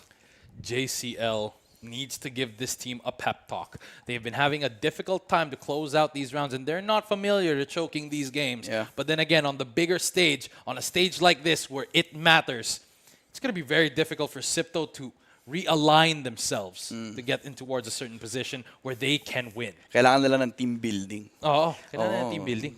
Alam mo, pwede sila Alam mo yung pumunta team building? Ano? Yung building ng team. Ay, pwede. Alam mo, may Galing, no? maraming resort sa Pansol Ah. ngayon na pwede nilang puntahan. Oo. Di ba? Ano pangalan nun? Team Ano? building? Team building. Team building resort. Talaga nga naman my shout out gosh. talaga. It's just, yung mga gusto kong games May story, tapos it's a close fight. I mean, tama. considering na mataas yung lead for Sipto, I mean, the fact that Todak is actually coming back into this, Naghahabulan sila, tol. pwede na tayong kumuha ng Oo. popcorn. Sinasabi kasi kaya pala kaya pala Todak yung pangalan nila. Kasi kapag natatalo na sila, sinasabi nila, let's leave it up to Duck. Alright, you know what? Sige.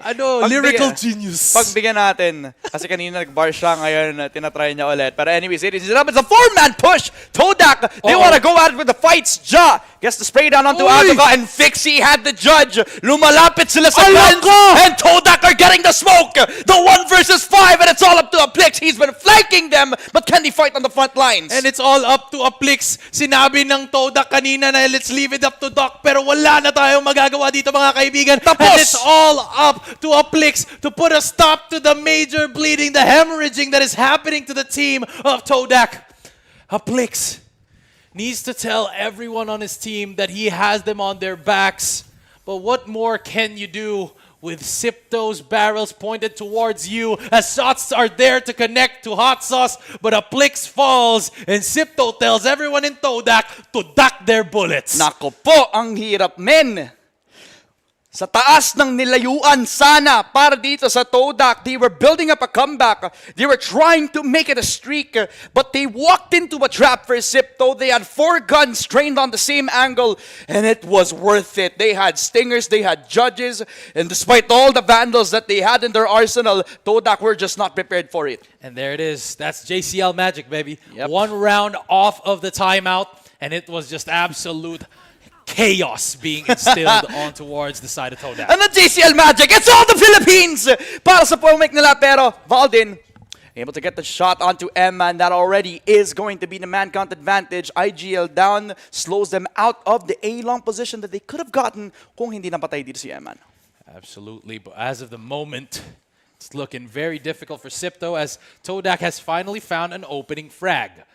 Operator on the ready, holding down an angle, but it looks like they have forced a lot of their utility on towards the A site. Considering 3 agents are going to be holding this, a gate crash is going to be used up in order to support the rest of the team. Aplix takes note of the position of the garage players, but it looks like they are going to be pulling out here as they're going to be looking for a different angle. Ja, however, able to take down Aduka from that position, and it's looking like they're ending on the B site. There is no way they're going to take this slowly, right? I mean, an attacker kills are locked down before they execute on B.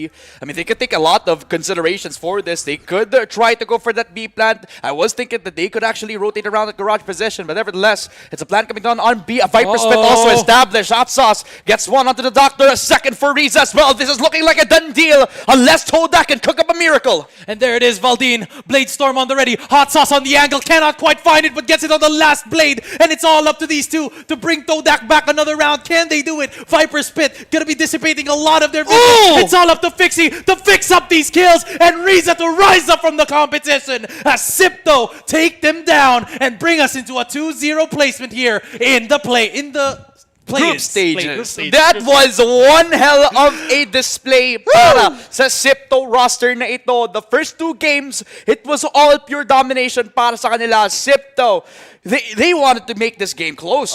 They really wanted to cut this game close. I mean, it was entertaining to say the least. We thought that Todak was about to build their comeback, pero at the end of it, it was just Sipto magic. Grabe talaga yun. Napakaganda talaga ng placement. Sobrang hype nun. Nabulol na ako sa dulo. Hindi ko na alam kung anong sasabihin ko. Play-ins Group dapat. stages.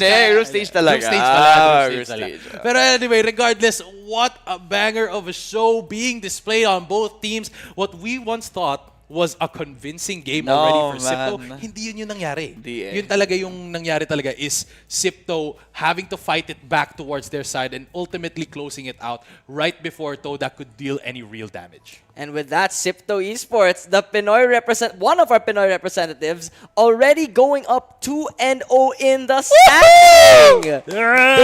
They are basically ahead, are in the best possible position for contention on the semi-finals. And Yes, of course, sir. I gotta say, what a beautiful cast from you two, by the way. And again, a beautiful showcase of what the Pinoys have to bring here in the international scene. Coming from Sipto, the second seed of the Philippines, actually. Yeah, I mean, if you put it into context talaga, no, normally a second seed wouldn't have the highest amount of expectations, but we're talking about Sipto roster that actually had the one hell of a grind to come up into this, no? A difficult sort of placement papunta doon sa kanilang regionals, pero in the year before that, they had superstars like Hot Sauce, like Eman, who actually have a lot of international experience, who were trying to find their identity para makaabot dito sa mga international crowns natin. This is their best chance para makaabot sila doon and kind of outdo themselves sa naging placement nila last year where it was a second place finish. Absolutely, man. I mean, looking at how or where they came from, rather, in terms of that performance in the grand finals here for their respective league, I mean, Sipto looked as if the team was losing its power, losing its flame. Yeah. Kumbaga, parang si Lightning McQueen lang nung movie na yun with Jackson Storm na nagsosurpass sa kanya. Kasi mapapansin mo dati, if you watch the Predator League Philippines, no, yung dalawang team na yun, Sipto and Oasis, Sipto had the older, more experienced veterans comparing to the new guns like sila Marky and sila Slatom. I mean, these guys aren't new to the scene, but they are very much younger compared to the players of Sipto. But as of the moment, looking at both of these teams at the moment, makikita mo parang they're regaining their strength, no? All they needed was some rest and recreation, and now they are here in this position where they are up 2-0 in their respective scores. So sinasabi mo natalo sila kasi tito sila? Hindi naman, hindi naman. Yun ba yun? Sinasabi ko lang parang kailangan talaga magpatalo yung bida sa simula. Ay, totoo. Ang sinasabi natin, may asim pa sila. Oo, tama, may asim pa, may asim pa. gusto ko. May kagat pa. Tama. Okay, well, honestly, again, I was getting scared a bit to the mid of the game or towards the end of the game, but Sipto, again, amazing showcase once again. And Sipto already, with being 2-0 in the group stage already, I gotta say, they are going to be one of the people we gotta look out for potentially going into the semifinals. Already a name for themselves going into this tournament. I'm sure a lot of teams are going to be looking at them now. Absolutely. That's the danger, by the way, about being a top seed in your group. You are going to be a big target. Everyone from the groups are going to be big targets if you make it out of the group stage. And I'm expecting Sipto to really prep for that counterplay. I mean, from the coach himself, si JCL nga nandun, well. I mean, a lot of times that he actually converted rounds with just one timeout and a lot of like that mentality being back into a stable position para sa kanila. I mean, not only does that make Sipto roster be dangerous in the server, but outside the server, they have all the brains to actually kind of have a formidable foundation as well. So if we talk about it a little bit more, Sipto just had a better game plan coming into this. I just wanted to see a little bit more of that consistency for Sipto kasi medyo may mga rounds na nawawala nga sila. Yeah, I gotta say, Sipto, of course, they performed well at the end of it all. And of course, as you can see, it's not even just one player. In fact, 3 players from the side of Sipto performed in a stellar fashion. Riza, Hot Sauce, and Fixie having amazing KDAs. But of course, the top frag being Riza. Of course, Todak, they had their own players as well that performed well as well. Of course, you know, you're going to be seeing Sayu and of course, the Doctor, who I think at this point, I'm a fan of the Doctor already. Just because of the name. There's some aura in that, I gotta say. You want a bit of a fun fact? Alam mo, at one point, the Doctor was playing for a Filipino team in VCTPH. Talaga ba? Oo, honorary Pinoy yan, boss. Honorary Pinoy pala. Kaya pala malakas. Tama! Yung matanda yun, Yun pala Alpha yun Esports Days yun Nakatingin na siya ng adobo. Nakaano na siya, he was in the syempre, in the field of the Philippines. Tama. Nag-practice na siya ng medicine niya, PhD in VALORANT. Tama. Grabe Pero talaga. ano yung dapat yung point na sabihin mo? Yung point na sasabihin ko is, looking at how Todak was playing in towards the latter halves, I mean, they had it na eh. They had that rhythm going for them. Going up against Sipto, Sipto was losing grip of the game. And really, at the point of round 11 and round 12, once you have that scoreline, that's really, really scary if you start losing it. But then again, if you have players like the player on your screen right now, Riza, gonna be the MVP for Sipto, then obviously that's not gonna be the chance. Of course, ACS of 255. I gotta say, 1913, that's already, at this kind of level, that's already a solid KD to have. Honestly, it's not just Riza that performed well. Of course, the entirety of Sipto performed insanely well. But of course, this wouldn't have been possible without Riza's Viper, the controller,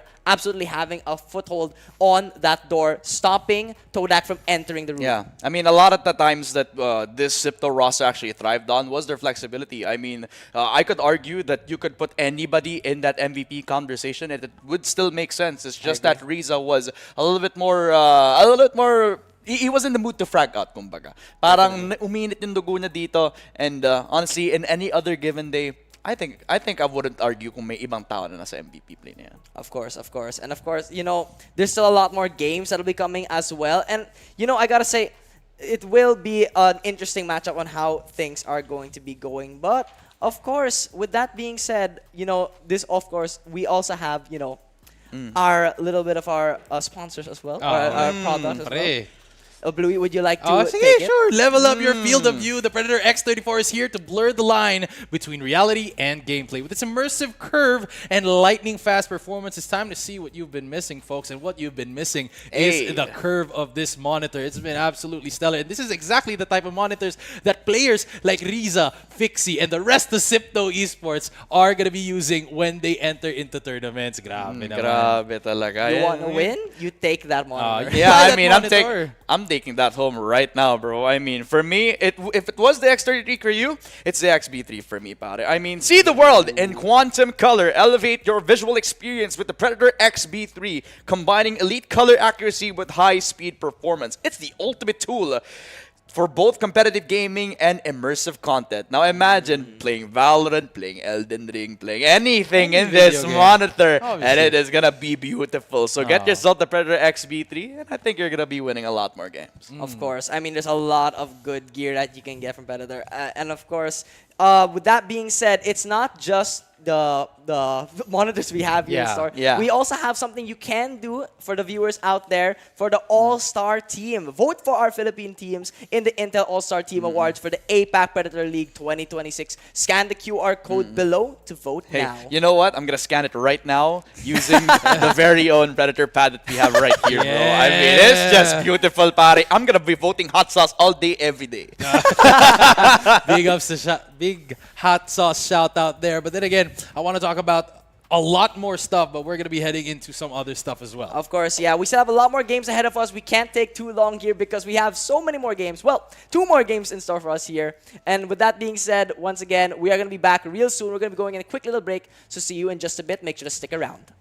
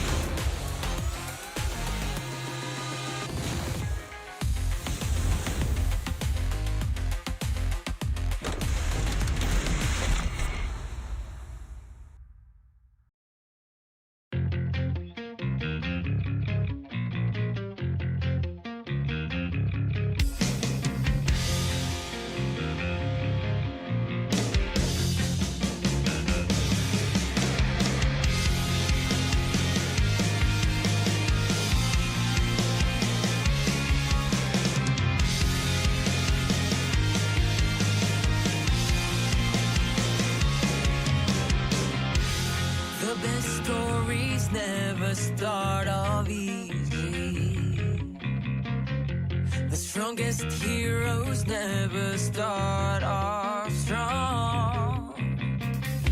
You know how.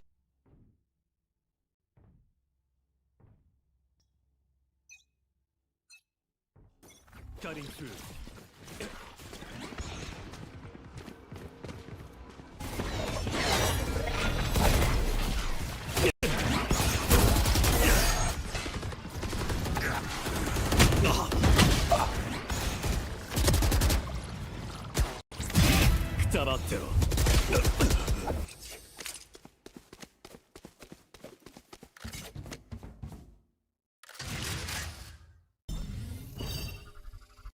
Spike planted.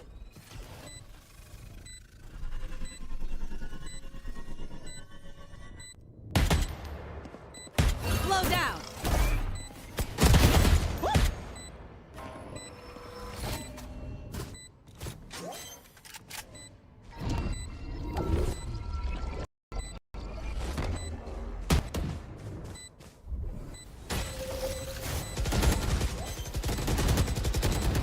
One enemy remaining. Don't miss me too much. My ultimate is ready.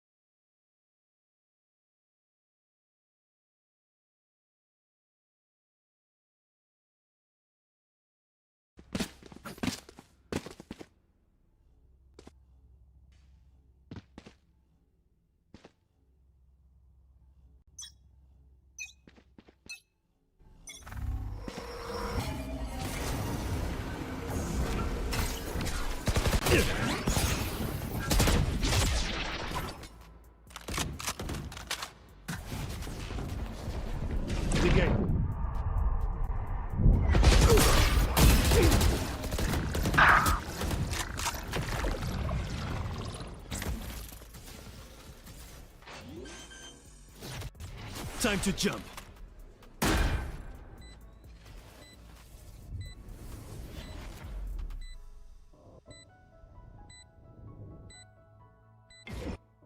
Back nice and slow now.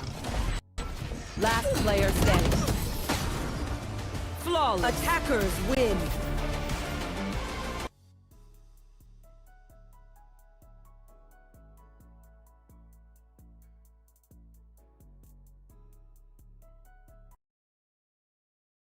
Oh, Philippines.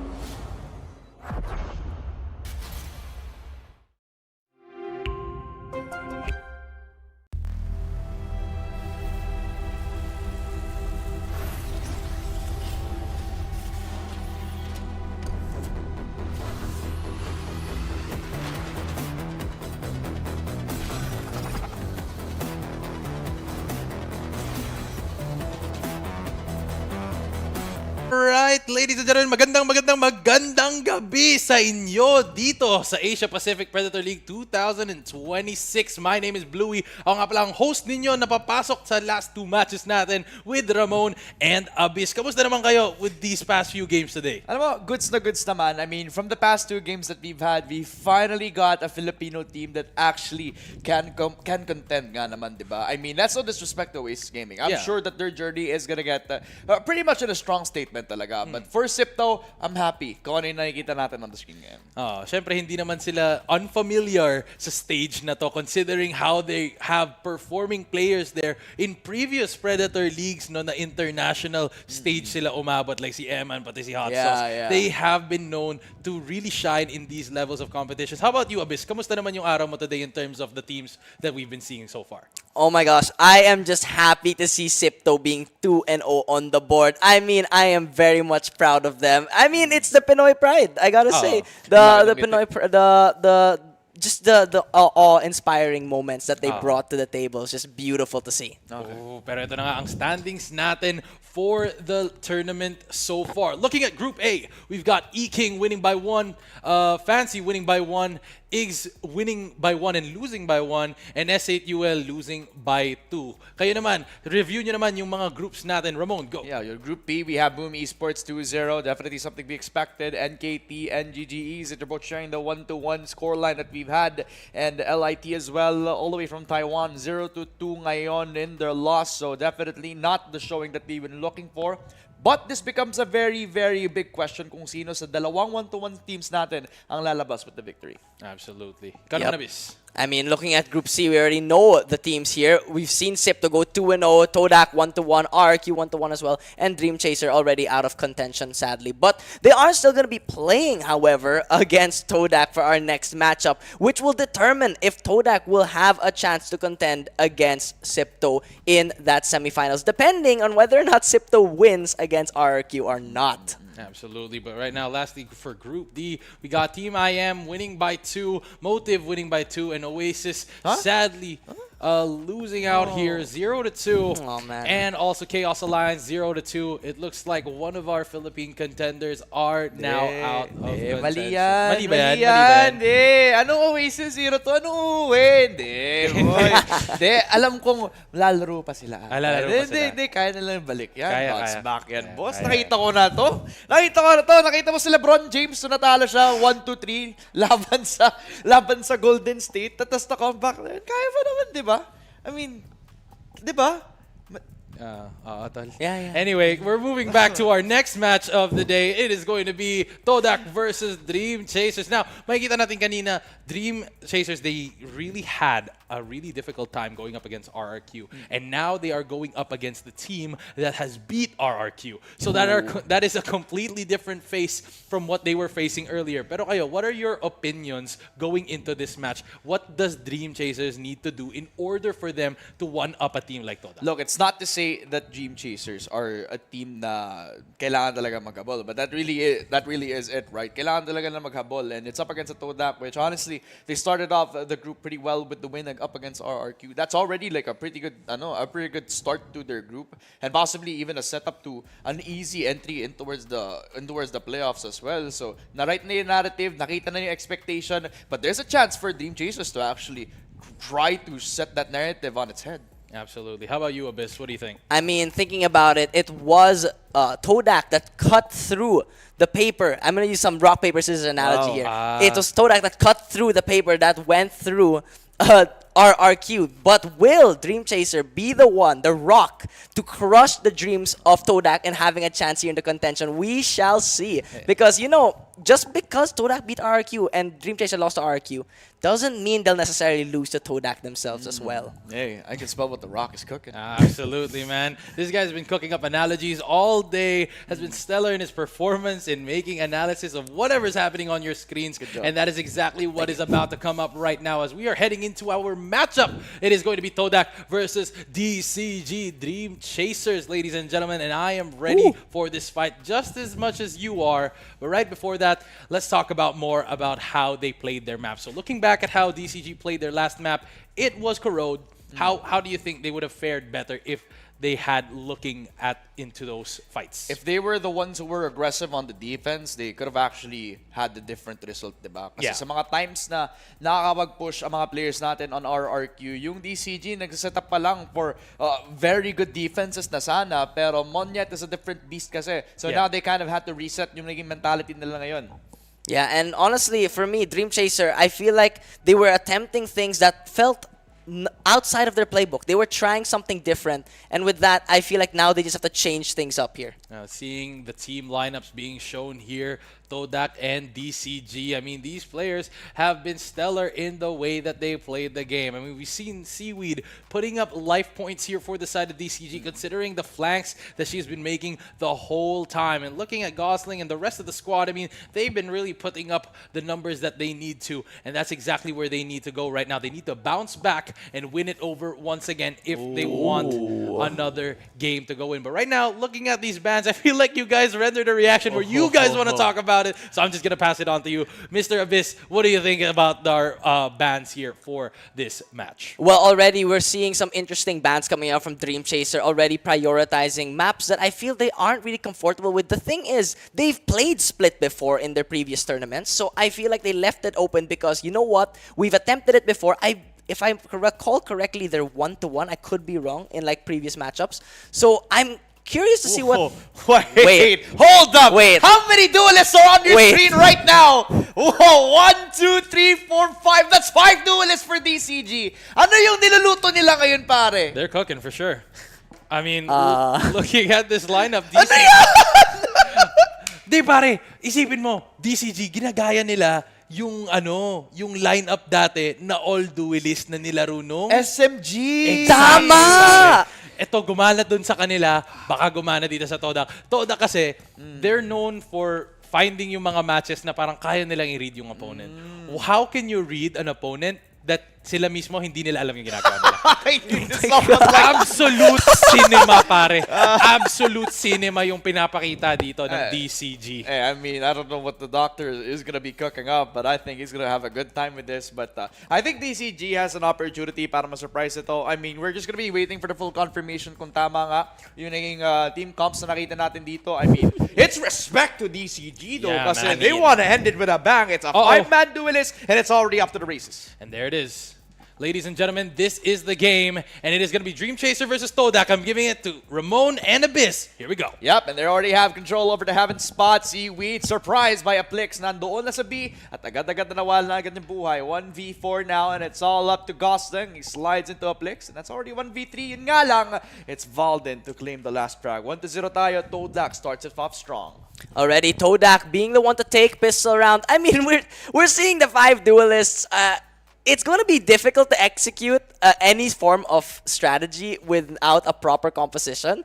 But you know what? I'm looking forward to seeing what Dream Chaser can bring to us. You know, given the fact they're running the 5 duelists, you might as well give us some exciting gameplay. Might as well make things interesting. But of course, Todak, they want that 2-1. Oh, syempre. They definitely do. I mean, it's a fun way to actually kind of end your season off with a bang in the Predator League scene. Pero syempre, it's also going to be an opportunity for Todak to actually shine onto this. An aggressive push onto main, and then Azuka, everybody from Todak, they're just happily taking the fight on a silver platter. That's 3 kills in the round for them. A 2 versus 4. A push on Inten towards the Spectre from a Blix, and it's already a team ace and a full domination on that B main spot.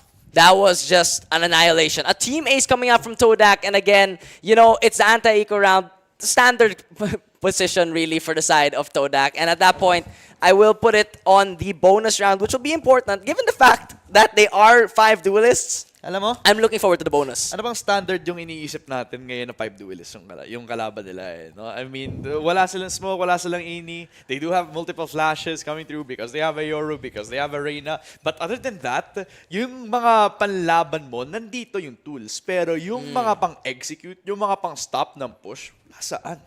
Yun lang eh. I mean, of course, they are on defense, so might as well push themselves going down towards mid. But Todak, they are unaware of this, going to 5 players down through B main, and they are going to be getting a free sight here. I mean, Dream Chaser, they're just going to be playing full retake here in this position. On the flank, already started off because of the full push on B main. They already know about the flank, and Valden has already decided to give up that B main spot na ngayon. So, again, 5v5 retake tayo, and it's already coming off the back lines. Valden gets one, the flash coming forward. It's already kills happening left and right. Todak is dominating that B main push. And already, Dream Chasers, they're hungry to try to take something, pero masyado na atang napalayo yung kanilang pangarap sa pagkuha ng B-side.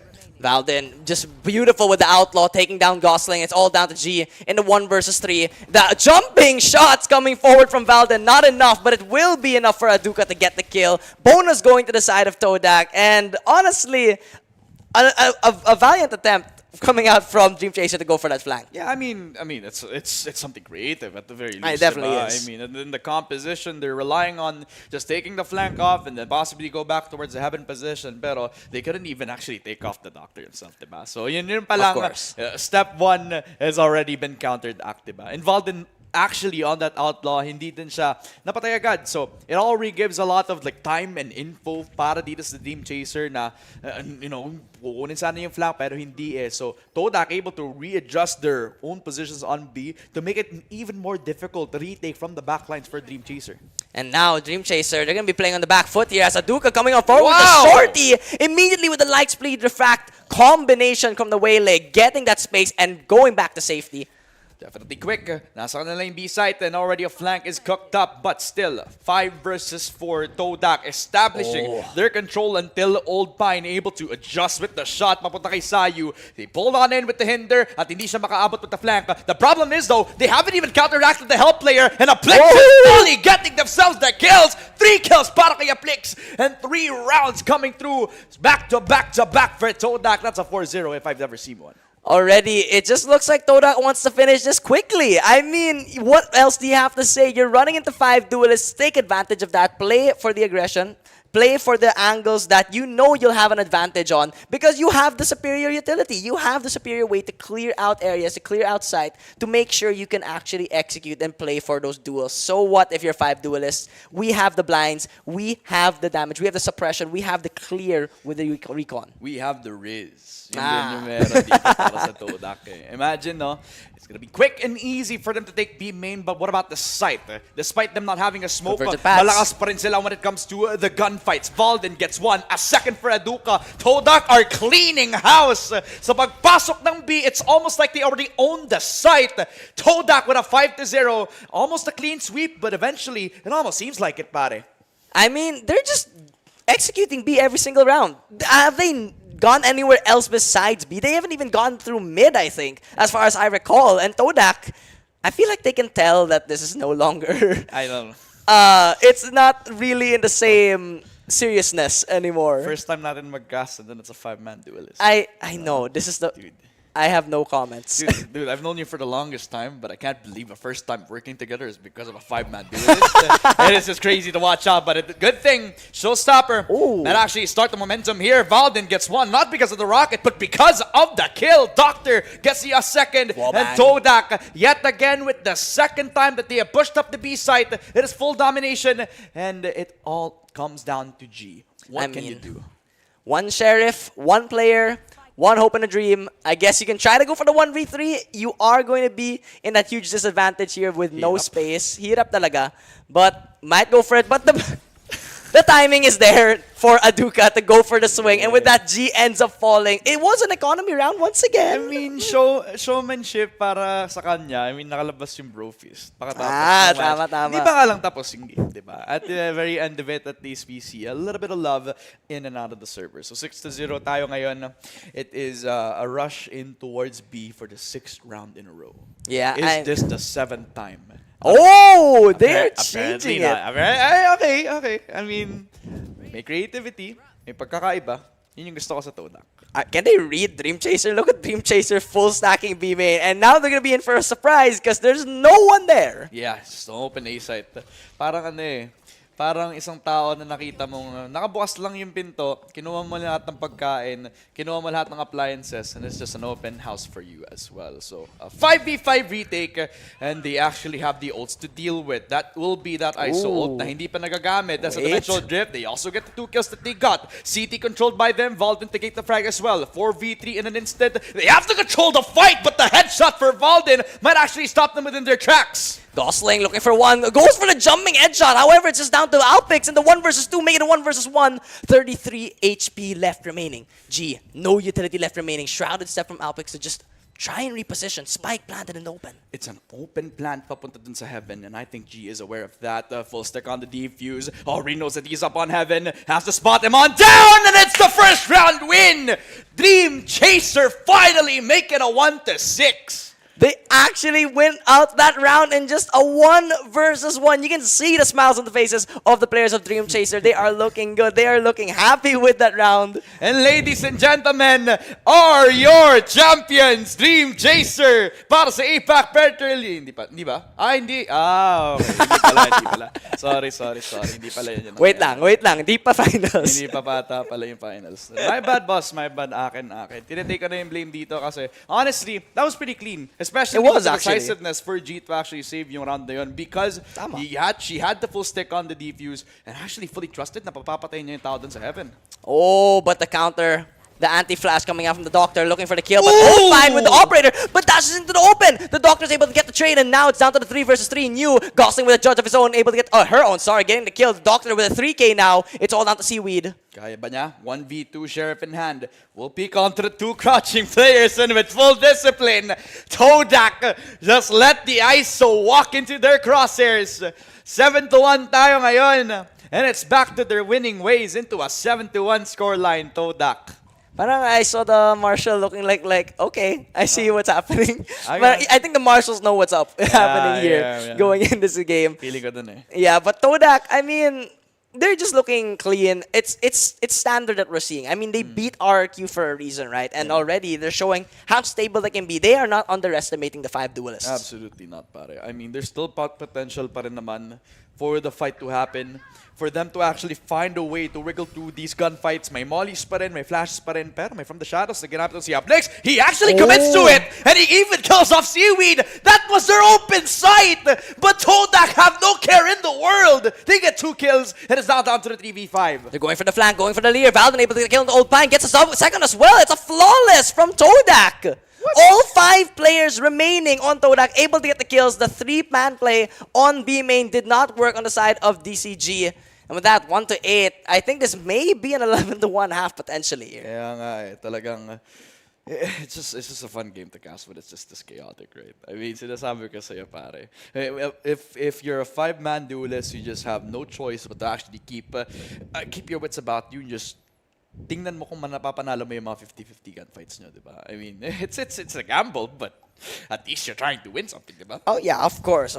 I mean, with how everything's been going here so far, it feels like Dream Chaser knows that Todak is just playing towards his B every single time. And Valden will be getting first blood. Showstopper comes out. Guiding Light did activate, but they don't actually clear the corner. And G gets 1. Looking for a second. It's not enough though. The Doctor able to get the kill. Yep, but they also have the flank coming down. So Dream Chaser still have a lifeline in this round.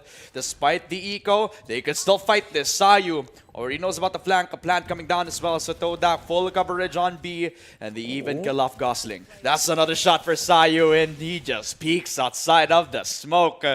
That is just another round where Todak just said, I will take B. And I got B for myself. I mean, you know what? 10 rounds in, and the fact that Dream Chaser won 1 round with 5 duelists is already noteworthy enough, I'd say. But with how things are going, this could end up just being a 13-1, dare I say. It might be a bit too early to call that, but I mean, you don't really have much to work with. There's not much to commentate on. Wala na, Abyss na, call mo na. We're going all the way into overtime just because you said that. I'm not that... Okay, I did jinx the previous Wala teams. na, What am I sinabi talking mo na about? eh. Tingnan natin, no? Old Pine just starts off strong with the operator shot. But that doesn't always mean na may kukuha silang round. A shorty fight and Old Pine just ducks on Aduka. Akala natin it's a free kill from the Whaley, but it's not. They're going for it, actually. Looking for the kill. Old Pine with the Blade Storm gets shut down, though. New with the Sheriff shot, able to take down the Doctor.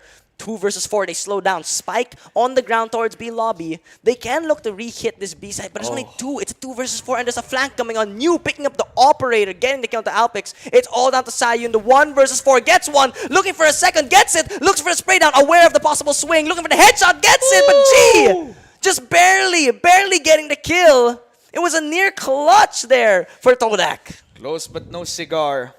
They had the isolated frags, and G was able to counteract with just those isolated frags itself. The gosh. problem is if he was able to actually kill off yung nag-iisang nasa B main, then that actually was an open B plan for them. Pero Definitely. it just wasn't coming to fruition for them. 2-9 tayo ngayon. A very different scenario if they were able to. Ewan ko, ano ba dapat no? Could a different team comp actually change the outcome of this position? Were we going to be seeing a very closer fight? I mean, what were the possibilities dito kung meron nga man, Mr. Abyss? Para sa akin, if they had a proper team comp, they definitely would have done better. I mean, evidently they know they're out of contention already, so I think that's the approach they're going for mentally here. Might as well enjoy the last game you'll have here in this tournament. Bakit pa i-expend yung energy? Tama, Sa tama, isang game? exactly. Pero sa bagay, kasi not a lot of teams had the opportunity para makalaro din dito sa India. So many teams have been fighting for their spot to get here, and then, I guess for an opportunity to play for fun din naman is also a very different thing to look at it. But nevertheless, last round before the swap, the push on in from Valdin, nasa kanya yung Rams. Pero that is a 4-man stack dun sa A side para dito sa side ng Dream Chasers. That's one on Aduka and another for Neo as well. Looking at it, it's going to be a 3 versus 2, but Sayu is able to get a triple kill, make it a quad draw. G ends up falling. It's all down to Old Pine with the operator in a 1 versus 3 against a Viper Spit. This is probably one of the worst weapons you can have in a retake position. I don't think may shorty din siya dito. So medyo mahirap na yun. ata, mas mahirap pa sa hard yung mga sabi natin dito. But let's see. Maybe something of a miracle can be cooked up para dito sa Dream Chaser. 1v3. And I believe approximately 30 seconds as well para lang makapag-detonate din yung spike natin. Are you gonna save the op? It's the last round before the swap. It's not the op, it's the KDA. Gotta look good for the camera, right? But he gets the shot papunta dito kay Valdin. That's at least one, but a lot of time expended just to try to get a little bit of space. Tingnan natin, no? Sayu spotted and gets the ace. That is going to be all 5 kills para kay Sayu. And Todak, it's not only full domination, it's a full control sa first half natin. It's a massacre so far in this game. I mean, the fact that it's 10-2, double digits, the Dream Chaser players are even laughing, actually. I mean, they're enjoying themselves. And you know what? Gets naman. Yeah, might as well enjoy yourself here in this tournament, right? Might as well, just relax at this point. I get the mindset as well. You ever been to India? Actually, no, I have not. No, I mean, maybe pwede natin i-recommend ko ano yung pwede na puntahan. May Taj Mahal, pero yun lang kasi alam ko na pwede na puntahan, di ba? Maybe may mga alam kayo mga landmarks na pwede na bisitahin and stuff. Pero honestly, there's no disrespect to them. I mean, Dream Chaser, no, of course not. there is a reason kung bakit nga sila nakaabot dito, di ba? Exactly. They're one of the stronger teams nga naman sa kanilang sariling region. They qualified to come up into this. So there is a reason kung ba't sila nandito. Maybe it's just not a good tournament day for them.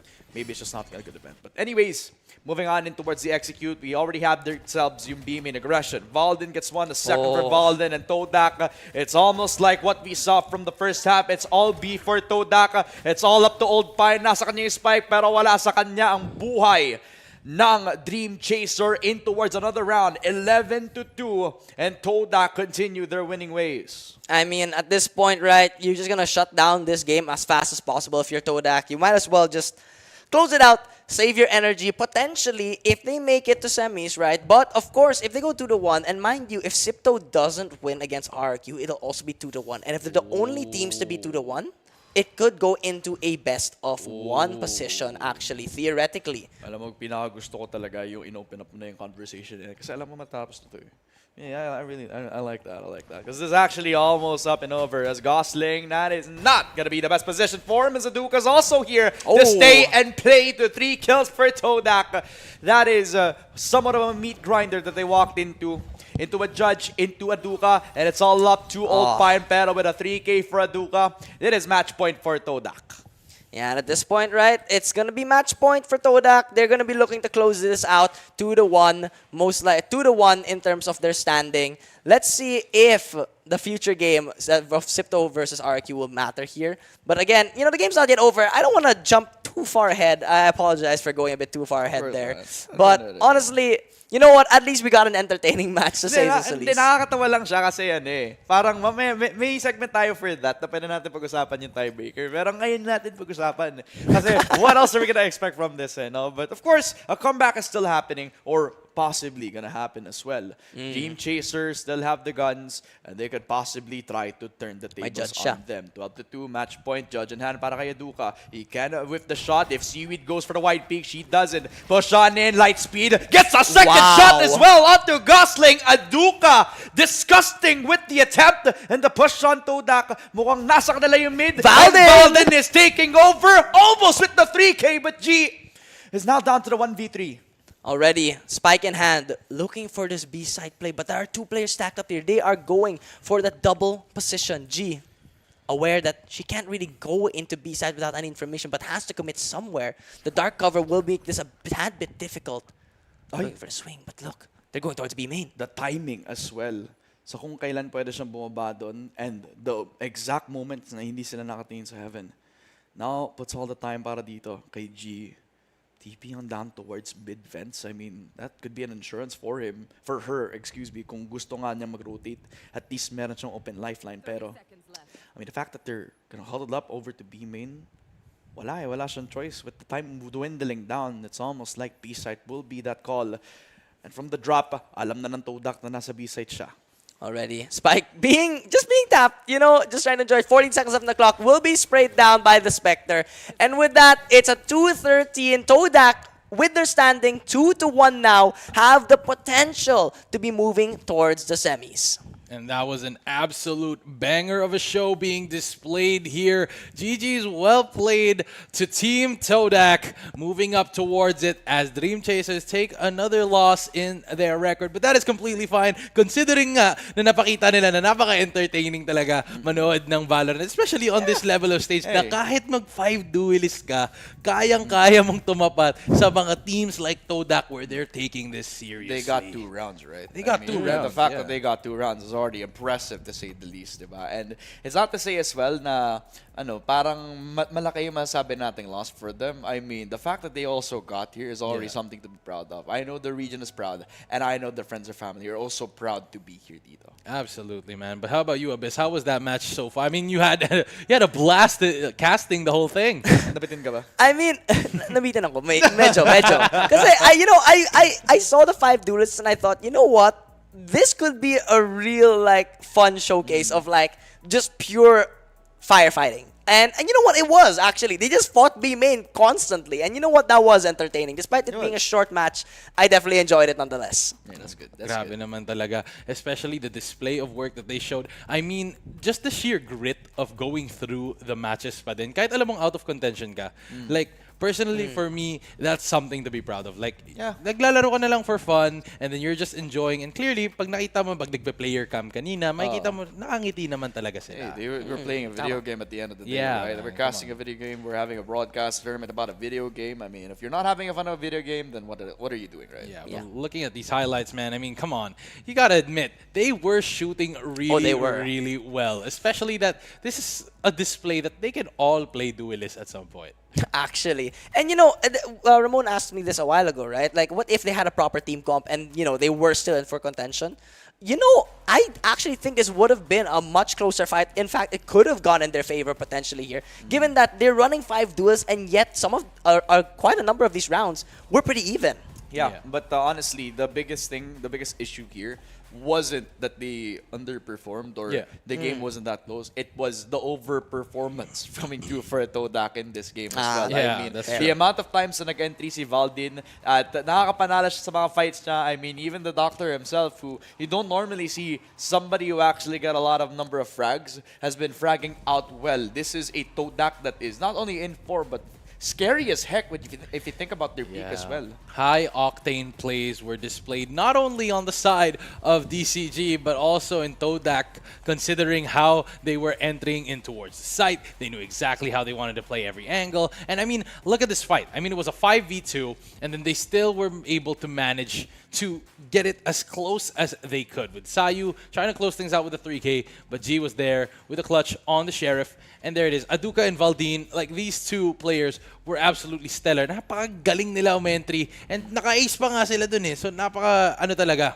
tawag dito, parang just the sheer show of skill in this match. It doesn't only matter na nanalo yung isang team, but both teams were able to display the highest level of Valorant they could. Yeah, I'd say so. I mean, the fumbles aside, or maybe like decisions to be made about the team comp aside, that was a lot of fun to cast. I mean, at the end of the day, we just wanted to have fun, and by that, then I know that they wanted to have fun. I mean, Todak themselves, it's just a match where everybody had a win-win situation. Kahit sila nasayahan eh. Kahit yung Todak mismo, na kahit galing sila sa rough loss from before this DCG game, they had smiles across their faces when they were playing this. And that's something that they needed, a pick-me-up. Coming back from that loss, I mean, at this point, DCG, yes, they are out of contention, but at least they were able to have fun towards the end and have TDK, get the happiness and stuff. Diba? Yeah, and it was a good showing, and I will say, Valorant did pop off, by the way, Sayu, as well. By the way, I think this is the second ace we saw on broadcast today. Wow. So we already had 2 aces today in the group stage alone. I'm wondering if we'll see more moving into the semifinals as well, because, who doesn't want that player to just shine, that one storyline you can make centered around one person in a team. Kung may mga underdog stories nga tayo, diba? Sometimes an underdog can be underestimated. What if may mga clutch aces din tayo nakikita sa susunod natin mga playoffs? That's very possible, especially with the landscape that we are in right now, diba? I mean, if a team like RRQ can be beaten, then what more if another underdog can rise up to the story? I mean, looking at the scoreboard right now, ladies and gents, we're seeing pretty good numbers here for the side of TDK. I mean, Raze on the Valdin on the Raze rather. Baliktad. That's how good he is. Yeah, that's how good he is. He embodied the Raze. But then Exactly. again, Valdin, congratulations. You have won the title of MVP for this round. A whopping 310 ACS with the ADR of 203, headshot percentage of 22%. Alam ko yung sekreto ni Valdin. Ano sekreto niya? Ano sekreto? Kasi at one point nagnao siya, diba? Nag-Filipino. Tama. Sabi ko sa inyo, pag pumasok kayo sa Filipino roster at one point, malakas kayo, pre. Ano ba? Oh my goodness. But syempre, kailangan din natin, kung malakas ka, kailangan mo din ng malakas na firepower pagdating sa gaming. And that's exactly what we have here with the Helios Neo 16S. Unleash your ultimate power with the Predator Helios Neo 16S AI, equipped with up to an Intel Core Ultra 9 processor, 386H. Grabe naman yun. Honestly, kung wala ka pang ganyan, bumili ka na, pare. medyo. Sa akin kasi, yung ganito ko, ito limited edition to eh. Pero limited edition din yung Helios Neo 16S AI, pare. Sure Kasi ako. napakalakas naman nun eh. Siyempre, hindi natin kakalimutan ang Orion 3000 as well. No, I mean this is Orion. something that we Orion. actually should not forget as well. Orion. At the very least, yung power niya is something that you can never underestimate. A compact frame, unbound force. Check out the official tournament PC of APAC Predator League 2026, the Predator Orion 3000. Tama na. Well done. Driven by Intel performance to handle the pressure of championship caliber plays. That is the Orion 3000 for everybody here watching. Yun naman pala. Yun naman pa. Kaya mo naman pala gawin yun. At syempre, hindi namin papalampasin ang participation ng ating viewers. So ayan na nga ang All-Star Team. Bumoto na kayo para sa Philippine teams natin in the Intel All-Star Team Awards for the APAC Predator League 2026. Scan the QR code below to vote now. Napag-scan ka na. Teka, scanning. Yun, magaling. Grabe. Ito din. Grabe. Dapat Ito ako na, din ito eh. na, Ito ito na lang. Yung watch ko na lang. Wow, smartwatch. Mga ano tayo, secret spy pala tayo dito eh. Ang galing. But ayun na nga guys, please put in your votes here for the Intel All-Star as the voting will close on the 11th of January, 4 p.m. So really make the most of that to show our support. But right now, ladies and gents, we have one more match right after this. It is going to be Sipto versus RRQ. Don't go anywhere. This has been Bluey, Ramon, and Abyss, and we'll see you guys in the next match.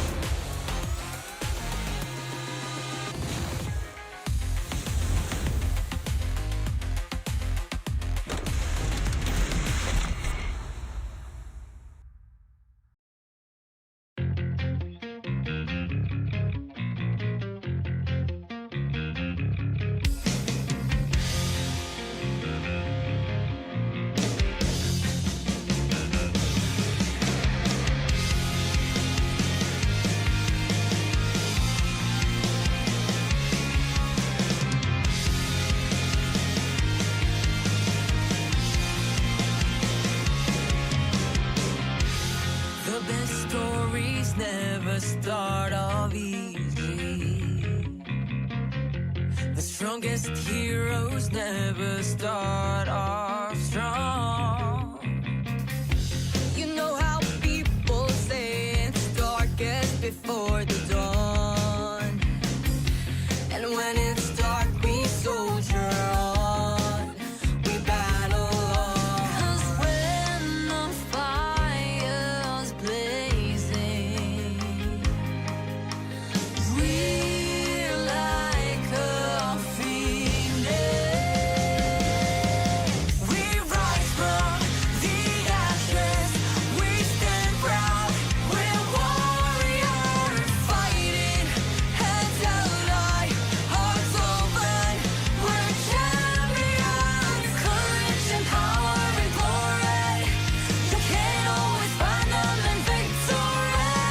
All that you're seeking, believing, it lies within. Best journeys never start off smooth.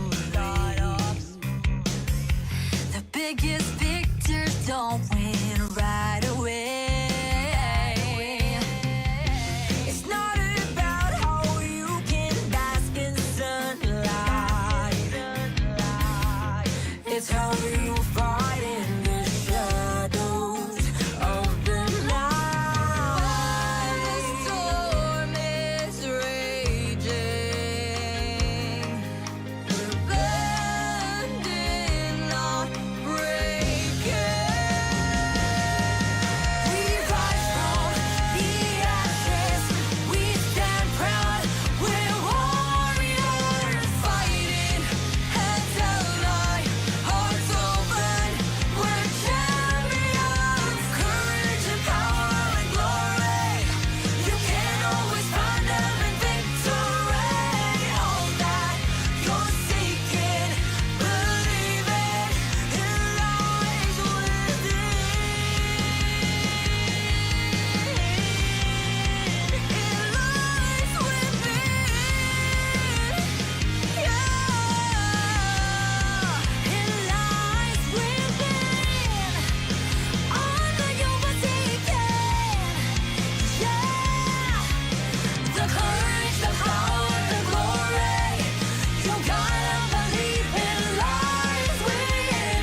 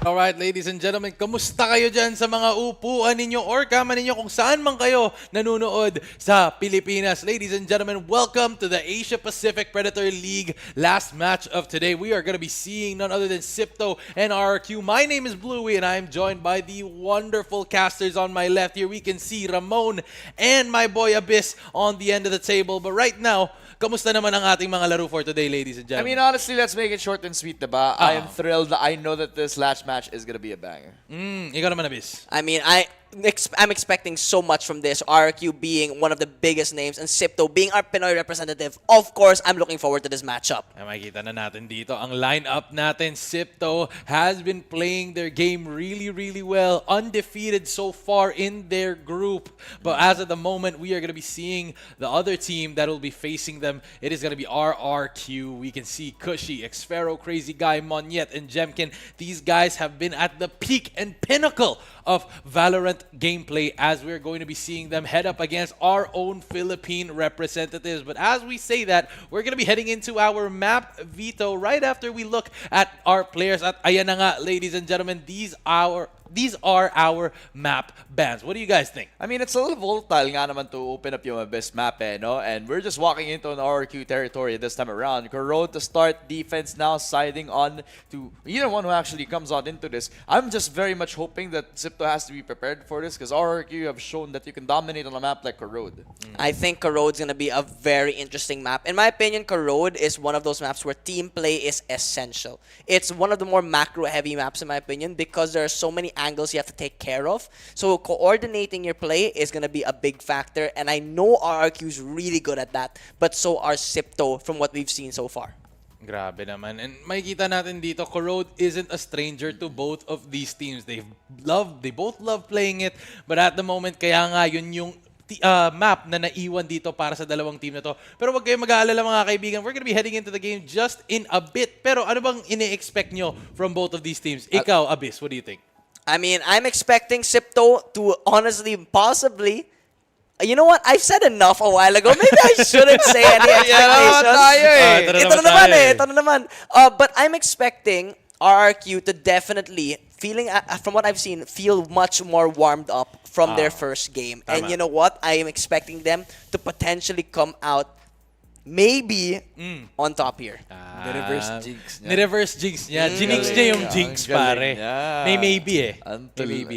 Ikaw? For me, I just really hope that we can get into Corrode as quickly as possible because it's gonna be one hell of a game. Absolutely. Checking in our match picks here for both teams. We're going to be seeing Sipto, run Neon, and Waylay for the duelists, comparing to RRQ, which is practically doing the same thing. Oh, never mind. We're going to be seeing Crazy Guy on Omen. What do you guys think of this Kala lineup? mo hindi, parang never pa ata nakakita ng Crazy Guy on a duelist. Pero honestly, a comp for Zipto for actually thrive in a double duelist comp is something that I could favor comparing to what they're used to. Kasi may mga Cypher trips nga sila sometimes sa mga comps nila on Corrode. Yeah. But they want to go standard. They actually want to go gung-ho with their double duelist, double controller, which kind of opens up a lot more options, whether it's on default and on the post map. Actually, what I like about Sipto's draft is the double duelists they picked are very much utility duelists. And they have a lot of clear utility that can be worked with. The Saturate, the Fast Lane, the Relay Bolt. A lot of utility that can basically clear out corners in Corrode. I think that's going to be a big factor. What's interesting to me as well is that they're deciding to put Riza on the Waylay instead of Jaw. And there's been history for Sipto to actually have Jaw on the Waylay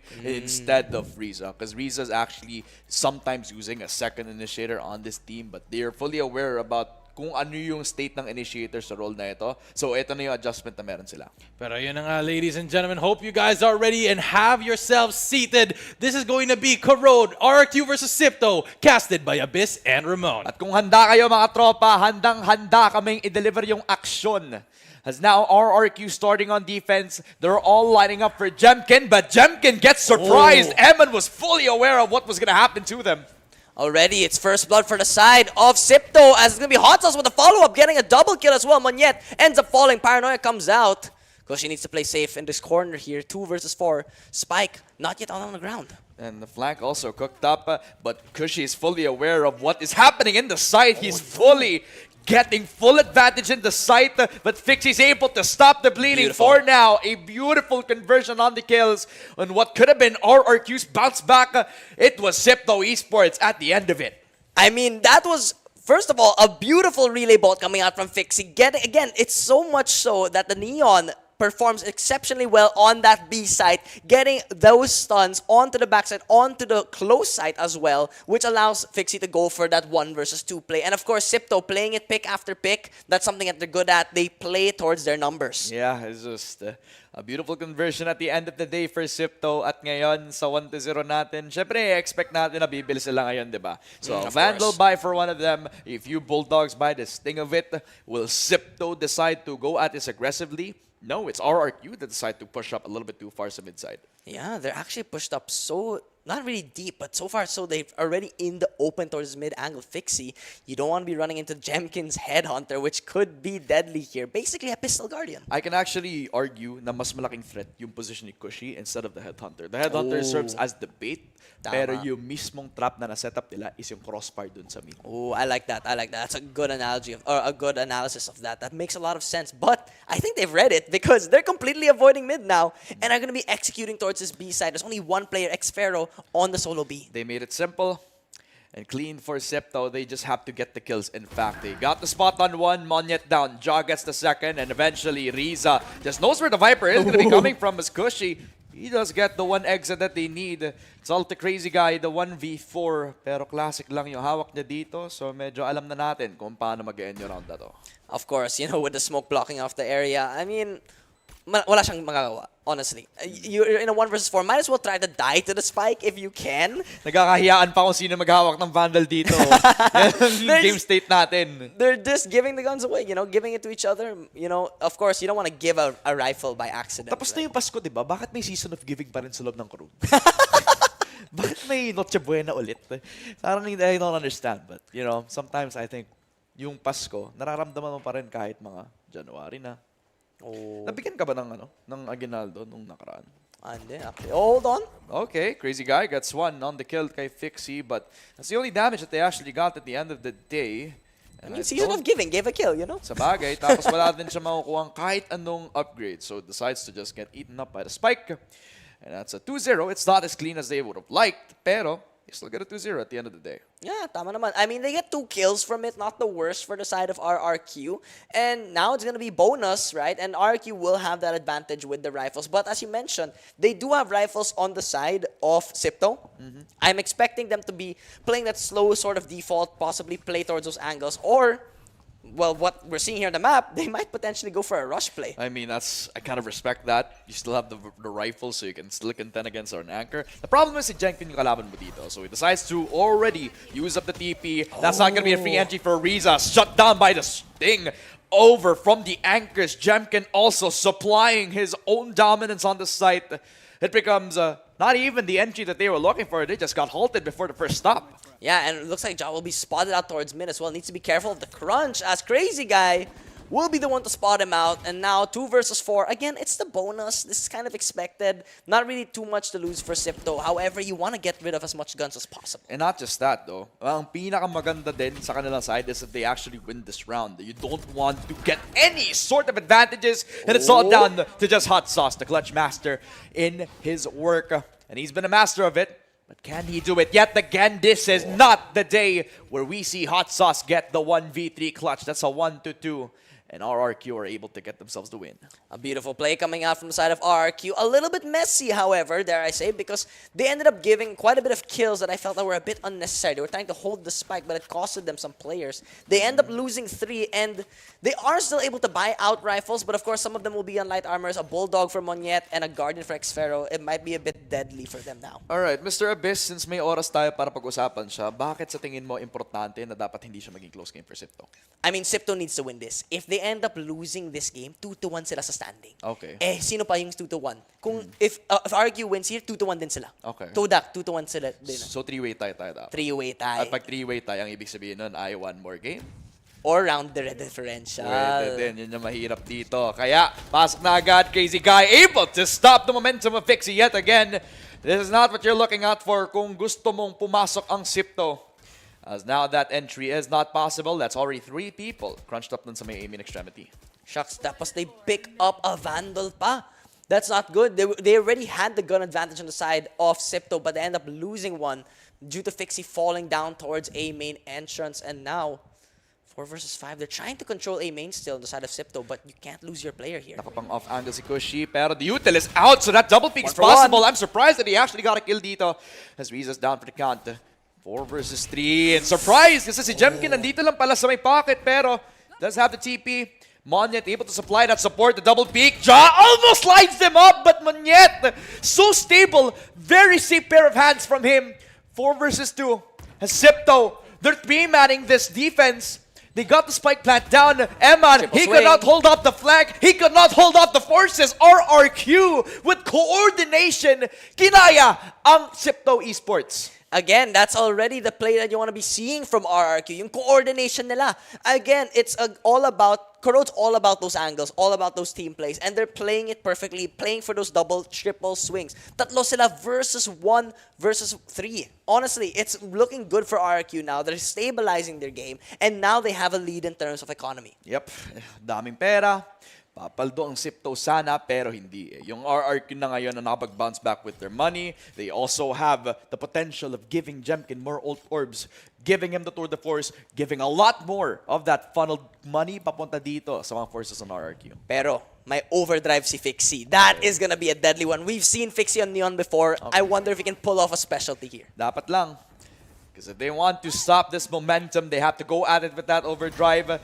Push on in towards the mid side, and a relay ball does not connect onto the mid side. But he does so on the Monyet. He also gets Xfero. Already at mid side, wide open para sa Sipto. Pero si Crazy Guy nandito pa. Gets the kill kay Fixie. Can reposition back on Heaven kung gusto niya na suporta. Pero Riza already spotted him. So now it becomes that 4 versus 3. They have the sight, but they don't have the spike yet. Nang pwede nang simulan ni Eman as they got the spike plant down. Crazy Guy still holding on to this elbow control on the B side. They are looking to group up. It's going to be a 2 versus 4 so far. Paranoia comes out. They're not yet regrouped, but they're going to be swinging on forward. Crazy Guy somehow opens up the map. What? Gets a quadra kill on Teresa and Emma and will steal away the ace from Kushi. Kushi steals away the ace, sorry. And with that, what should have been a round for Sipto, RRQ turned around in their favor. What was that? I mean, they had all eyes on where the entrance was gonna be. Yung wrap around the Crazy Guy, nasa kanila yung elbow, pero it doesn't guarantee them the entry into the site. If they were able to actually keep the angle held, edi may pang trade sila sa namatay sa Cubby. Pero hindi eh. For some other reason, napatingin sila sa likod nila. Maybe it was a fade hunt. Maybe it was a thrown util. Baka akala nila may nag-flank sa kanila. Pero hindi. That was an open opportunity for Crazy Guy to just spray them all down 1 by 1 to get the 3K. I mean, that was just beautiful coming out from Crazy Guy. I mean, I thought the paranoia was too soon. Jemkin wasn't grouped up yet Crazy Guy just took it to himself. It was just it was unfortunate para sa Sipto. So now that becomes that 2 to 3. Ang masasabi nating silver lining, that was their eco round. So, okay. Tama naman. Medyo expected naman yung round. Pero, imagine mo, yung panalo nasa kamay mo, pero naging bato pa. Sayang yung double kill ni Fixie, no? Yung ginamit niya yung overdrive pa, yung ultimate niya. Tapos, I mean, yeah, it was econ, but you want to at least try and convert that as much as possible. Totoo. I mean, sayang na sayang. Pero we have to stop thinking about the sayang and just think about the what can be. So, ngayon, from the shadows, set up for some info. Na-clear nila yung corner dun sa may A-link, pero wala pa rin kahit na map control ang Sipto other than yung mid as well as the push coming down on link. Oh, they need to be careful. They're actually pushing down towards A site potentially here, but there's 3 players from RQ and A. They may look for this B rotate. Binigay yung mid link, pero pwede din nilang kunin yung CT eh. And that could actually disrupt any sort of rotation. Actually, that is going to be full control now, potentially here. But RQ, look at the rotations coming from RQ. They are aware of this. Crazy Guy with an Odin. This will be deadly for them. Just think about the possibilities. The spray and the angle is trained. Crazy Guy, you just hold left mouse button and he just goes gung-ho with the weapon, kills off Jump. Pero Emma and Riza able to get themselves the kills, and Fixie also gets another. Sipto, they're fighting with everything that they have, and it's all down to Cushy. It's all down to Jemkin. Already 2 versus 3. We've seen something like this happen before. Fixie needs to be careful. Already getting tagged. However, Emman's got the support. And now, it's all down to Jemkin in the 1 versus 3. But this most likely will be a save. Ang masasabi ko lang, no, tanda mo, naka-operator lang tong si Jemkin, so it is a difficult thing to give away. He will have to save that to the next round. And Sipto were happy. They finally got a split push na hindi sila nag-throw ng numbers. Yun yung pinaka-hinahanap natin. Sa mga times na pinupush nila yung mga buy round, lagi sila nakakatch ng kahit isang tao or dalawa from RRQ, but this time, they finally won the fights. Actually, medyo smart actually yung ginawa ni Ja. He does not smoke out Heaven with his Viper Orb. Okay. In fact, ang ginawa niya, he just dry swings the corner. Yes, he ends up falling, but if you notice, may dalawang tao of Team Sifto underneath Heaven who walked down towards elbow, got the timing onto the elbow players of RRQ. I mean, for the longest time, Ja was a duelist player, man. I mean, duelist mentality, masabi Tama. natin dun, pare. Ba't ba natin kailangan ng ismo? Kung pwede naman natin yung patayin. Yun yung may kailangan natin. At the end of the day, Ja knew that and was able to just kill off the Heaven player. That's just, if isang katutak na bullets yung iniiwan sa'yo, edi ibalik mo na lang ng isa. So ulo pa. Diretso para kay Ja. 3-3 tayo ngayon. Sipto cutting this close. Laban dito sa RRQ. And ladies and gentlemen, we have a match on our hands. Already. It's another slowdown coming out from Sipto. They don't want to push their luck so far. I mean, so they've been playing default for the attacking side rounds quite a bit.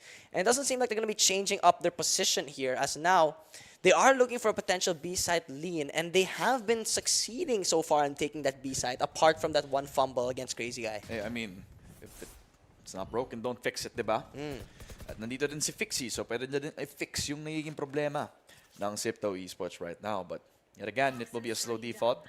And a creep on towards B main.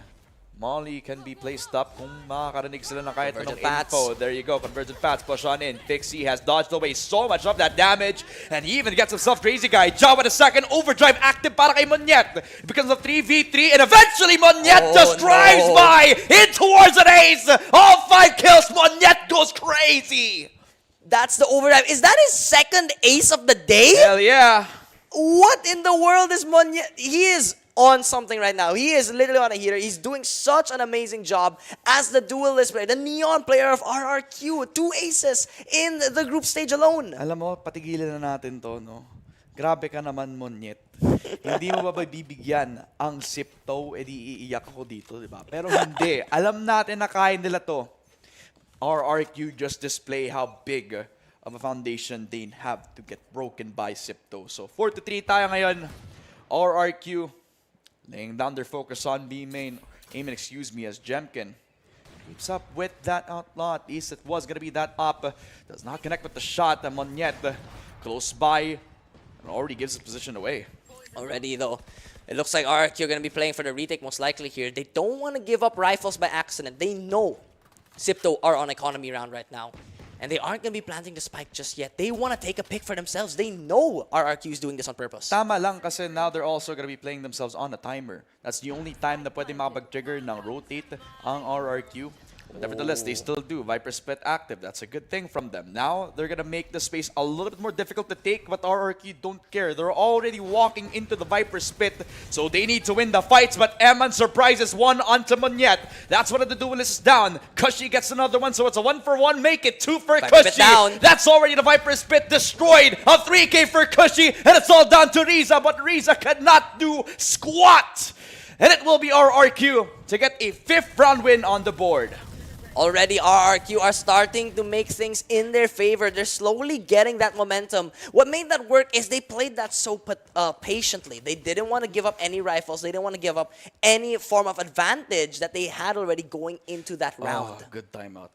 Good timeout. Napakaganda for JCL, man. I mean, lagi kong sinasabi about JCL, I mean, also sinasabi din to the Bluey, that he's a very timely coach. I mean, maayos yung mga timings na kung kailan siya magta-timeout. May mga times din na very valuable din yung nilalabas niya outside of the server, right? I mean, this guy is a mind that is brilliant beyond any means. At makikita natin yung making impact. Usually talaga may mako-convert yung Sipto after these timeouts, but it's a question of... It's not a question of if they can, kasi syempre lagi may potential. But when are they going to be able to show that is the question. Well, honestly, as you mentioned, right, JCL's timeouts are usually key when it comes to Sifto's success. And he has been able to convert majority of his timeouts, in fact. And I would say, I would expect nothing less from JCL to make a play for Sipto. Get something out of the cookbook, the playbook that they can potentially use here against RRQ. So you're telling me this is one whole Hell's Kitchen and JCL is basically Gordon Ramsay? Yun ba yung I sinasabi love natin that. ngayon? I love Is that what we're talking right now? Where's the lamb sauce? What are you? An idiot sandwich. Sana naman yun yung no? Yun yung magiging resulta for RRQ. But anyways, the jokes are over and the job's not done. 5-3 tayo ngayon, RRQ. Back on the stead. Push on in towards from Munyet. Doon pa lang sa may B main, they want to establish some control dun sa extremity. And I like that because she's actually gonna leave Munyet kasi may control na sila sa B main. Kung pupush nga sila doon, they will know how many people are actually willing to play this default. It's going to be way too difficult for Sipto to scale up with that position, actually. And now, Prowler trying to clear out some mid position here, trying to get some information. They're also at risk of any sort of peaks as well sa kahit anong sector na mapa, whether it's on B main, whether it's on mid. They already given the space up to RRQ to basically play the map around. I mean, look at this. The Viper walls making it so interesting down towards mid. Like, I can't even say difficult because, oh, Riza, speaking of difficult, got tagged there. Now low on HP. Yeah, I mean, at the end of it, siya pa rin naman yung making entry para sa team, pero And with there just it is. one shot, it is just as easy as that para kay Jemkin at mabilisan lang din siyang umalis. But they're still going to be executing towards A. But this Viper spit will make it a tad bit too difficult for the side of Sipto. They're going to have to re-rotate here. But look at the players of RRQ. They are ready for this potentially with their angles toward that mid play. Nakasalo pa nga, crazy guy, Odin. trained on the shot. We've seen this happen before, but will it happen again? No, it is not what we're seeing right now. 28 HP para sa kanya. Also have to TP back onto the elbow position because that is a really timely fade hunt. Nightfall coming out towards that B position. Spike plant for Eman as Sipto have full control over the B site. Now it's going to be a 4 versus 5. They already committed so many ultimates on the side of Sipto. It's going to be a difficult post plant. And with the smokes going down, Heaven is now open for RRQ to utilize. And they're going to be looking for it. Fixie fixed on that angle towards Heaven, looking for a position here. Yeah, handa na siya. With a 5 versus 4 retake like this, RRQ are just gonna swim in it. That's 2 picks in the post plant. That's a 2 versus 5 lineups being played around that mid-side position as Jemkin will just kill it with the operator as well. On B5 na tayo ngayon. Hot Sauce, he's just running away from danger, but you cannot run away from the forces of RRQ. Flawless victory sa panalo ng 6-3. At RRQ decide that they want to take it a streak further. At this point, RRQ, I just realized they contested and completely halted the conversion, the possible conversion of JCL's timeout. Tama. That's the They only time. actually countered One of the the first timeout. times. One of the first times that this happened dito sa event natin. That's not looking good for Sipto. And they're going to be on a broken buy once again. They're forcing the Stinger light buy, the light armor. It's going to be difficult for them to try and convert this round, but they have to look for something. Their aggression is what makes them stand out, especially with Fixie. Let's see if they abuse that. Yan yung ginagawa ko pagka frustrated ako eh. Are they frustrated or maybe this is a calculated play? Jemkin gets the shot on job. The push on in from Fixie, but the smoke Saturate. actually helps them out. The crossfire established and a short to the face of Shotguns. Riza does not help out Sipto's case. 2 versus 4 tayo. Eman. Eman, he surprises them with the stinger. So maybe a little bit of lifeline left into the Sipto forces, but in the end, that's a 2 versus 3. They have a lot of time to rotate, but will they actually consider that right now? Oh, this dark cover is actually very strong from Hot Sauce, but Eman Nako. can't counter the Odin. I mean, the Odin is one of the strongest weapons in this map alone already. They had to change the map because of it. Yeah. So, I blame Brock. Si Brock yung kasalanan kung bakit eh, no? Pero tingnan natin, no? Well, Hot Sauce changed the matter in his own hands. No, he cannot. Xfero. It's a 7-3 because of his kill. RRQ take it a step further, make this a 7-3 scoreline. If I remember correctly, that's a 4-round winning streak. that is, I believe, a 4-round winning streak already coming out from RRQ. At this point, Sipto, you lose on a timeout. You need to reset without the coach, basically. Yep. So it's up to the IGL right now for them to actually come up with something. And I think they tried the fast play, but they were not on the same page. They can attempt the fast play again or go back to the default that gave them those 3 rounds. Let's see. That's going to be the case for them as go back to a reset. Mid push being taken, an early implementation of the Viper wall. Does let Jemkin go for the peak this time around, but again, Septo, I wouldn't say scared eh. Parang na-condition na sila na kailangan nilang i-take yung mga fights nila very, very slowly. Yeah. And Jemkin on the operator, this time the tour de force has been so deadly, and he's looking for a kill, but Riza's found himself all the way up towards mid with the light speed. We'll be able to get the kill into Jemkin. That's good, kasi at least now they actually know that one of the Sentis for this team has already given up a lifeline for the side of Septo. They push on in, they make it 3 kills. In fact, Link being taken, and also because they have somebody on A main, they have the flank watch. They have all eyes trained up on the mid side. Ang daming players for Sipto Esports. But they can just get halted by just one player. Monyet could not do squat anything to deny the plant this time around. It's Xfero in a 1v4. And can he work magic despite Sipto's efforts to get the A site? I mean, it's a 1 versus 4. The dark cover blocks out so much. But Xfero trying to look for a kill. Refract away coming out from Riza. It's going to be a difficult one. Gets jump peek as well. Could be wrapped around here. So this is not the easiest play coming out. And will be Riza to get that triple kill onto Xfero. With that, Sipto finally put a stop to the bleeding. And with that, Sipto, I feel like they're starting to understand what they want. They were able to stop Jemkin's operator. Yeah. I mean, it only took like a light speed and an aggressive Riza at that, right? I mean, I mentioned it before. They were conditioned to play in the way that they need to double clear a lot of the angles, diba? And now they're kind of not even considered double checking it. I mean, they just want to go dry peek it into it. I mean, a light speed into the mid side, which is one of the most open places dito sa road, is a big risk. They know the risk of what they're trying to take, and Sipto has decided to put trust dito kay Riza to actually do that. It's a big thing to actually have confidence in their duelist to do that. I mean, you gotta have confidence in your duelist if you want to actually execute your plays, especially in these scenarios. And now it's the last round of the first half. Sipto, if they want a good chance here, they need to make it a 7-5 at the very least. Yep. Make it even Stevens. Or cut it a little bit closer compared to what it's supposed to be, right? I mean, let's see what's going to be happening dito sa mid-side natin. A bit of spam coming down for Crazy Guy. A little bit of tension. Rimming over the A-main horizon. Si Jemkin. Trained na yung angle din sa may A-main. Riza, are you going to use that light speed again? Or maybe just a Prowler. A simple way to solidify that solution. Actually, nets Jemkin off the angle. Goes for the TP himself. And finally, will be that convergent paths. Get themselves that yard space. Riza gonna try to open up the space this time around, but Jemkin does not miss the shot. Doesn't even whiff. What a headhunter play. Jemkin, you do not miss at all. I mean, it doesn't matter if you're hindered. If you can kill them in one bullet, it's good to go. And with that, it's a 2 versus 5. Make that a 1 versus 5. Monyet finds Fixie. It's all down to hot sauce. But Jemkin with the 3K will be getting the round for RQ. 8-4, 4-round lead. I mean, isipin mo ang pangalan na dati, the Russian Terminator. At mukhang nakita natin kung bakit, diba? Damn! Hindered, double peeked at that, and he decides to come in with those 3 kills, pare. I mean, what a monster. I have no words. Jemkin's operator is what I was terrified about for Sipto, and he's put a stop to their pushes on nearly every single round. And this is why. Jemkin's operator does not fail. Who cares if you use your ultimate on me? I'm going to stop you right then and there. One bullet was all he needed. Exactly. Whether it was the operator or yung headhunter. Yun nga diba? Grabe talaga tong si Jemkin. Ano kaya nakain ito? Chicken biryani? Maybe pani puri for him? Oh, you're making me hungry, man. Ano oras na ba? It's 8:31. Sana nakapagmerienda at nakapagapunan ng mga guys natin. Pero anyways, RRQ on the second half is looking swimmingly. Dito pa lang sa ating 8-4. Except to have a lifeline in them, hindi pa tapos ang boxing. And now, RQ pushing up towards B.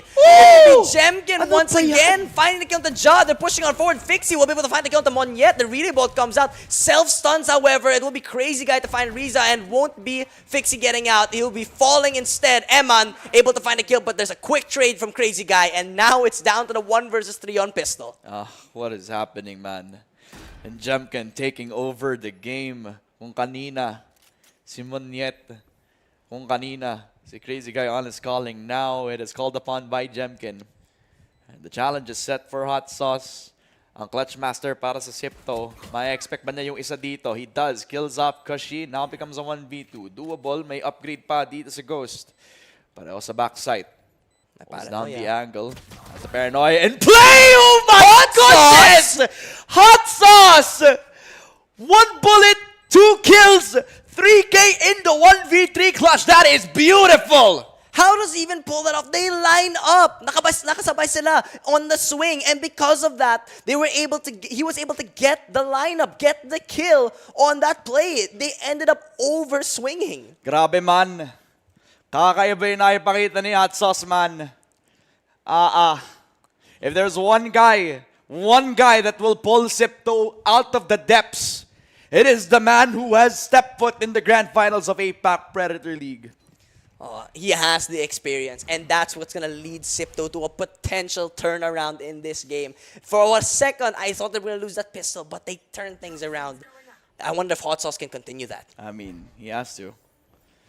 But I'd much rather see Sipto as a unit actually climb out of the depths, True. right? I mean, sa totoo lang, makes me very terrified of what could happen in this game. As it will be a slow crawl for Jemkin. Dun pa lang sa may B main, he is a threat.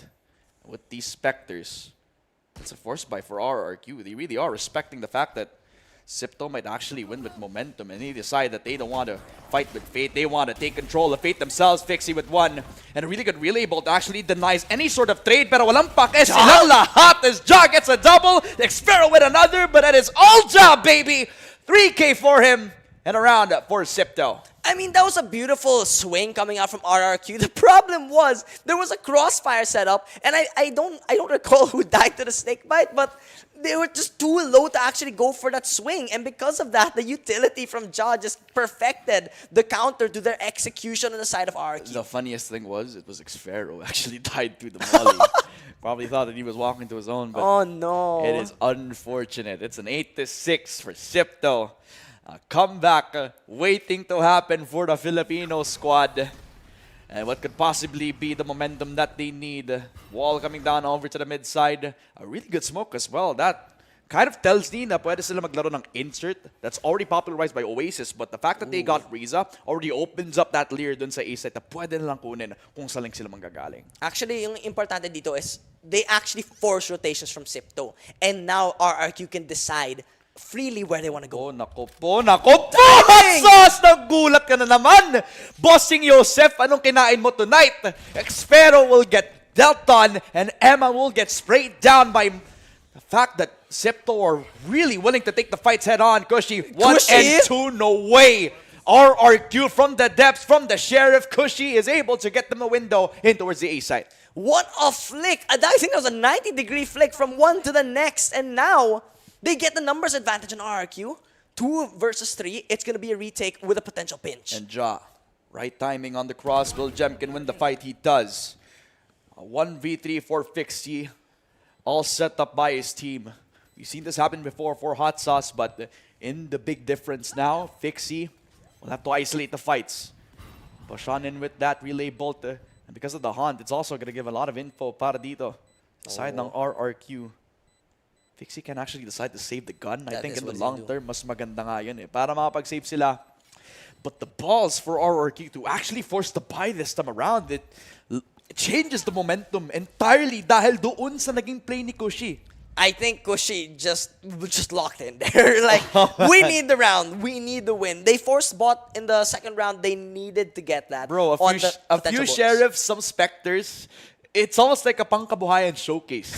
Right? I mean, right. Yung kailangan mo lang para magkaroon ka ng business, but you just have to make it work. And I think Cushy was just the breadwinner in that part. Definitely, definitely. I mean, again, we mentioned this a while ago. The Sheriff in the right hands is as good, if not even better than some rifles here. Absolutely. Ano kaya mangyayari kung bandit na yung hawak na yung mga players dito? Wala pa yung bandit dito sa tournament namin. Kaya nga imagine. Pero okay lang. 96 tayo. And now it's Sipto actually making a lot of noise dun sa may aim in. And that's already pulling RRQ to kind of dare challenge that aim in extremity. They're going for it. So we'll have to back away here. Fixie as well. Can go for the support. The relay bolt can be huge here with Riza having no utility left remaining. It's always so hard to kind of predict RRQ when they're locked into this playstyle. Gusto nilang mag-punish ng kahit sinong mag-overpush extremities. I think Jemkin has been doing beautifully on the fact that he's lurking. Not in the way that he's killing everybody, but because alam niya na hindi na willing yung Sipto na makapag-push sa ilang mga extremities. That's always giving them holes in the defense.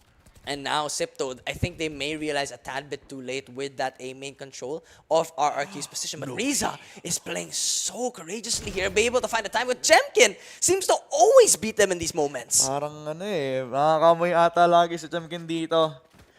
Pare, what have you done? And now with the angle being held on down, Hot Sauce actually provides another lifeline, gets himself the 1-for-1, and Hot Sauce already expected. His Monyet also will give a drive-by kill over to Fixie. That's a 2 versus 4, and a plant coming down as well. RRQ have themselves the A side. I mean, that's just Monyet being Monyet on the Neon. You expect nothing less from his movement, and he's proving himself here on the stage. Now down to the 2 versus 4. Eman and Ja, they need to find some opening here, but it might just be another savior. Ja does find Xfero, but they don't really have time on their hands. They do not. Sayang, it could have been more than just 1 kill from the mid side. It could have been so much more than just 1 kill from Hot Sauce dun sa A main. But I think the pressure is just getting to Sipto ngayon. I think we need to call another timeout, folks. They might need it, in fact, as Eman gets 1, but ends up falling. No save on the rifle for him, and now it's just down to Ja. Double digits now for the side of RRQ. Hirap neto, boss. Hirap na. JCL, isang usapan naman tayo dyan, no? Isang face-to-face kasama ng mga idolo natin. I think a reset needs to be in order. And, Definitely. Maybe a little bit more attempts on trying to contest Jemkin. I mean, the fact that you want to fight 50-50 is already a risk at that. But there's still some payoff if you think about it. Kung hindi nila i-contest, paano nila ipapunish yung lurker? Actually, yung round na nanalo nila kanina is when they contested Jemkin on the first half. Diba? I feel like Jemkin is the current, basically, cork that's stopping, plugging out Sipto's play every single time. It goes back to like Marky back then when he was controlling the grand finals with just 1 outlaw and a lurking position. But anyways, moving on. Hot Sauce with 1, Xfero to try to trade. RRQ, they actually could give up an upgrade to one of these players on Sipto, but the fact that they're also gatekeeping that is already a done deal para dito sa RRQ. Ooh, this outlaw getting dodged here. Relay Bolt comes out. He has to use the headhunter. The Relay Bolt is enough as the Bucky is there for Fixie. He will be taking down Jemkin, and this could be the start for something good for Sipto. Sinabi natin, they have to contest the lurkers, and they finally get an upgrade. The problem is it's an outlaw, it's not a phantom, but you can take anything if you're Sipto right now. Plan coming down for RRQ. Oh, no. Viper split established dun sa A side. This becomes a difficult retake for Sipto. Pero with the numbers that they have, I'd say they still have this.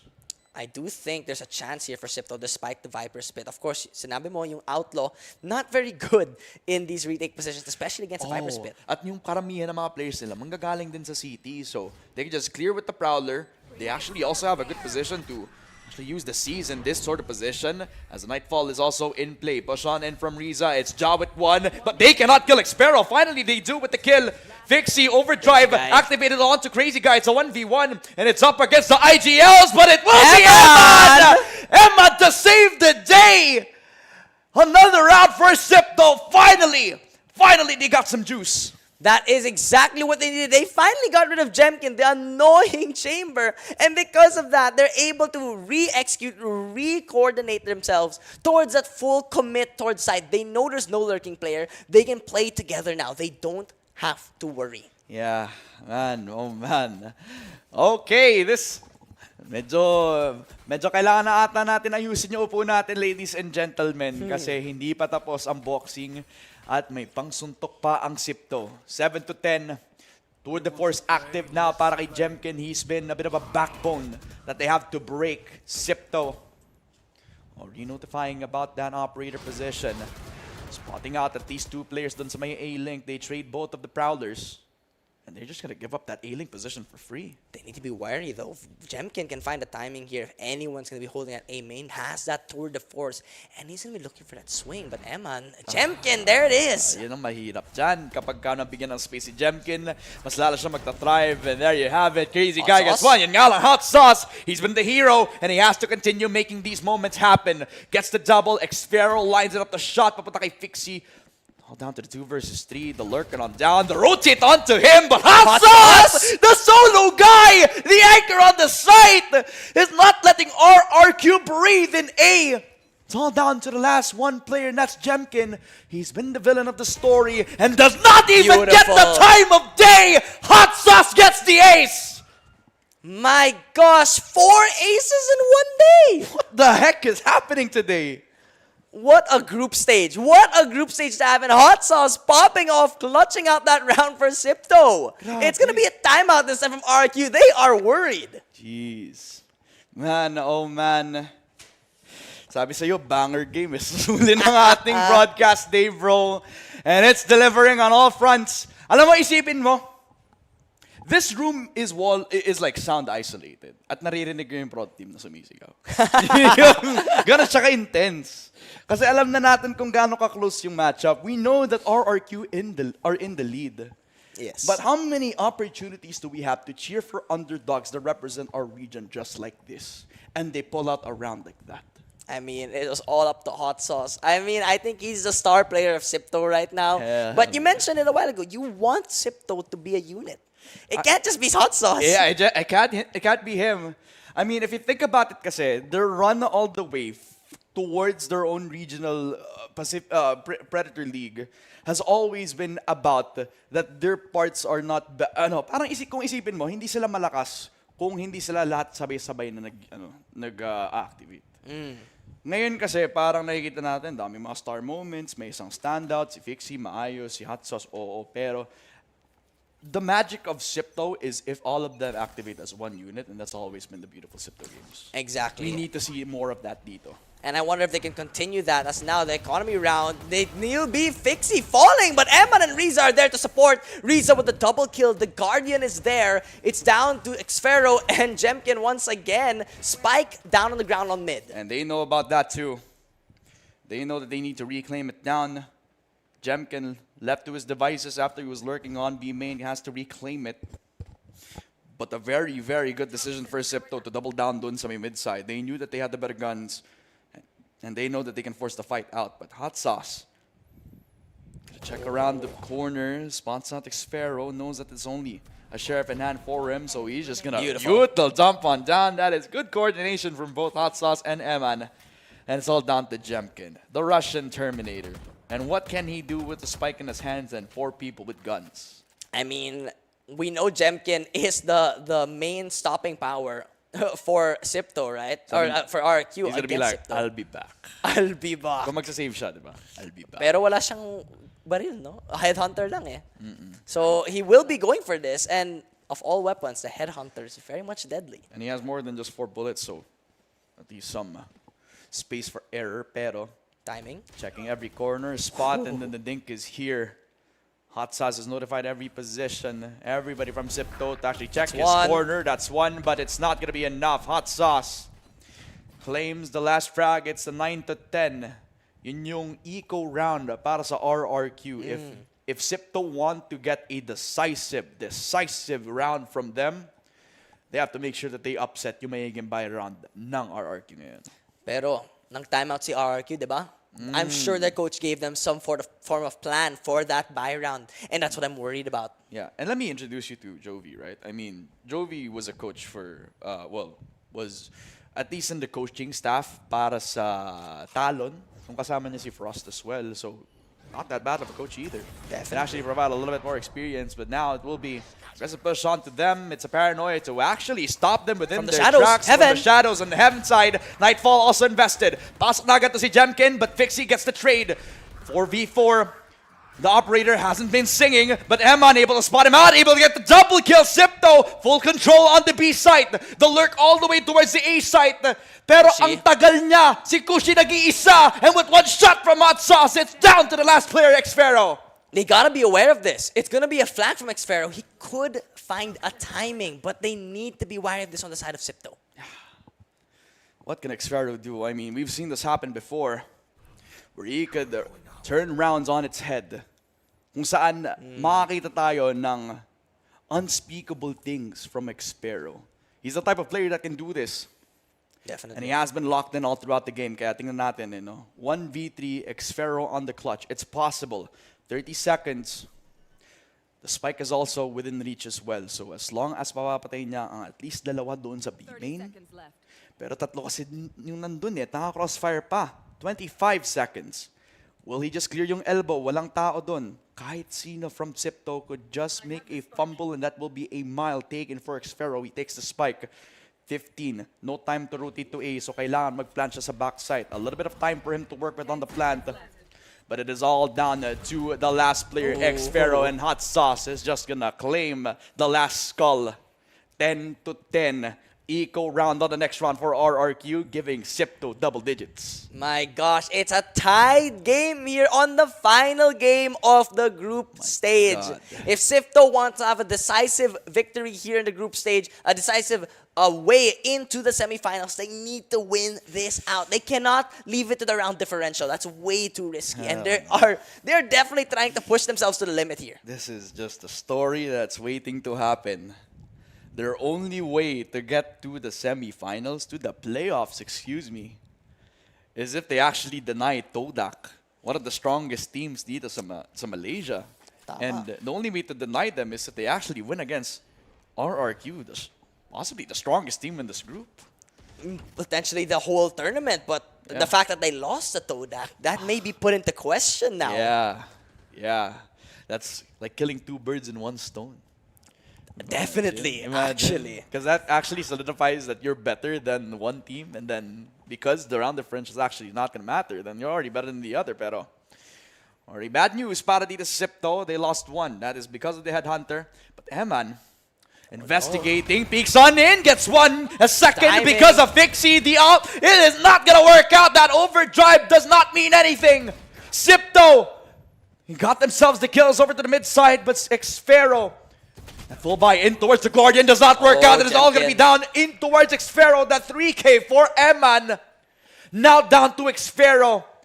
Has the upgrade, has all the weaponry that he needs. But yet again, RRQ find themselves in a clutch situation and the spike not within their position. When are they going to peek on down to the mid side? Fixie has the slide. And once they know about the info, they can just rush him down, a relay bolt out, slide on in, and Ja claims it. 11-10, Sipto Esports claim the lead. This is exactly what Sipto needs. What beautiful timing coming out from Fixie and Eman with that swing, catching them on their utility. RQ was not ready for that dry swing. And you know what? It's all about those courageous plays, those ballsy plays coming out from the side of Sipto. They really are pushing themselves. And I think with that play coming out, it does force RRQ into another timeout. Whew. Oh my God. Umabot na tayo sa point na medyo iniisip natin na posible. Pero nakaabot na tayo sa 11-10 and I still can't believe it. We're actually here. Apparently so. Nandito na tayo.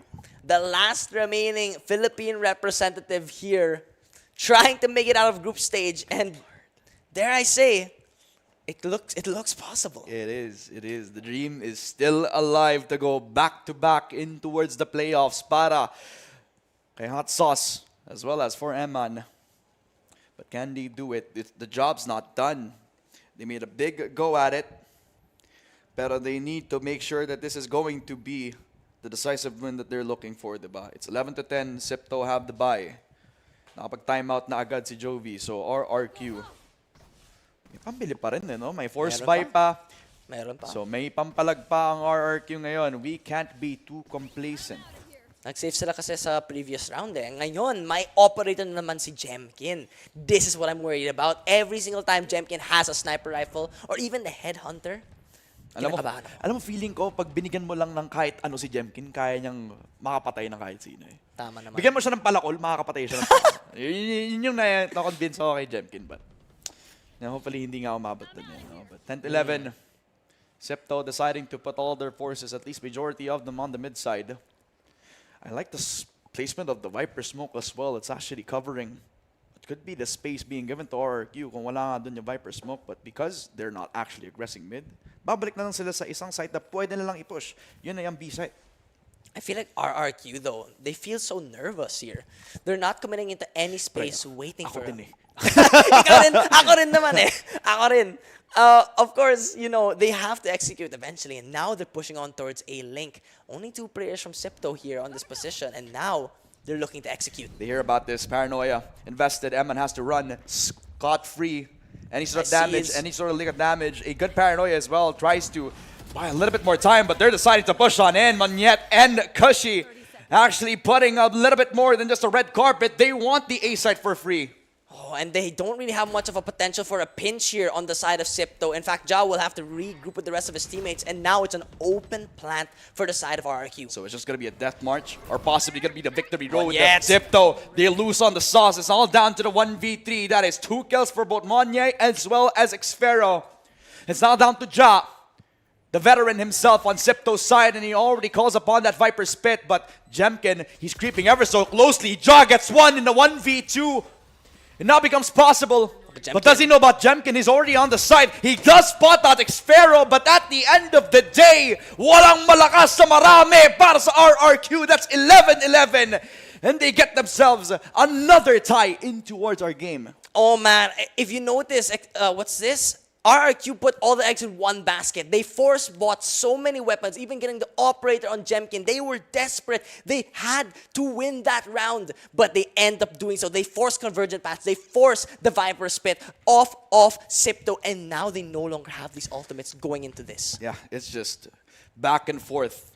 Absolute back and forth. What we started as a bit of a stomp para dito sa RRQ. Nung nag-start tayo dito, it was 8-4. We're already at a landscape where either one of these teams could win. And the story for this is na sobrang importante ito. Not only para dito sa Sipto, kasi syempre meron tayong possible tiebreaker because of that 3-way tie with a 2-1 victory for 3 teams in their own group. But RRQ have an identity now. They lost their first game against Todak. Syempre dahil doon, sabi pa rin natin malakas pa rin ng RRQ. Pero did we actually expect that they would lose against Todak? Actually, I did not expect that whatsoever. Diba? So medyo masabi natin, is this the RRQ that we kind of want to see coming into this season? An RRQ that can actually be beaten by Todak. No disrespect to Todak, but it's more of like expectations for RQ are not being met here. Yeah, And is exactly. that what you want to see going into the semis? But again, even if RQ wins this, it's going to be up to round differential. So it's not even a guarantee for them. It's going to be a chance. it is 11-11. And RRQ on the attack will now get forced on their hand as Jemkin knocked out by just one shot on the operator. Riza just surprises them. And I believe that's one of the first times that we've seen Riza on that op in this map in particular. Can I just say, taste of his own medicine. Yeah. That operator Totoo nga kill lang. onto Jemkin. True Lalu. Yun ang sabi natin 4 versus 5 in an instant. They can flank. They can try to isolate those numbers coming out from the back lines, but still, Sipto should not go complacent. Mid-side controlled by 2 players. And I like that, no? May tao dun sa left, may tao dun sa right. Hot sauce, stable pair of hands. May nakahold pa rin dun sa may A, and you have a 2-man stack dun sa may B. Sipto have a stable defense on all fronts. So will they contest up against Monye? Ja gets the double kill through the smoke, and Sipto, they're happy to take the fight! A 3K for Ja, and it's all up to the Omen. Crazy guy! Anong gagawin mo dito, pare? 1 versus 5, there's not much you can do. And yes, they won the previous round, pero their economy is not in a good position. They can't go for this. He'll have to save most likely in this position. And because of that, they're going to be on such a weak buy. They're only going to having 1 to 2 rifles, maybe more, hopefully for their side, but it's looking unlikely. Wag mo akong pasahin, pare. Wag mo akong pasahin. Nakita ko na kasi to eh. I mean, whatever Jemkin has in his hand, headhunter man, classic man, palakol man, kaya niyang kahit anong mangyari dito. But the fact that Sipto actually have no fear now is a different beast in itself. That's a flawless round. Fixie is all fired up, man. Oh my gosh, you can tell they are really looking to close out this game. The excitement on their faces, but they are immediately focused. They go from excitement to straight up focus. They really want to make sure that they take this potential last round seriously.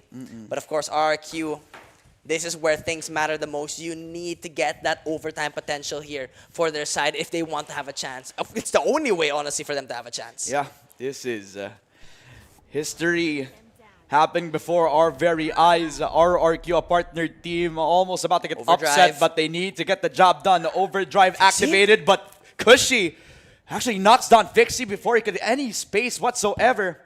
B-main controlled, and Sipto could not follow up. That was one hell of a hinder if I've ever seen one.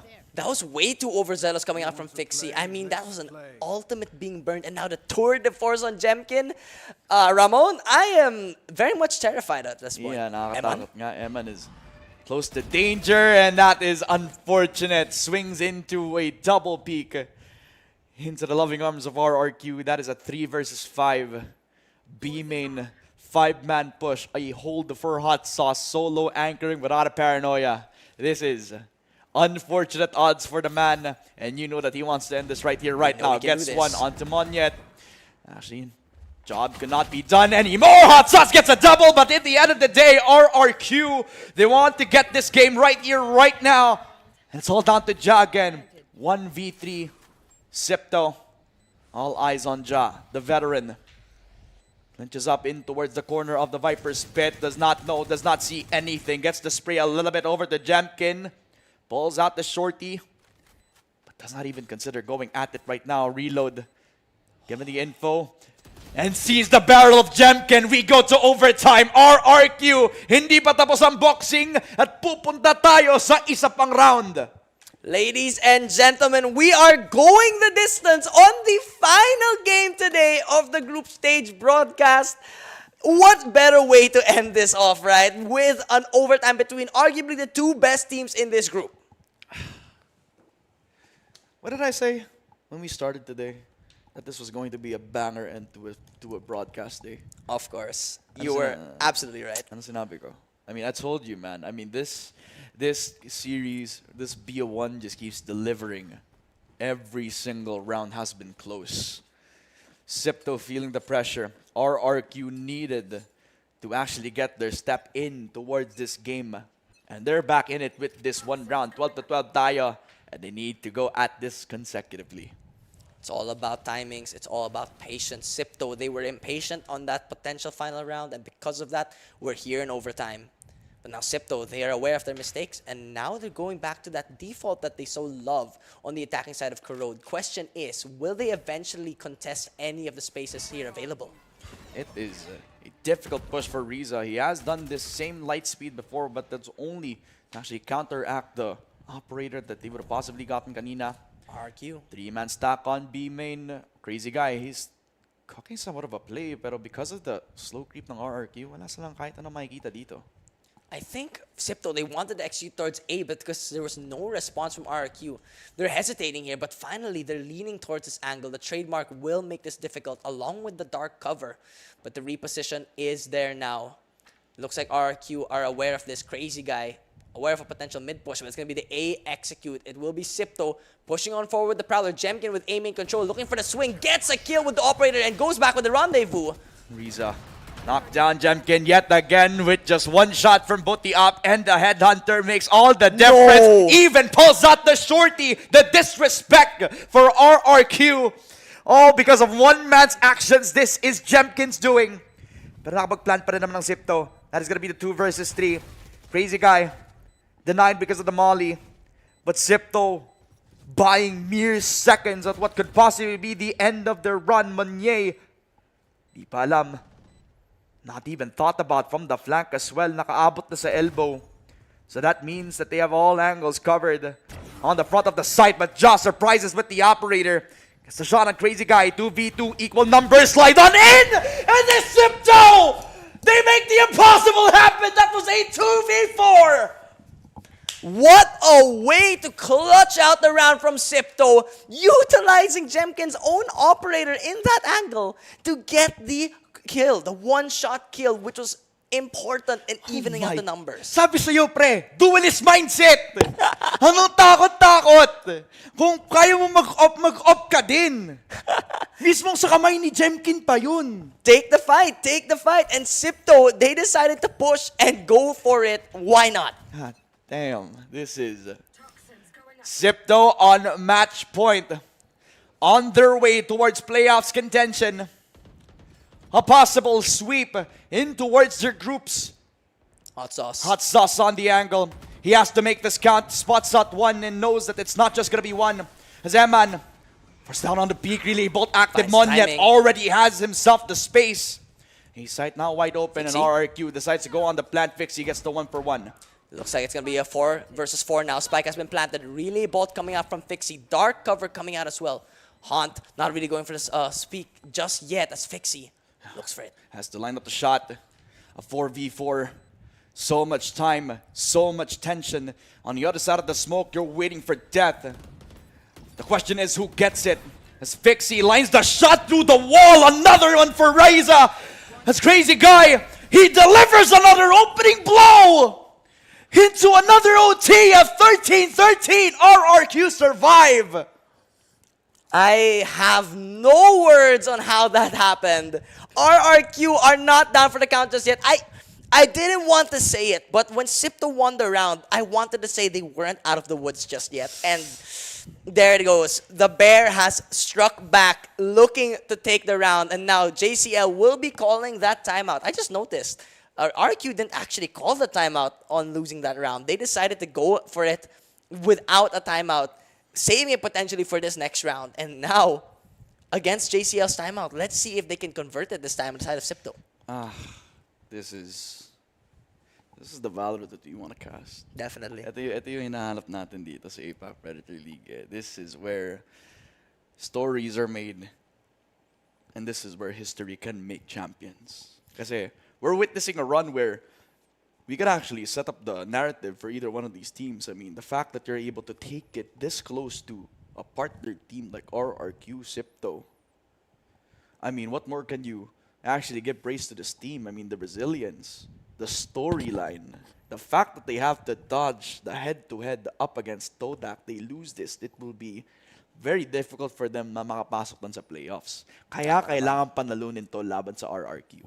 Exactly. And now, RQ, I mean, they want to prove themselves here as a tier 1 team, as a partner team. They don't want to be eliminated in the group stage. That's not how they want to go out. But now with the round going out, I think Crazy Guy just blocked the Viper Orb actually with his body. That's interesting. How big of an impact will that have pagdating natin sa ating later rounds? We'll find out. Septo has made their presence known. Crazy Guy has already found them out. And Riza just wants to hunt for the kill. Pero yun nga lang, nakaabot na si Crazy Guy sa backside of A.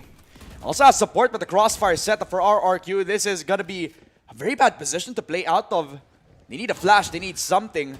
Some sort of util to try to Spam through the smoke. destroy the crossfire. Maybe a spam through the smoke from Crazy Guy. Not even let them set foot dito sa may A. Monye with another one. Has Septo. They're grasping on straws. They got to kill kay Monye. May second frag pa si Pixie. May third pa kay Ja. It's possible. They have a lot of time. But Jemkin does not miss a shot. That's a 1v2 now.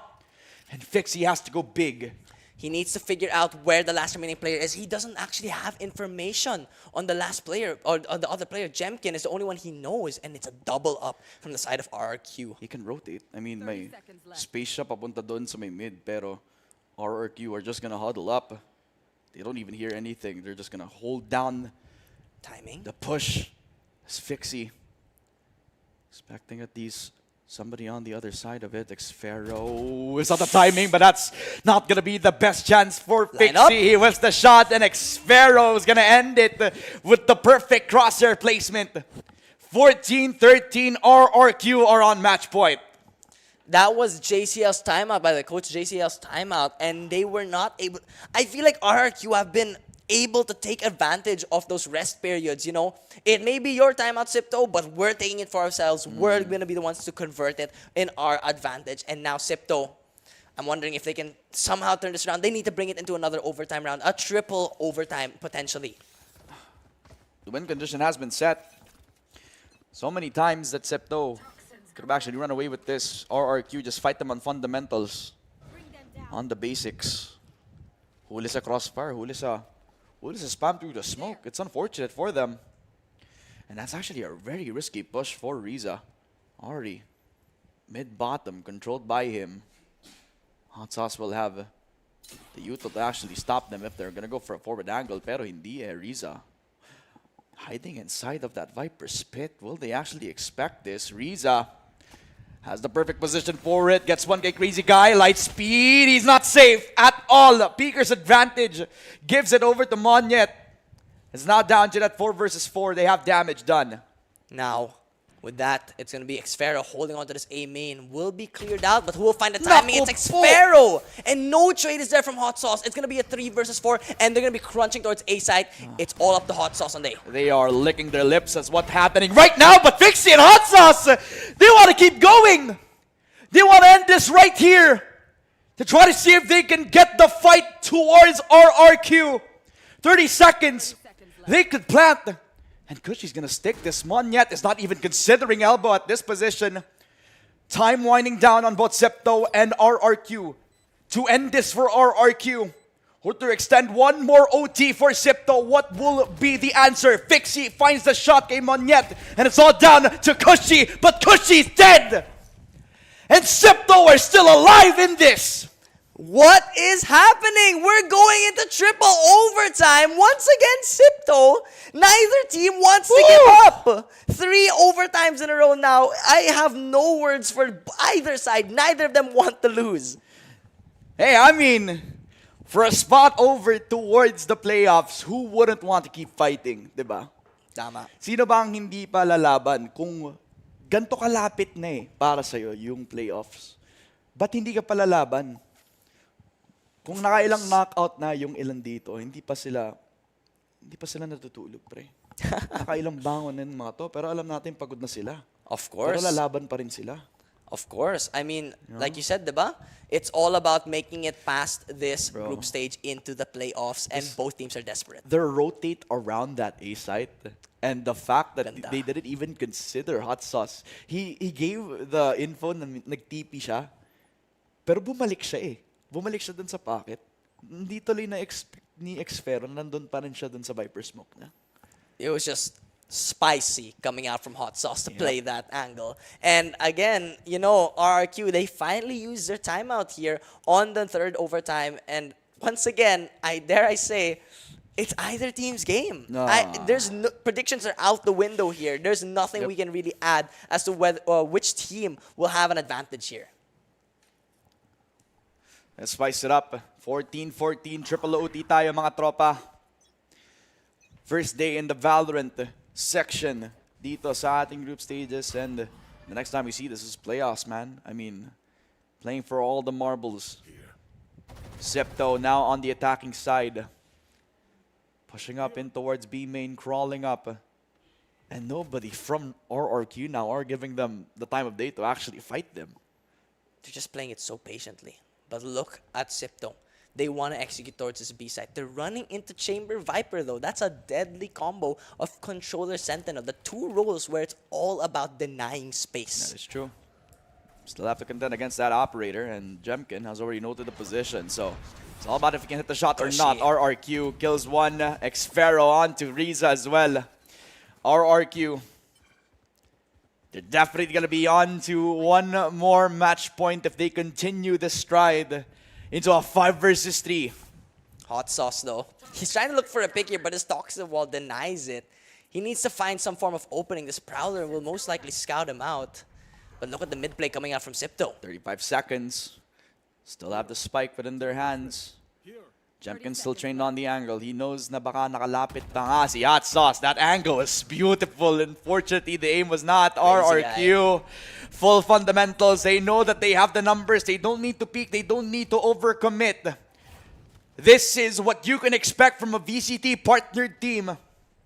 And they've won championships before. They want to do it yet again. That's a 15-14 flawless victory and match point secured for RRQ.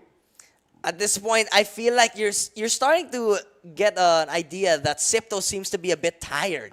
They're looking a bit sloppy in their executions. They're forcing too many angles without having any information. Respected din natin yung fact that RRQ are now settling to play in their own turtled up positions sa site itself. They're happy to get one, and then they don't need to over-aggress at that point. Yan yung discipline na hinaharap natin from an RRQ team just like this. Of course, of course. That makes a lot of sense, actually, now that you point that out. And RRQ, you can never discount this team. Again, partner team for a reason, right? I mean, not just partner team. They've won VCT Stage 1 sa Pacific, di ba? Oh, yeah. It's a testament to how good this team is. And I kind of like what Coach Jovi is actually cooking here. He's been doing a good job with those timeouts. Actually finding ways to counter, yung ginagawa ng Sipto ngayon. 15-14 na tayo ngayon.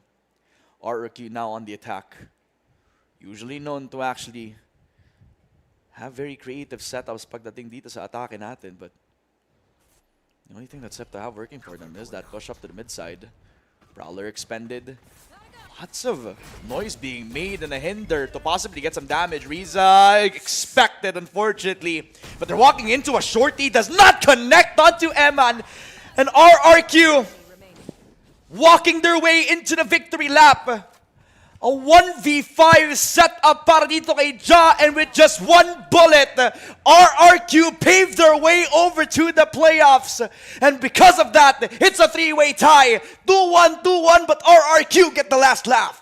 What a way to close out the day with a triple overtime, 16-14. RRQ, Sipto, and Todak all on a 2-1 standing.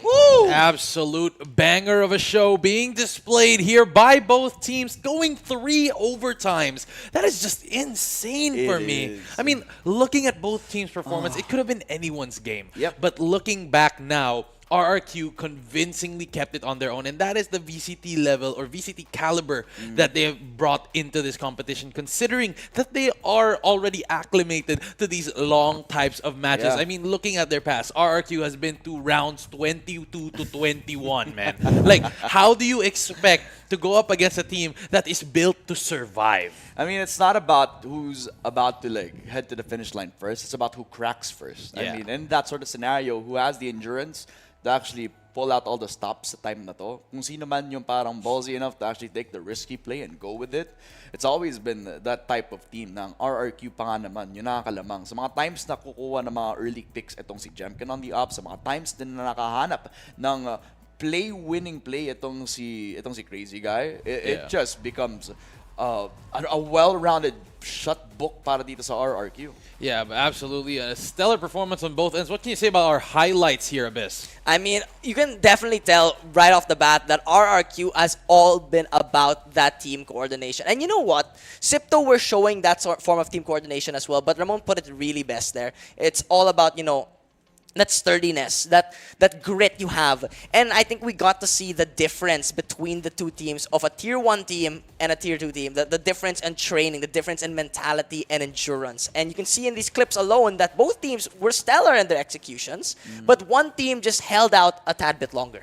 Absolutely, guys. I mean, seeing from your insights, I want to put mine on my own as well. I mean, this was the expected outcome coming into this matchup, with RQ being the tournament favorites, considering their experience, you know, having to win VCT Pacific Stage 1, and now moving into here in Predator League. Obviously, they would be the ones, the favorites, to winning this or any of the fights that they would be getting into. But then again, you have to remember the fact that it was up this close, and they could have fumbled the bag at any point going up against this Sipto squad. It just shows the improvement and the level of play that Sipto has brought into this tournament. And right now, it is still a little bit, you know, unsure on what will happen for these teams, since considering that the scores are all 2-1, if I remember correctly. Yeah, that's true. That becomes a little bit more complicated. So kung paano natin i-calculate din kung sino yung makapasok sa playoffs, it's still a very big question mark. Eh, no? We still have that rule na kapag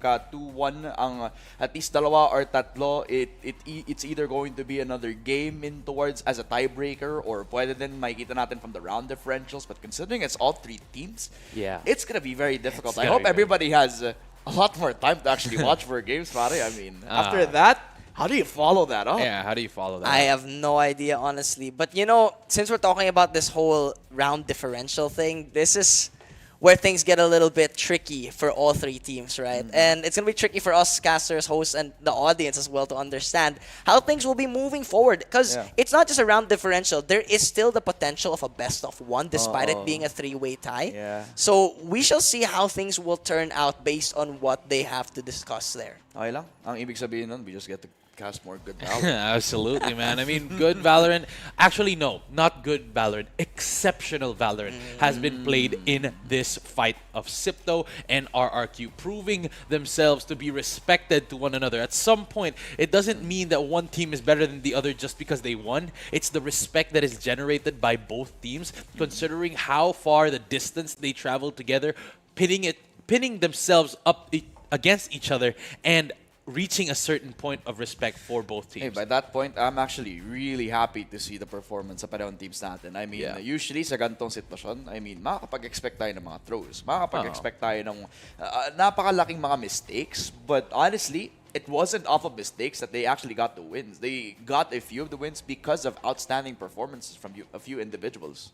Yeah, and honestly, the outstanding performances, yeah, a lot of players have really stood out in this tournament so far. I mean, we've seen 4 The aces. Big J. The Big J. The big Jemkin. Yeah. The Big Jemkin, whose operator terrified me in every round. Monye with like so many aces as well. Yeah, 2 aces in one day from Onyet is already Nanyat astounding. is so good, bro. So good. And I think RRQ, it's really up to the decision on the back end here, but with how the performance has been today, we not only saw such strong individual performance, but also a lot of teamwork that really shone here in this group stage alone.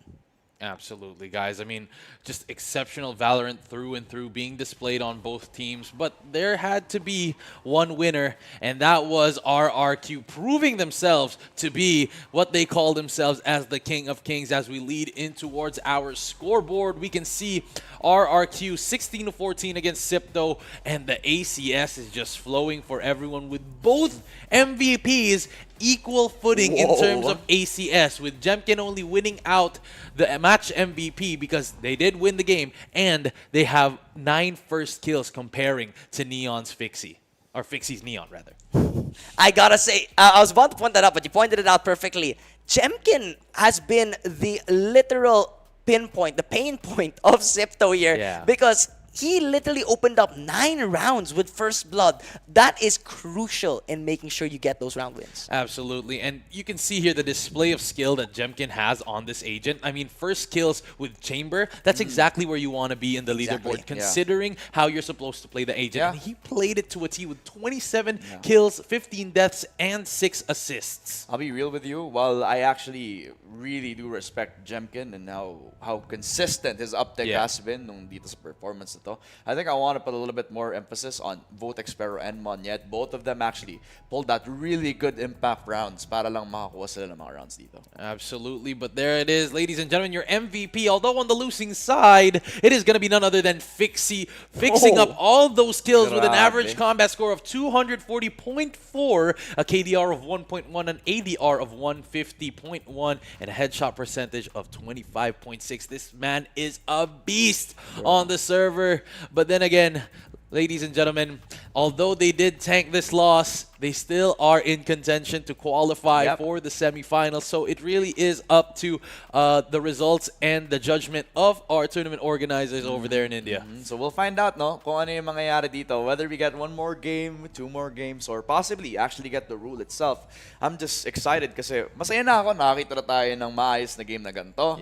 We get to actually sleep well at night knowing that it wasn't gonna be a very fast game. And I'm just happy to see Sipto actually performing, despite RRQ actually winning it out. Yeah, I think Sipto made us all proud in a way. They performed really well in their group, and to lose to RRQ isn't really that bad, knowing RRQ's reputation, right? And the fact that it was a triple overtime, I think that's something that they can be proud of. Na-expect na nga natin sana na may hirap to. Alam natin na gusto nating manalo yung Filipino squad, but we knew that they needed to work for it. They did. They absolutely did.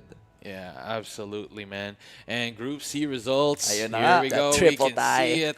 2-1, 2-1. All 3 teams are 2-1. And that is going to be something that will be disclosed very, very soon. But what do you think of this group, Ramon? Alam mo kung ako yung Predator, actually, all 3 teams would actually go 2-1. Pero hold that thought, we actually had an update. Oh, we have an update, folks. It is going to be my Sipto to move goodness. forward in semifinals. Congratulations, Sipto Esports. You have made it through. Oh my goodness. And that is just something of a miracle, if not so. Ladies and gentlemen, I believe it might be the round differential that brought them over the line, probably. No? Most likely it is. Most No, likely. that is the ruling if it's a 3-way tie, the round differential.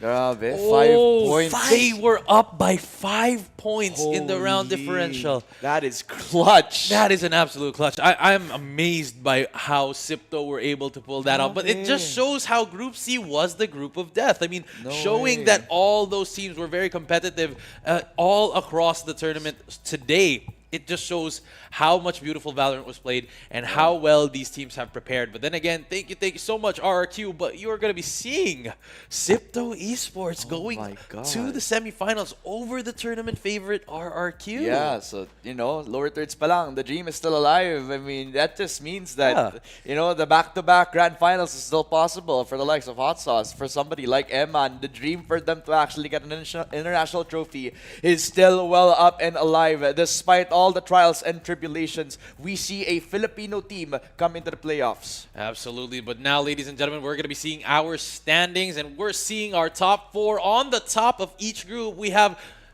Fantasy is going to be 3-0 into Acer Vietnam's from Group A. From Group B, however, we're going to be seeing Boom Esports. From Group C, we're going to be seeing Sipto. And from Group D, we are going to be seeing IM as we bid farewell to our first seed, sadly, for Oasis Gaming as they fall 1-2.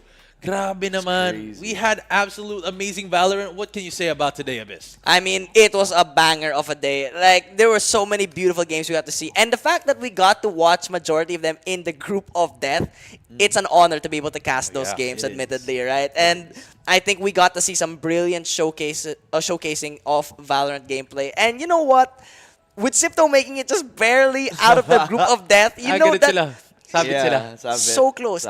If they didn't go into overtime, they might have not made it. Yeah, that's the thing. Bro, That's what was running in Imagine my how head. different it would have been, diba? Yeah. If those couple of rounds actually were given away, then how different would it be for us? We wouldn't have a Filipino team. We wouldn't see the dream be realized where they could actually go back to back. I mean, the possibilities are endless. But that also means that new challenges are up into place of playoffs. Absolutely. And for me, seeing Eman and Hot Sauce back in the semifinals, I mean, moving there, it kind of seems like they're paving another road for them. And that's exactly what the Filipino fans at home are hoping for. So congratulations to all Sipto Esports fans. But right before we leave for today, we are going to be talking about everything that empowers this whole tournament, empowers you guys to perform like the teams that we had today. Starting off with our Helios Neo 16S Unleash Ultimate Power with the hashtag Predator Helios Neo 16S AI, equipped with up to an Intel Core Ultra 9 processor 386H. And with a compact frame, Unbound Force, check out the official tournament PC of APAC Predator League 2026. Ito mismo yung nilalaro ng mga pro players na napanood natin today, ang Orion 3000. This is the official tournament PC para dito sa APAC Predator League 2026. It is driven by Intel performance to handle the pressure of championship caliber plays. Imagine yung mga flicks ni Jemkin, yung mga push ni Pixie, all possible thanks to the Orion 3000. And of course, may kasama pang monitor, diba? You can't just have a PC without the monitor. Of course, there's the XB3. Of course, see the world in quantum color. Elevate your visual experience with the Predator XB3, combining elite color accuracy with high-speed performance. It's the ultimate tool for both competitive gaming and immersive content. Wow. Absolutely. And syempre, kailangan kita i-counter. Meron din akong monitor na sa akin. Wow! X34 naman yung sa akin.